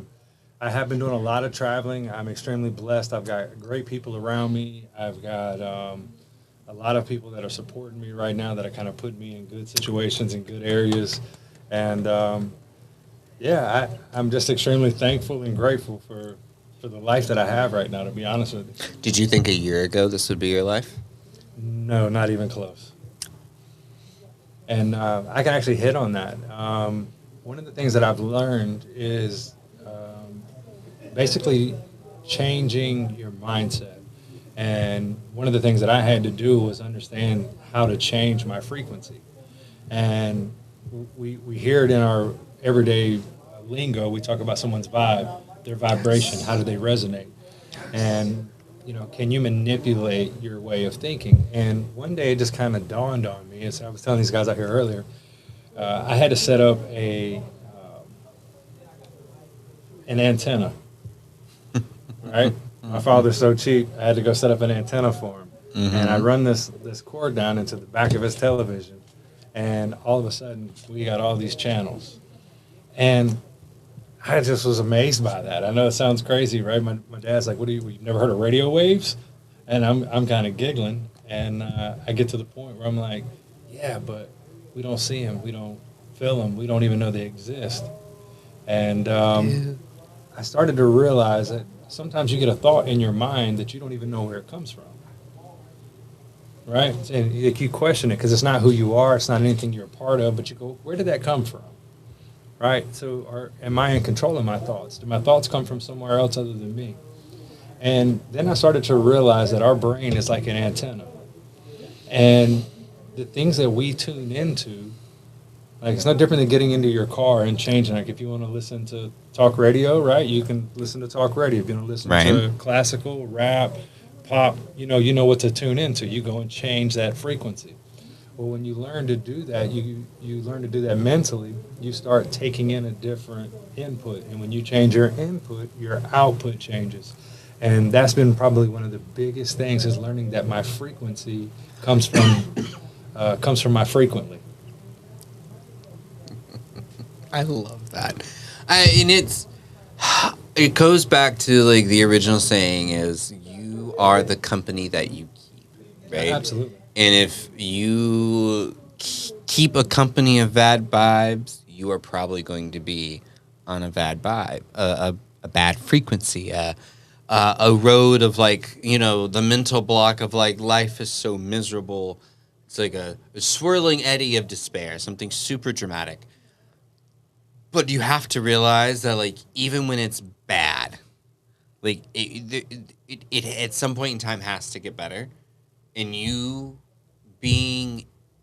feeling bad is one thing, but you staying down is another.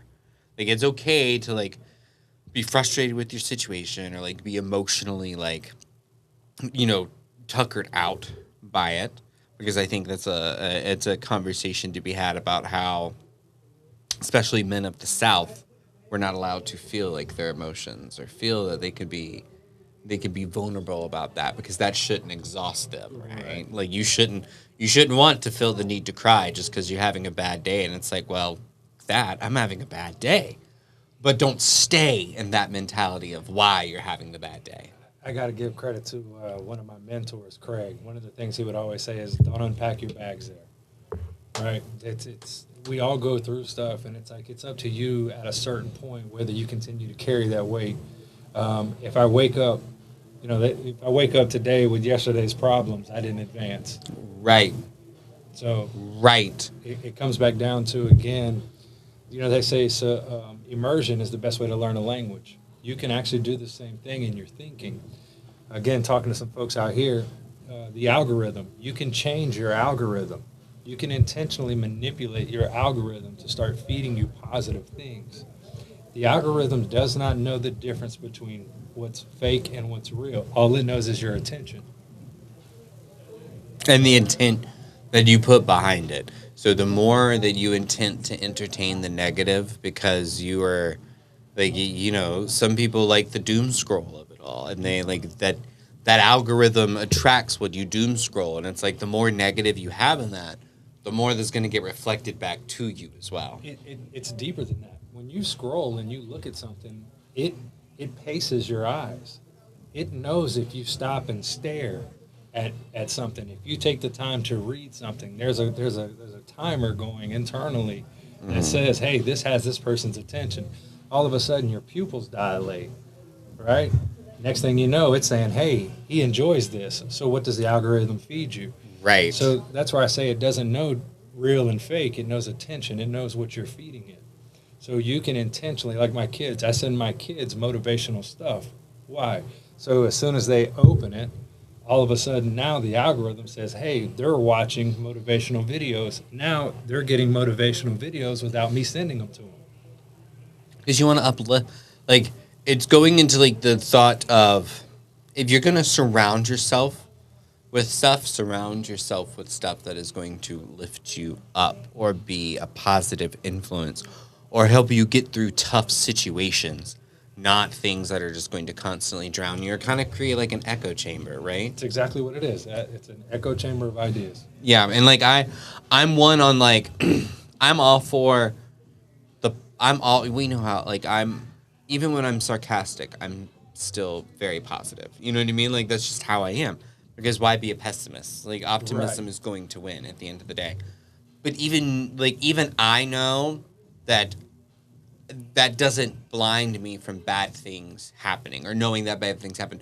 But when it's on the flip side, when someone is so wrapped up in their misery, they can't accept or be happy for someone when a happy thing happens because they're so wrapped up in it. And it's like the two extremes are not the same in any, like, measure of it. Because even the happiest of people know bad things happen and accept that they happen and can help people, like, grieve more and get over. You just said a mouthful there.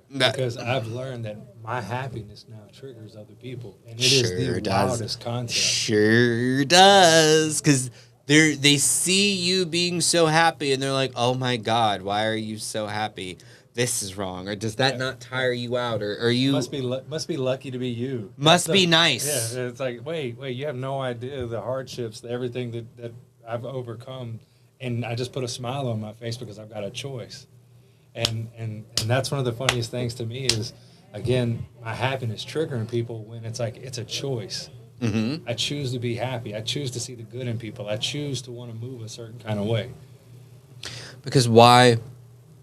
I mean, something me and Kyle and Pedro were talking about earlier was that why would we not want better for the next, for who come after? You know what I mean? Why would I, knowing this bad thing just happened to me and the mood it could have put me in, not want to be more optimistic and be better for the next person I come in contact with? Well, let's say you're an introvert. Let's say you don't come into contact with anybody. Let's say that you're that person. Well, don't you want your next moment to be better? Right.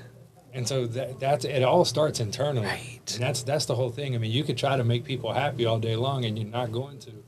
But can you choose to put a smile on your face? Can you choose to see the good?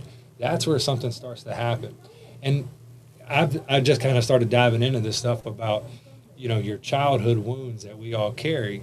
And, I've learned now over a very short period of time that when I started to forgive people that never apologized, when I started to forgive people, things that happened to me, things that people did me dirty, and I realized I was carrying that weight. I was carrying all that crap with me, which was creating negative cycles in my life.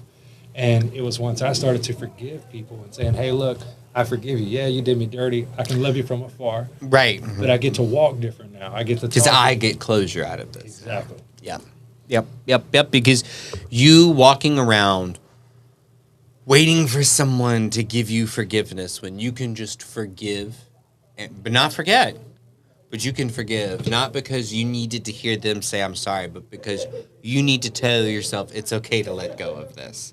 Like, it's okay to let go because this person's never going to apologize to you. This person's never, even if they did apologize, to me, when it's such an extreme thing, apologies only go so far because you've showed me who you really were. No question. And so it's like, I forgive you because I know that I need to let go so I can stop holding myself back. Correct. But and this is how I feel about, this is the majority of my family, is that I forgive you sorry. We need to turn it up. I'm They're sorry. having more fun We than do. us. We do. And look what the camera did. The camera like turned all on me. Hold on. Where is the remote? We have to see Brian's handsome face. Oh, I think John. There's a joke in there. I'm gonna leave it alone. You stop, sir. You stop. Okay? Stop. But like I'm a firm believer in like stand 10 toes down on what you say about it being like about like you like just feeling people feel attacked because you are happy and they are not because they see you living a dream or fulfilling a wish list or like, you know, doing the bucket list, right? And they cannot bring themselves to do that either. That goes back to what I was saying earlier about you hear the phrase "the present is a present," right? And when you break that down, what does that actually mean? Because it just sounds so cliche. But what it really says is, if you live in the fear and the doubt and the betrayals that have all happened to you in life, then you never live in the moment. If your anxiety for the future is greater than the present, you never live in that moment. And so I feel like that's where we're able to be the best version of ourselves is in the present moment. And it's when we're not wrapped up in fear. It's when we're not wrapped up in depression. It's when we're actually able to be our authentic self. And that's how we get to operate. Authenticity goes a long way because I tell people all the time, and it's like for me it hits a bit differently because like in my community there are a lot of men who get to be my age that don't get to be themselves. You know what I mean? Because they have to be in the closet because they married a woman or like their family would shun them for coming out. And like it's when you talk about authenticity, it strikes such a chord because if you can authentically be yourself, that in turn should inspire others to be authentic to themselves and to others as well. Because nothing should hold you back from being your authentic self. But for some I say strange, there's a few reasons we could name. But for reasons, people feel that having to put on a like persona or a facade of like who they are is much more acceptable than just being authentic to the people who will accept you when you're authentic, not the people who accept you when you have your facade or your persona up. So, but what you're doing that, and even saying acceptance, is you're looking for external validation. Yeah. So that's where you're going to run into issues. You know, I love the comedian Jimmy Carr, and I was listening to him earlier, and somebody was asking a question about somewhere along the lines of their dad just found out he had 6 to 12 months to live. He's been cheating on the mom for years, and they're trying to figure out like how they can.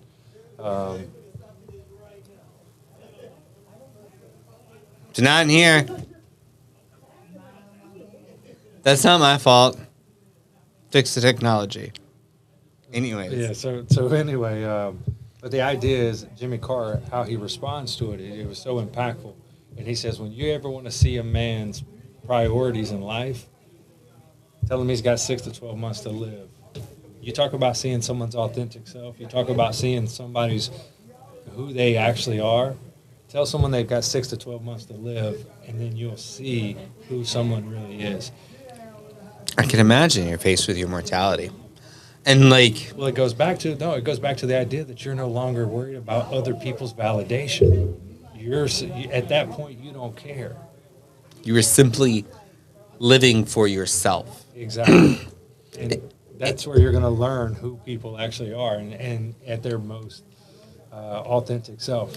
And that's where it just like, for me, it comes down to, doesn't it suck you had to wait to the last 6 to 12 months of your life to like live authentically? I hope that's not the case. But it's in that example, yes. It's kind of like when funerals happen, right? That's the only time the family gets together and like talks about things, and you know, like it's always something of the life altering scale that causes those things to happen. Like I look back and I could not imagine not coming out as early as I did to like accept myself. And even the problem is that when I got tired of not being me, even becoming me, there was a couple of other layers I had to work through. Because it was like I had like some internalized homophobia about myself and like a bunch of different layers that made me like the person I'm sitting here to be today had to work through those issues to allow himself to be more flamboyant, to allow himself to not be like a stick in the mud, to know that it's okay to like joke and be funny and like just be me. And if you don't like it, that's cool. Just, like I've gotten to the point to where 100 quarters 10 dimes or 100 pennies 10 dimes or 4 quarters. I'd rather have 4 quarters. And if 4 people love me, that's great. 10 people love me, that's cool. 100 people like me, meh. You know? Like, because it's to me, it's like you either are about that person or about the people in your life because they should feel comfortable being authentic too. At this point, I don't care about the dollar. I don't care. I don't care if it's zero. And I know that might sound crazy, but the idea behind that is that I'm just no longer searching for people's approval. You know, I've got videos on Instagram that have 500 plus likes, right? And I might know 50 of those people. And I go out and I go have dinner and I run into people I've known my whole life and they go, man, I've seen your stunt work. I've seen this stuff. I love it. Oh, man, this is awesome. And I'm like, really? Because I got a pretty good memory and I don't remember you loving it. And people go, oh, well, you're searching for likes. You're searching for, it's like, no. It's pattern recognition. It's like, so your idea is that you're going to be a silent supporter. I've known you my whole life. You've seen the stuff I've overcome. You've seen everything I've been through in my life. You should be one of the people cheerleading me. You're not. It's cool. Like, all right, I'm cool with that. Right. I can let it bother me, right? I can let it destroy me. I can let it create the doubt, the fear, the anxiety. I can let it do all that, or I can simply high five you and go, hey, you're a silent supporter, man. Appreciate you, and keep it moving. Because the hate, like, even the people who are your worst critics are still gonna help your algorithm. You know what I mean? No, that's the whole. There's no such thing as bad ink, right? There's no ink is bad ink. No ink is bad ink at this point. Like you could be you watch it 20 times. You know what I mean? You don't have to like it, but you engaged with it. Your engagement helps me get more engagement. Like it's a win-win, and you could be a silent hater because like you said, if you truly did support me or you truly did care about me being like, authentic to myself and like what I want to do, you would be there rooting me on. and I like, that's why I bring up like the 100 pennies, 10 dimes, 4 quarters, is that over the last like 3 years of me like going through the process of like, okay, I want to be in front of a camera, I want to stream, I want to be like, I say the word influencer. That's not really what I want to be. I just want to be like a social presence that's just kind of like funny, like people laugh at, and like. Oh, there's material. There's material, like there's material out there. Don't you worry, okay? Do some stand-up comedy, but like I don't want to be like rich. I don't want to be like super uber famous. I don't want any of that. But people who can't see that for themselves or see that for you are the first ones to tell you that, oh, well, good luck, or like, okay, that'd be cool how that turns out. But so I don't think they see it in themselves. That's the kicker. Everything becomes a projection. Yep. It's a mirror. Right. Yep. And so it's funny because like some of the people that go, oh, you're never going to make it. You're never going to do this. And it's like, I've learned to basically look at that and go, that's their self-doubt. Yes. Right. So, again, if you look for external validation and you look for that to create your happiness, you're always going to be miserable. You have to have a certain level of internal belief. You have to have a guidance system within you that is going to always push you in the right directions. You got to be able to let things go. Everything that you think is not true. It's like we create so much BS in our lives that never happens. Right.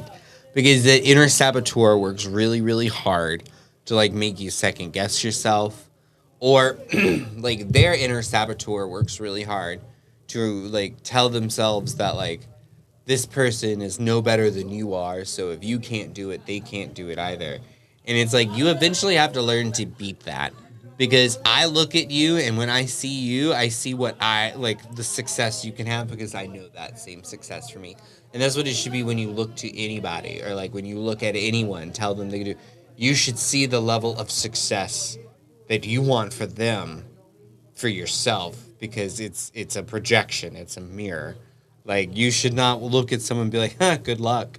Like that's not how. That's a you problem. That's a you problem. That's 100% That's 100% a you problem. You should look at someone and be like, you know what? I want that for you because you want that for you, and I want you to succeed. One of my favorite videos is that video of Post Malone. He's a young kid and he's got the little jorts on that are cut off, the glasses, and he's all out of tune and he's dancing all over the place. And I could only think about how many people looked at him and said, "You're insane." Right. You're insane. Right. And now you look at who he is and who he's become. And it's just wild because, again, it goes back to the internal. If you believe in you, that's where it starts. If you believe that you can go and create, you believe that you're capable of these things, then you can. And if you don't, then that's where you have a discipline problem. And if you'll simply start paying attention to your win, everybody has wins. Yes. So if you'll start focusing on the wins versus the losses, then all of a sudden you start to realize, hey, I'm actually winning more than I thought. And just that little bit can be the ignition to a bonfire. And it builds you to like a tolerance of like when things do get bad, like you understand that like, okay, I see all the good that I've done, and I can like actually think about it because I've not been so caught up in like good, bad, good, bad.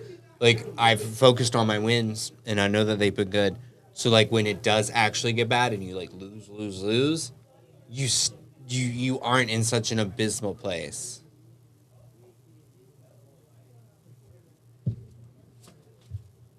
I'm gonna get you, okay? You take your ass back over there. Jesus.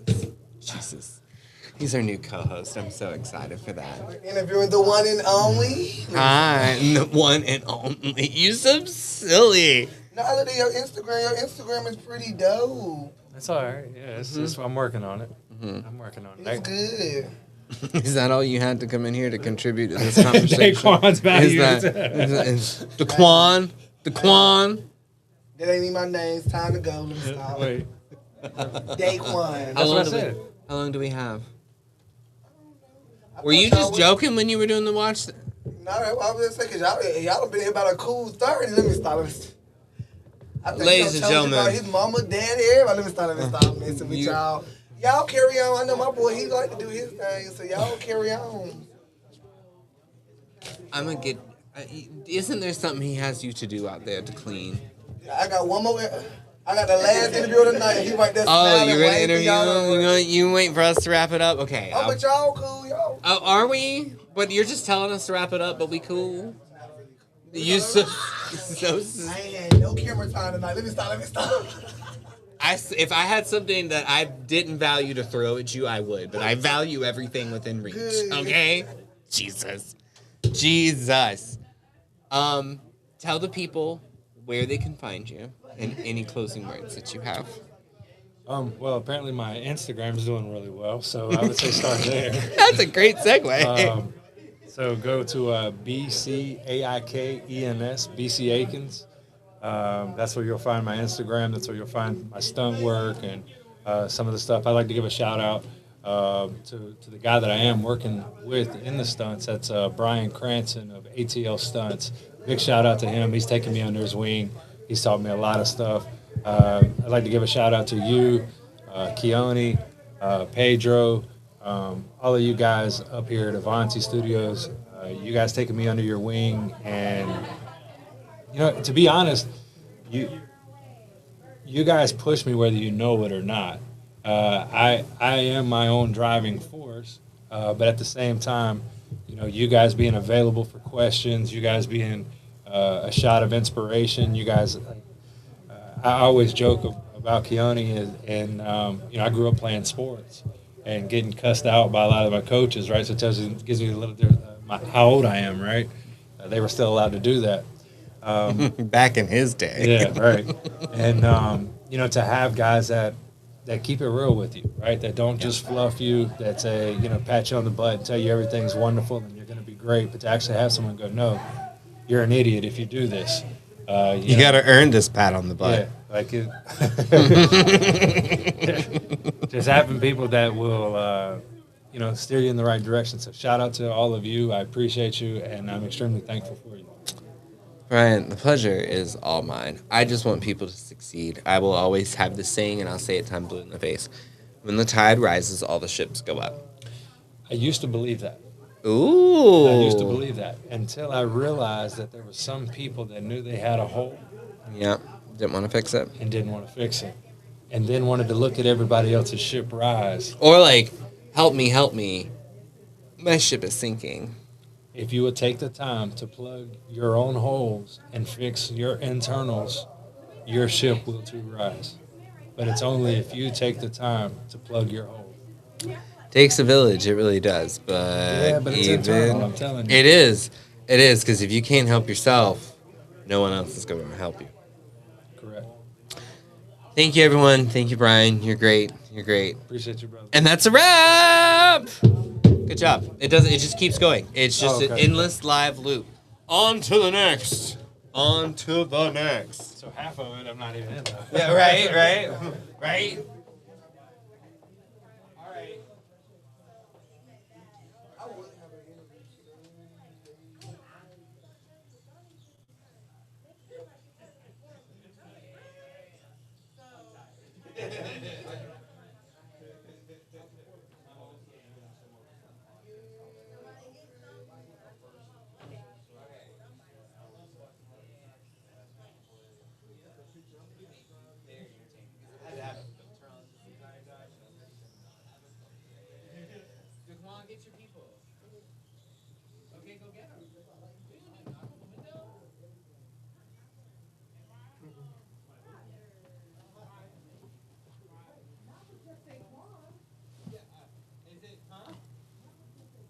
Why? Why ain't season? Y'all, they don't think I can conduct this by myself. They don't think I'm capable, guys. And whole time, this is going to be the latest interview of the evening. Whole time, this meant to be the latest interview of the season.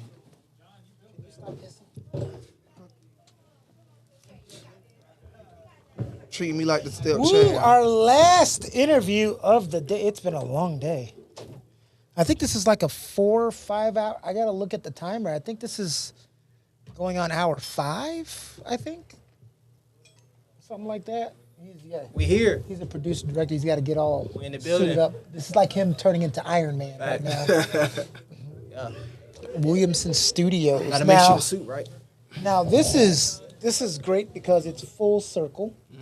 Because actually, everyone that's here today, besides Pedro, because I taught his daughter, everybody that's been here today, out of everybody, I've known you, besides my friend that was here earlier, the longest. When I started coaching, you were one of my first students. I don't really coach students anymore. I still coach talents now with Avanti, but you're one of the first ones. So it was kind of cool to watch you go from being an actor, model, to then start. And this is what I always tell people, because they start acting model and say, yeah, but keep learning other things because you never know. I've taught people to be an actor, and next thing I check in with them, and they're a stylist, or they're a costumer on set, or they're a set designer, or they're a producer. Exactly. So when you started talking about producing and directing, I'm like, hey, you're a creative guy. You're probably going to like that a heck of a lot more than acting. 100%. You do, right? Well, I like a lot of it, but acting for sure, that's like my. Yeah. But producing, I love it too. I like writing too. So it's like, but acting is number one over everything. Because you're a creative. Facts. So you don't have to lose that passion for it, but you also explore the other passions. And that's what I tell my students, right, that I coach. You can have more than one talent. Just because I'm a construction worker, I could be a scientist too if I want to. I got that talent. You got many talents. You got many talents, right? We can't talk let's about say those on you there. was a construction worker. Let's say you can skateboard too. You can monetize everything. Yeah. I don't believe in having one source of income. Right. You can have multiple. And another thing with this acting stuff, you know, you got to take risks. Are you willing to take risks? Right. How bad do you want it? I think that was a question he was asking you. Are you willing to take risks? Yes, depending on how bad I want it. So. I You done took some risks. gotta want it. You I done gotta, took some risks. want it. Yeah. Not only the risk, but also you can't be impatient. If you're somebody who gets into it and you think, I mean, you're not winning an Oscar the next month that you get in here. Right. You're not going to be, and if you're getting into it for the money, you're already going to fail. Facts. You know, Tom Cruise wasn't a $20 million actor in the beginning. Neither was Denzel. Neither was anybody. It's a long road, and this business weeds out the impatient. Yep. So I tell my students, man. Soon as they say, I want to be famous, I'm like, okay.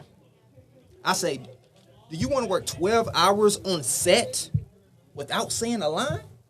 Once you do that, and you say you want to come back again, that's how I know you love acting. Yeah. Sometimes you be on the set for 12 hours, you don't see the camera.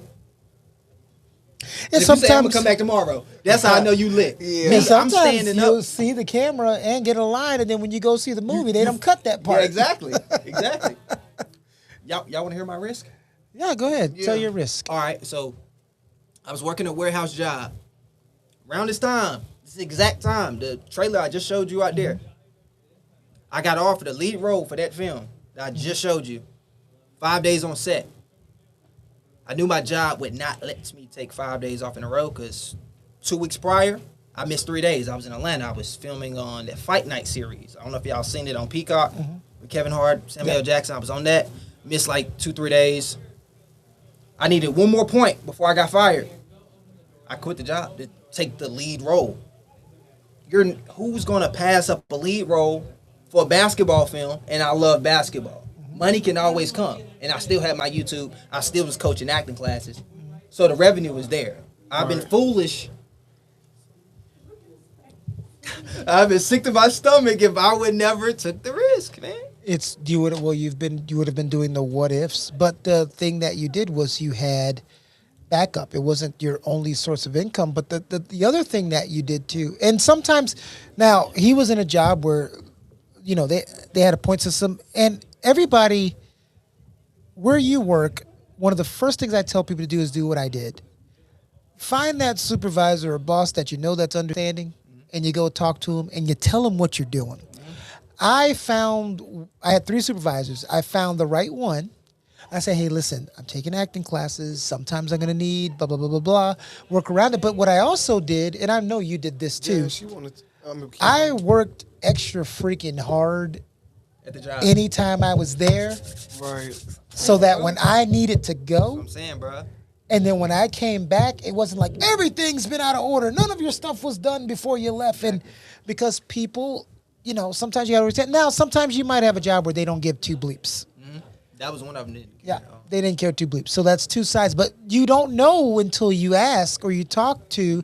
And the reason why I say find that right person, because we all know there's haters out there. Right. And you tell somebody that you're going to do something, they're so miserable that they have to stay in that job. They don't want you to succeed. Right. So you got to find the right person that's in some type of leadership position where you work. At some jobs, it won't matter, but some it does. Yeah, 100%.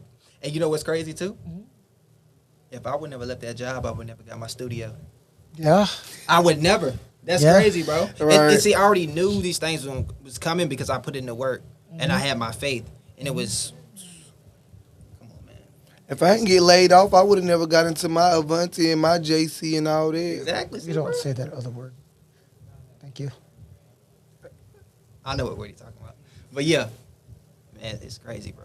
Especially not in the same sentence. Okay. I forgot you treat them with 2 different calibers. Yeah, totally. When I was over there, I couldn't wait to Different- get up. different- I was treated like the evil stepchild. Totally different. No, okay. Now you're being a little. No, you're being you a little did. Much. But it's you know the video that I show you guys when we first started. That motivational video from the actors, and what's the 2 things in the beginning? and they said life without risks is not life, something to that Right. effect. Exactly. And do something new. You got to challenge yourself. Or And no then- risk, no reward. And the one guy, Yeah, fear. I think it was more. I don't know. He said, if you to get something different, you have to do something different. Exactly. If he woke up every day and just went to the warehouse, went to the warehouse, went to the warehouse. He's been Now, hurt. some people go, but that's my job. I have to. But what did he tell you? He found other ways to supplement his income. Yes. And sometimes it takes, you worked a 12-hour shift. You might still need to put in 3 hours on your craft. Like, but that's impossible. And I always look at this. Why is that? And I want to turn it back to you because I know you're going to love this story. I could have been one of those people. But in my class, when I started acting, I had a 72-year-old woman. This woman was a single mom of 5 kids when she was younger. All of her kids went to college. She worked 2 jobs. Not all of her kids, I'm sorry. 2 of her kids were on drugs. As a grandmother, she took care of 4 of her grandkids while going to school. As a great-grandmother, one of the kids picked up their mom's habit. So as a 72-year-old, she works, takes care of 2 kids, and is going to school and learning how to act. And you don't think I have enough time in a day? I said, whoa, I need to stop complaining. Come on, this one, bro. Right, because there's always somebody out there that's busier. That's what I'm saying. And I tell my students this. I say, I don't care how tired you are when you have to submit an audition. Right? Yes, we know you got to go to work the next day, but it goes back to risk. And me personally, when I don't submit auditions, I feel like somebody is stealing money from me. That's my whole mindset. Especially if that role is for me. Check this story out. Well, if you're not submitting and you're not doing it, then what are you in it for? Exactly. Some people, they do it off their emotions. Oh, I'm not feeling good. I don't want to do it. I mean, we're going to have those days, right? You can't wake up, you can wake up every day happy, choose the mindset, but sometimes it's a little harder, right? And this next story, right? The other film I showed you, the Colorado one. I submitted that audition on the last day. It was due midnight. I had just got finished coaching around like 9:15. It was due midnight that night. When I was reading the role, I was like, yeah, this is mine. Nobody can touch me. Nobody. I'm laughing. I'm like, yes, I'm about to kill this. Nobody can touch me. Boom, I submitted it. They called me back within an hour, and they posted on Instagram. This was the caption said. Y'all want me to pull up my phone and show y'all what the caption said? I know what you... You want to see the caption? I can pull it up real quick. I said the same thing. He said, show me the evidence. Whatever. Stop capping. Let me see. He don't know you like I know you. Let's see. Oh, yeah. All right, bet. I want you to read this out loud too, Quan. Read this caption out I'm loud. glad he abbreviated your name. Read that caption out loud. What it say? Can't wait to see Contrail bring Blake to life. We love his audition as soon as we watched it and knew he'd be our Blake. What did I just say? When I read the script, I said, this is my role. Nobody can touch it. I said that before you read that. Yes. And just in case if y'all know about hindsight, Contrail Williams is an actor and model. Currently based in Virginia, he has walked numerous runways and appeared in a variety of films and commercials. He received the Top Performer Award from John Casablanca's acting school in recognition of his outstanding work. He prides himself on being professional, collaborative, and easy to work with on set. Yes. Who gave him that award? This guy. Oh, Lord.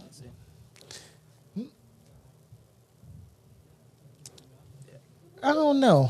I think that's AI. No, I'm playing. Oh, nah. I think that's AI. Look, it's not, and Daquan will tell you, it's not easy to be coached by me, is it? No. No, it's not. I wasn't as hard on him. Hey, you didn't ask the question, why not? Because I feel like you pick us apart before you put us back together. I didn't do that to him. But see, he looked like he got the goods of what you looking for. It has nothing to do with...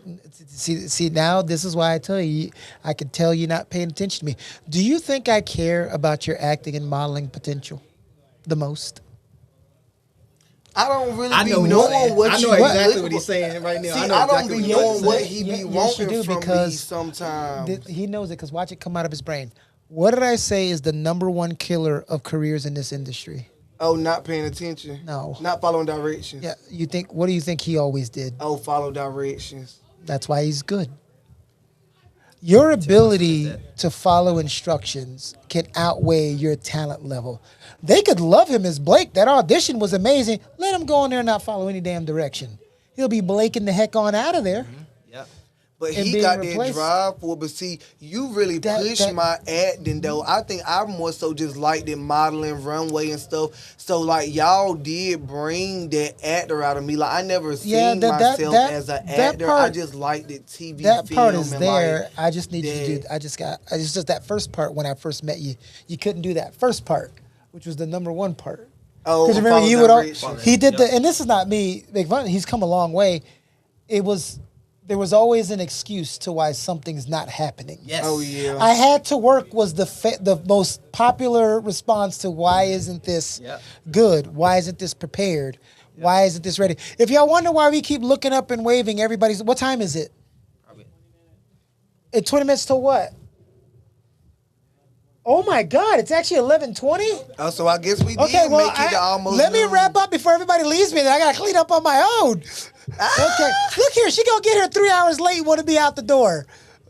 Unbelievable. Come on in here, Jasmine, because you didn't get to get looked at. So let's go ahead and take a look at you. Pedro's putting all the food in his pocket. Come on, cutting into Contrails time. Let's see. I'm gonna scoot over here. This is Jasmine. Jasmine had to work for 95 hours. Jasmine, if you lean on me too much, your boyfriend's gonna be mad. But, it's 11:20. The girl said hello. We're all tired. We've been here a very, very long time. Pedro, what? We're see ya.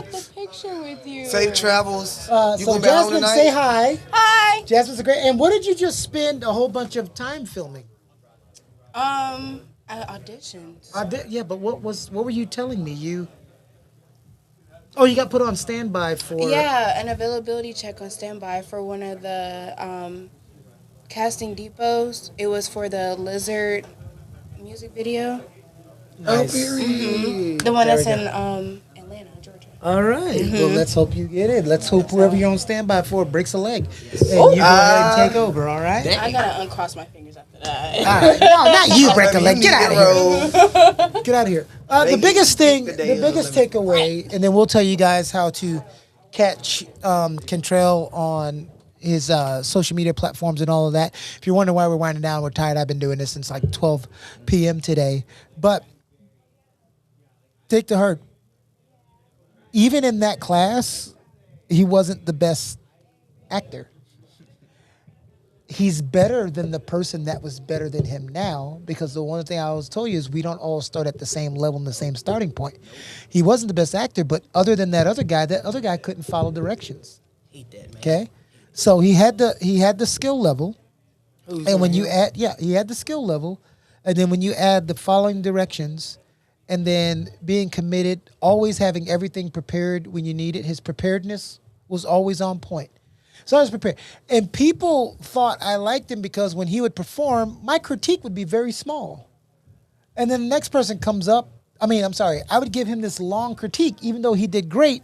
And then somebody else comes up that did worse, and I didn't give him as much. Why am I going to put in more teaching you if you don't want to put in more on your end? You know, that's not today, Quan. This is me talking to the audience. And everything So, you're saying, I say to my students. yeah. Too. So that's why back then, not as much now because you've grown. Back then, I used to give you such a hard time because it was like, in this business, every reason you give them is going to be heard as an excuse in their ears. Because there's a million of you that want that same job. So if you don't have the time to work on it to get it, we'll just give it to somebody else. Yep. That's why he said, what the character's yours? Blake Stryker. No, I'm saying that's why you said the character's yours. Yes, exactly. It's mine. It's mine. We're going to take it from me. Nobody. Literally. Those You are got to the say that. words. He's got a very important role to play. I know. in You an told me a little upcoming bit movie. about it. You said you're an accountant?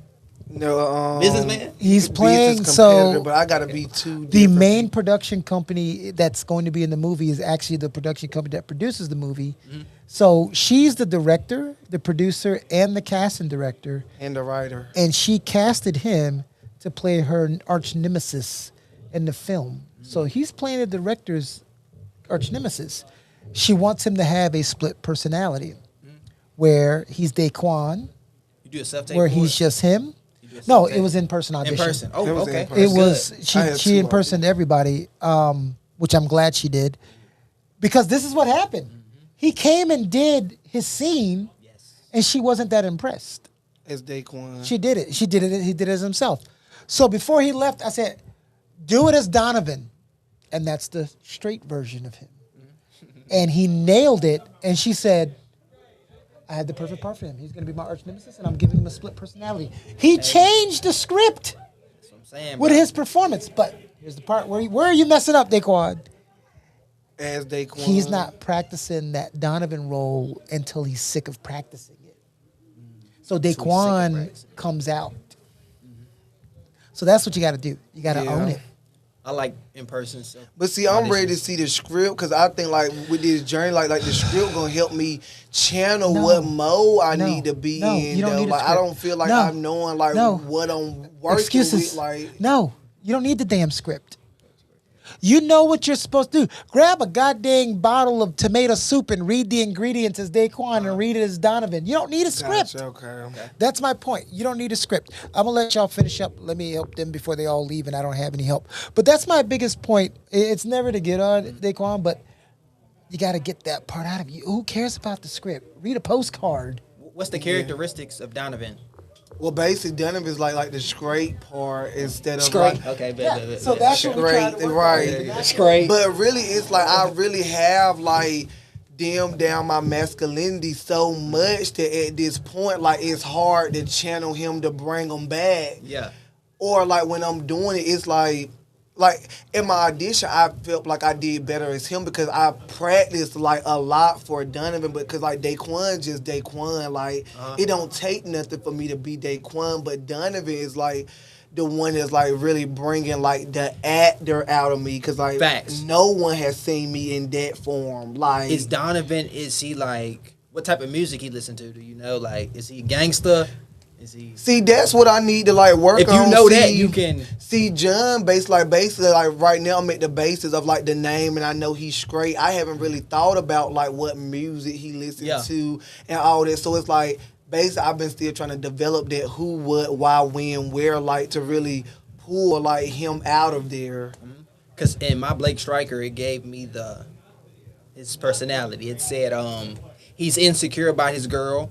He's emotional, so he say whatever comes to his mind, and he's cocky.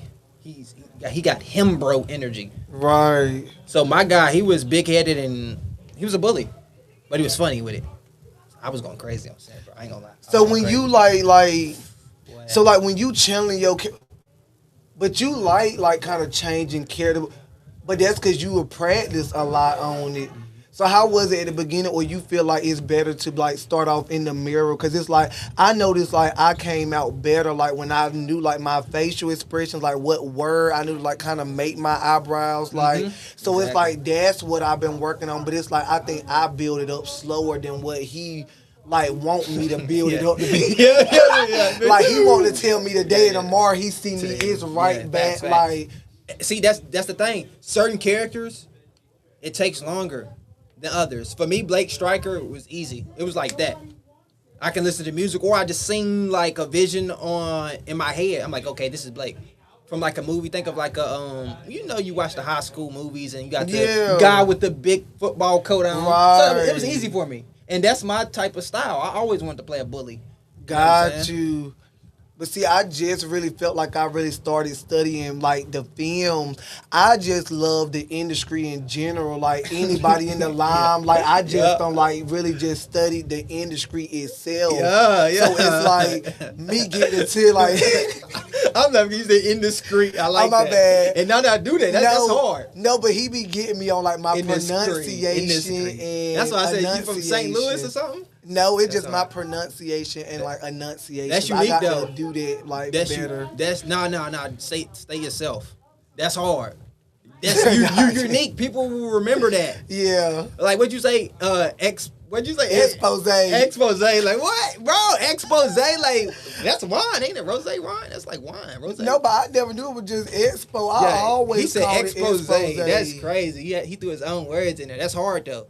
That's hard. Yeah, but like I don't know, like whatever I do, it kind of like stick. So like even though if I ain't got like. I ain't gonna say the talent because I've grown the talent, but it's like I know for sure I got that look. So it's like I feel like the way how I go into my roles is like I don't know. You gonna remember me when I left there. Like if you don't remember nobody, like you like people just gonna remember my personality, like my vibe and like just everything about me. So I think I more so use that like to navigate through. But like I said, I more so just wanted to model, like take pictures and doing stuff. It's like the acting really brings more work from me. Yeah. And it got to a point where I'm not gonna say I was enjoying it, but like when he was really breaking me down, it got to a point where like, I didn't even used to want to go to class. Like Dang, she was pushing me, like, but it's like I used to be prepared, but it's like with JC, I was coasting a little bit, but it's like Avanti really made me feel like I had to work. Yeah. So it's like I just got back to that feel where like I've been feeling like it's fun again, cause like basically I like kind of just felt like it started being like the pressure versus that. So like with the movie premiere and stuff, like it was on my birthday, like the movie premiere, the meet and greet. So it's like I've been had to like substitute what I've really been wanting to do, like you said, like the risk for the reward. And like I work a 9 to 5, I work at the bank and stuff right now, but it's like I know it's about to be a compromise with the movie coming up. And they just shot us the movie schedule and we already got dates in July, and the July schedule has already been made. So like I'm excited, but I think my And you thing haven't seen the is- script yet? No, but we got our table read coming up. Fire. But my I love thing table reads. is, Oh I my think God. I play my thing is I ain't gonna say I play when I'm home, but when I'm home, I'm chill, I'm in my zone. But it's like for some reason when it's lights, camera, action, I'm on go Exactly. mode. Me like too, bro. for me personally, My like. God. For John, I think that's what get him, cause like he want me to like, you know how he want full throttle every time. I don't always give full throttle like in class, like or like if I'm in my bag in that class, like, I'm gonna give you what you want. But like if I won't really feeling it, I'm gonna give you what I got. But it's like expose, like won't nobody rocking with me. Like I'm like the hottest boy, like with all that, like doing the makeup. Like I have the package, but I just been building it up. Facts. And no, I'm saying I'm kind of like similar in some aspects. Like, but when I got the script, we doing a table read. I'm gonna give you a little something too, but 9 times out of 10, I'm gonna go hard so we can match each other energy.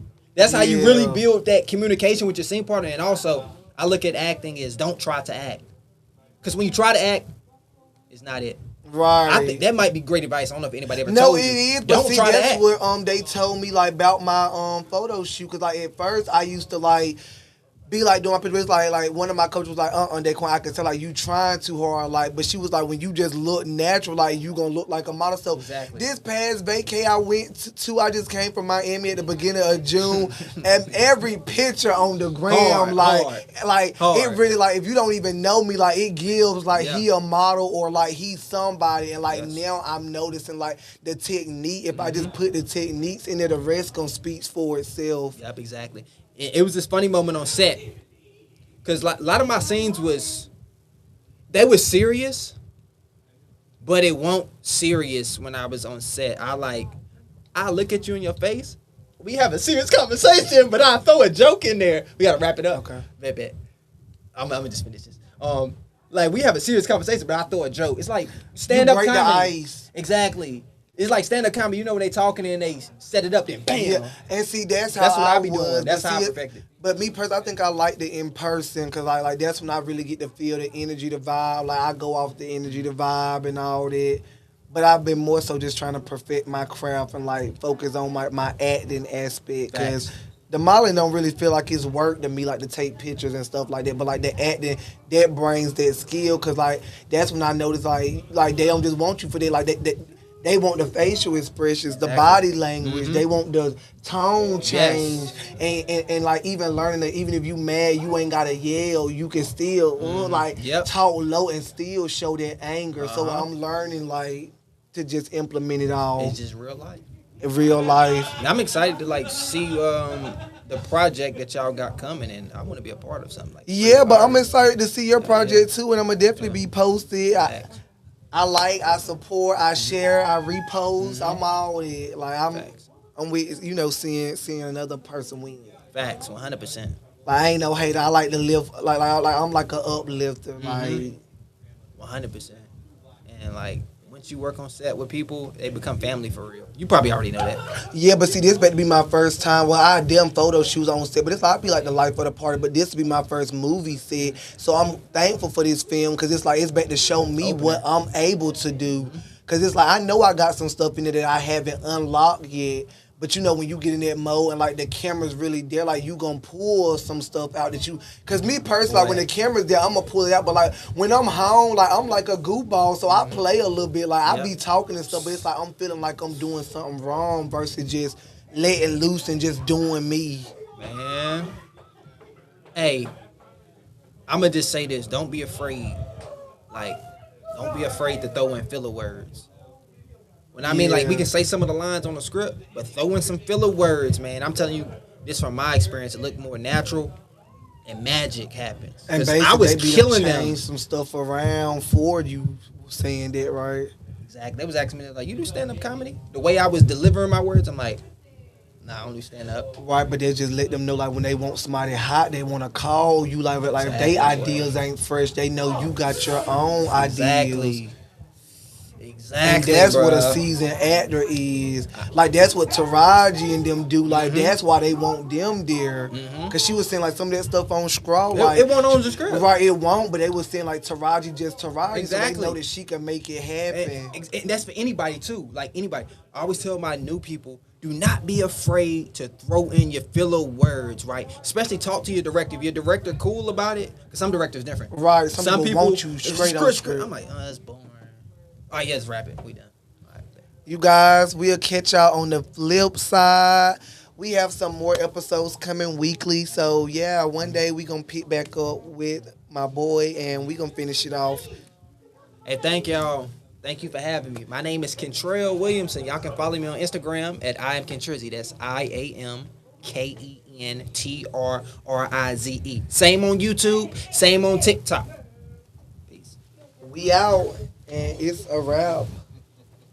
Did you tell this young man to tell the people where they can find him? Yeah. Okay, you did? Yeah, he just finished it. He's new, I gotta make sure, because he was given a time limit, and we not your fault, it's his fault. I blame him for it. I blame him for not following time limit. I appreciate you, John. All right, man. Everybody, thank you for watching this live. We've been out here for 5 hours. We are out.